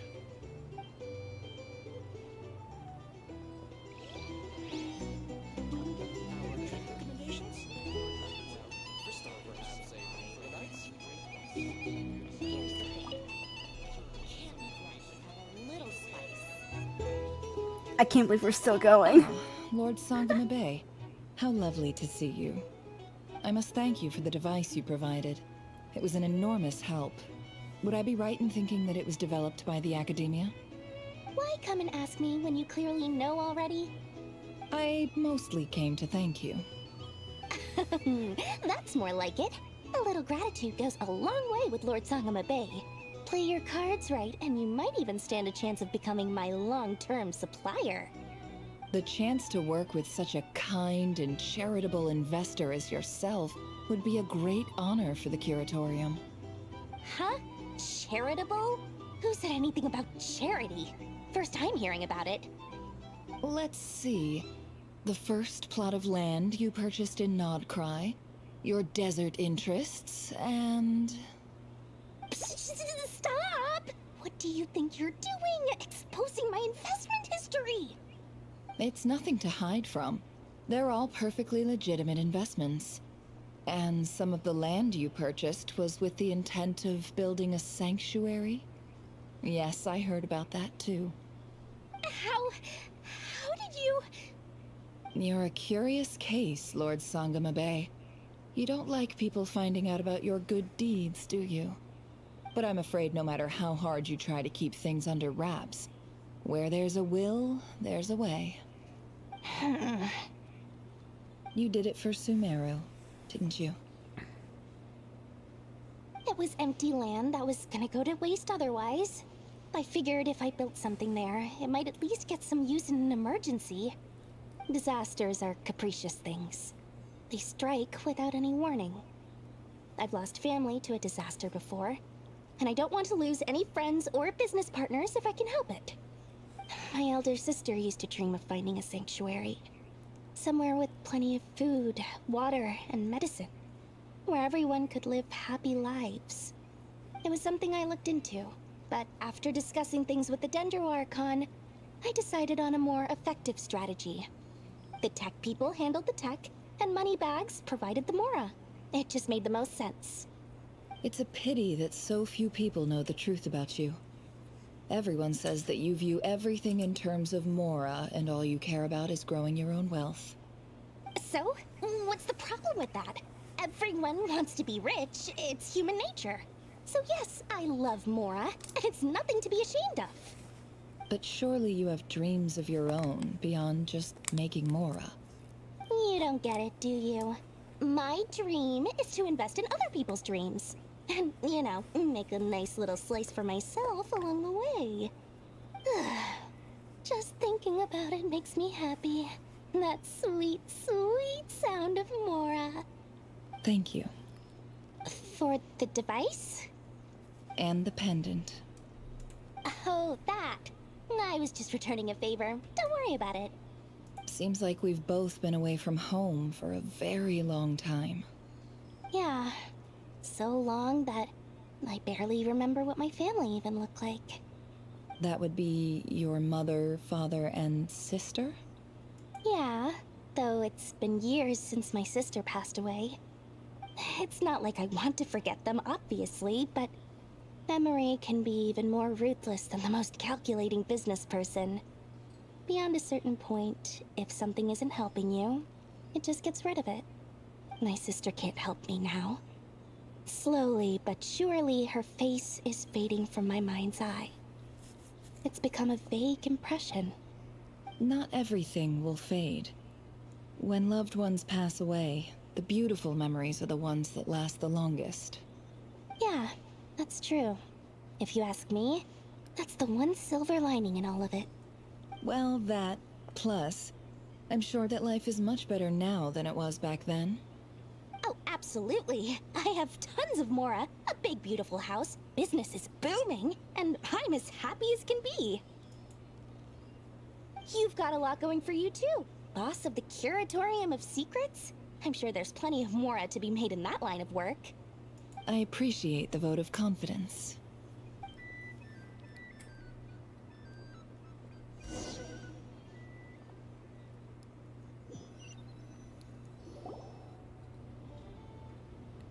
Hey! That's the only reason you're here. Yes, I've thought a lot about it.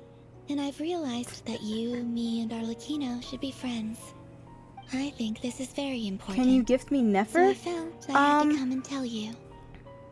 Well, this is a new one. I'm so moved. I can't even hold my teacup. If that's all, you can leave now. Sorry, I'm not sure what you mean by that, if you could elaborate.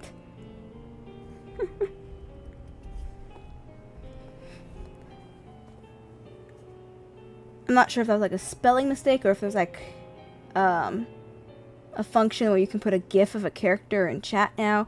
If there is, I did not know about that. Do you not want to be friends with me? Or is it that you prefer being co-workers? What is this, Columbina? Are you deliberately testing my patience threshold? Right now, my politeness module is active. But if you say another word, I swear I'll shut it down. If your politeness module was active, wouldn't you say the word please at some point? Polonia, please see Lady Columbina to the door. Will you still invite me to your next tea party? What? Yes, I think you will. Bye-bye, dear Sandrone.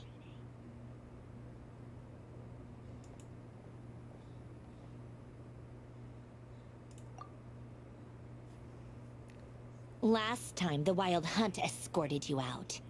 Would you rather I handled it myself this time? We just wanted to, see how you were doing now that it's all over. I've invited myself. Yes, that's exactly what she did. Why? Out of concern for my safety? I hope you didn't seriously think that the Rayhir of Solnari would be able to lay so much as a finger upon me, given how prepared I was. Prepared? If Columbina was still there, he would have torn you to pieces. Mostly because you kind of helped us out, so we just wanted to check you were okay. Looks like all your robots are fixed, huh? Oh, don't you worry about that. Tea time is already a write-off. The visitor before you managed to kill my appetite. If you're in the mood for tea, go ahead and help yourself. Otherwise, it's going to waste. My coasters are still missing in action, though. Use this notebook instead. Whoa! Pretty hefty notebook. You can ignore those. They're just dumb scribblings. I doodle and write in my free time. Sometimes I remember the distant dreamlike past. Sometimes I imagine the far-flung future. And other times, I grit my teeth and note down all the crazy nonsense going on in the present. Some people do the crosswords in the newspaper. This is my equivalent of that. Trying to predict the future is like daydreaming. And writing about the present just makes me furious. The past is my favorite. If nothing else, it's already set in stone, so I don't have to rack my brains trying to figure it all out. Huh. Although, having said that, the only vaguely interesting memory in my past is probably that guy they call Lord Artificer. Who else?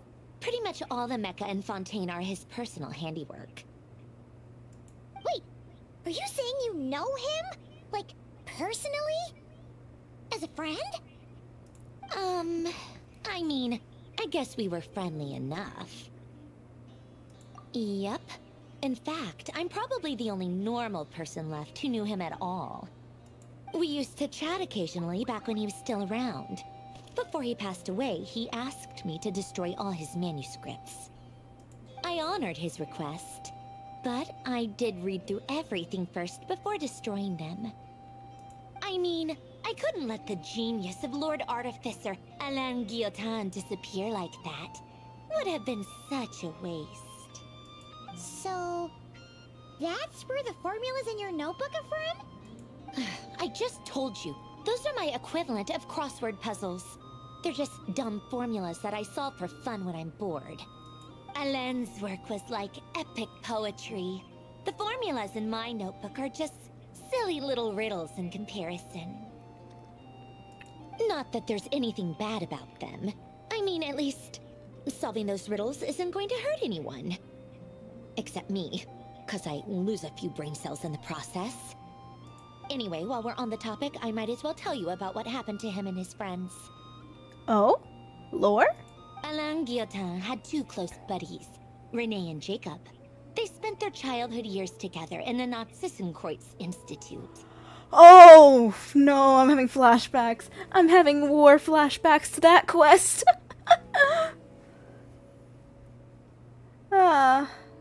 No, I vividly remember how long that quest line was. Good God. They were all quite competitive, so there was some rivalry between them, but it was a friendly rivalry. But beneath the friendship and the rivalry ran something deeper, a sense of nostalgia for the past. Unfortunately, childhood would end, the prophecy would come true, the apocalypse would arrive, and the future would never be. A mad dream that would normally only capture the minds of lunatics began to take root in their hearts.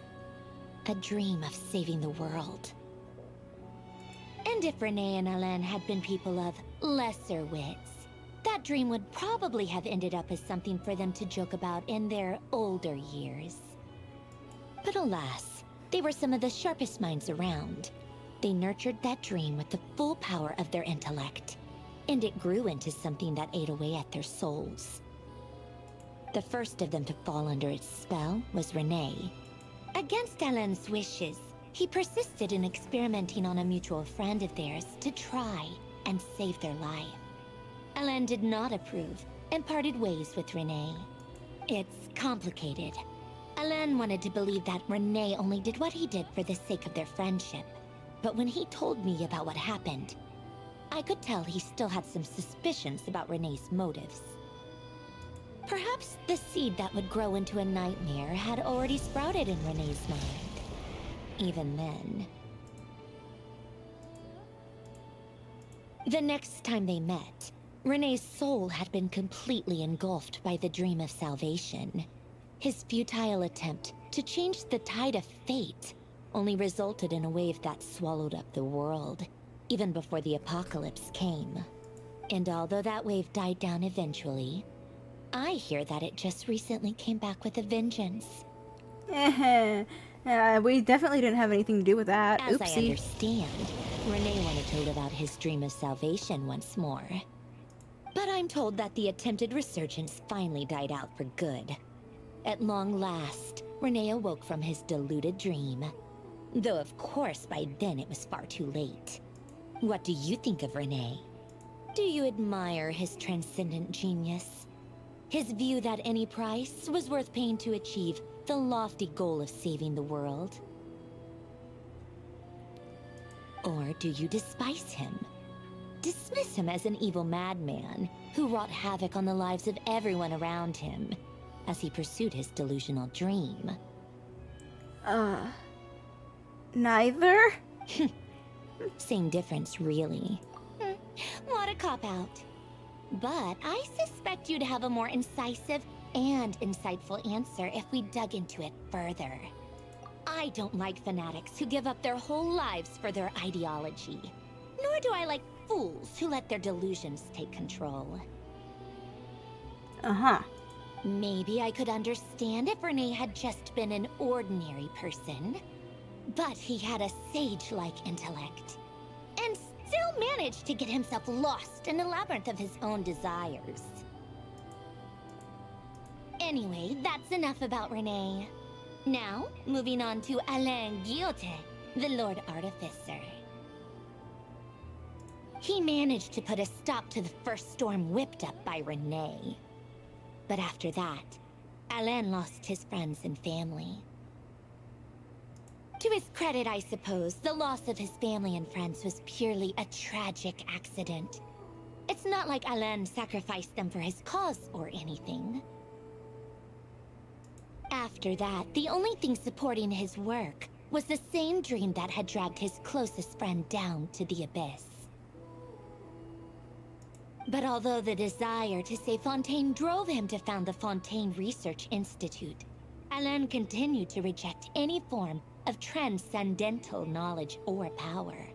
He was suspicious and fearful of it, having seen the way it had affected his closest friend. I think that formulas and machines derived solely from human intellect were the only thing that gave him a sense of spiritual comfort. Yet Alain's intellect was simply too great. It barely left him space to breathe in his lifetime. Once he realized that the end of his life was approaching, he finally accepted the truth. The Nazissenkreuz Institute needed someone, and a human being, to see its story through to the end. He quit working on his formulas, trading them in for the fairy tales that had played such a formative role in his childhood, but which he barely touched in his adult life. He told me that the director of the Nazissenkreuz Institute used to read those fairy tales to the children as bedtime stories. Apparently, they worked wonders at sending kids off to sleep. I think that all he wanted at that time in his life was to be able to sleep deeply without being plagued by depression. By that point, nothing else really mattered. At the very end, he laid down to rest in the ruins of the former Nazissenkreuz Institute orphanage, while the Fontaine Research Institute he had founded continued tirelessly with its work. Many years after that, tensions over competing dreams would once again cause a rift, this time between members of the Fontaine Research Institute. But the actions of those fools had nothing at all to do with Alain. And that is the story of two people from the Nazissenkreuz Institute who both wanted to save the world. One went all in on his fantasy of salvation without ever looking back, and ended up calmly sinking to the bottom I'm of still the deepest going. sea. It's going on 7 hours. The other sought desperately to burn bright in his life, even though he wasn't sure where he was going. I do sometimes wonder, why is it that people like them have such grand hopes of saving the world? Even the grandest tree starts as a tiny seed. So perhaps, for each of them, their mission to save the world began with a very simple desire: to save themselves. They were young children with friends and family who mattered to them, desires to explore the meaning of life, ambitions to have a successful career. They didn't want to see all of that taken away in one fell swoop. Or maybe they just wanted to find something to anchor themselves within the chaos, to stop them getting quietly swept away by the storms of life. But instead, the search for their own salvation took them down the rocky road laid out by fate. Do you think the desire to save oneself is enough of a justification to try and save the world? Maybe? The way you said that sounded just like Alain. I asked him the same question back when he was in his prime, putting all of his energy into his work. He gave the exact same answer as you did. No elaboration, just a quick short answer before getting right back to his work. He was always that way. All right, tea time's over. I owe Arlecchino a favor for telling me these stories. I'll have to bring a whole sack of gifts the next time I visit the House of the Hearth. I'm gonna go tinker with Polonia now. You guys can do whatever you want, as long as it doesn't involve interrupting me. Polonia, exit hibernation mode. Begin diagnostics.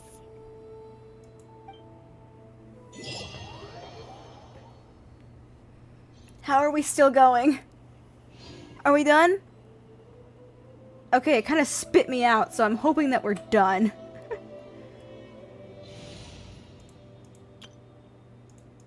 Grab my friendship team.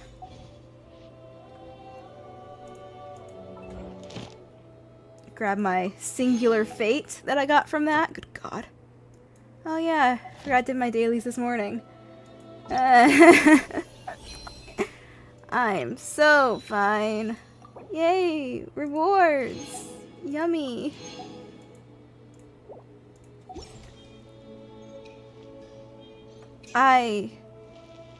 Wow, that was almost 7 hours of quests. I hated that. I wanted to get it done today on stream because I didn't really feel like doing it tomorrow. I also didn't know it would be that long. I estimated that it would be closer to 5 at the most, maybe 6. And here we are. It took so much longer than I initially thought it would. Let me move back to my main team. Yeah, I guess stream is over because I don't want to keep going. Honestly, I'm tired. Thank you so much for coming out to watch me for almost 7 hours. If you enjoyed it, I'll be live again this Friday at 1 p.m. Pacific Standard Time. Feel free to follow me or join my community Discord server, which is linked in all of my bios. Wanderer, please, I am talking. Thank you for that. Really insightful. If you're watching on Twitch, please stick around for end of stream ads. But if you're on YouTube, please feel free to head out early. I'm tired.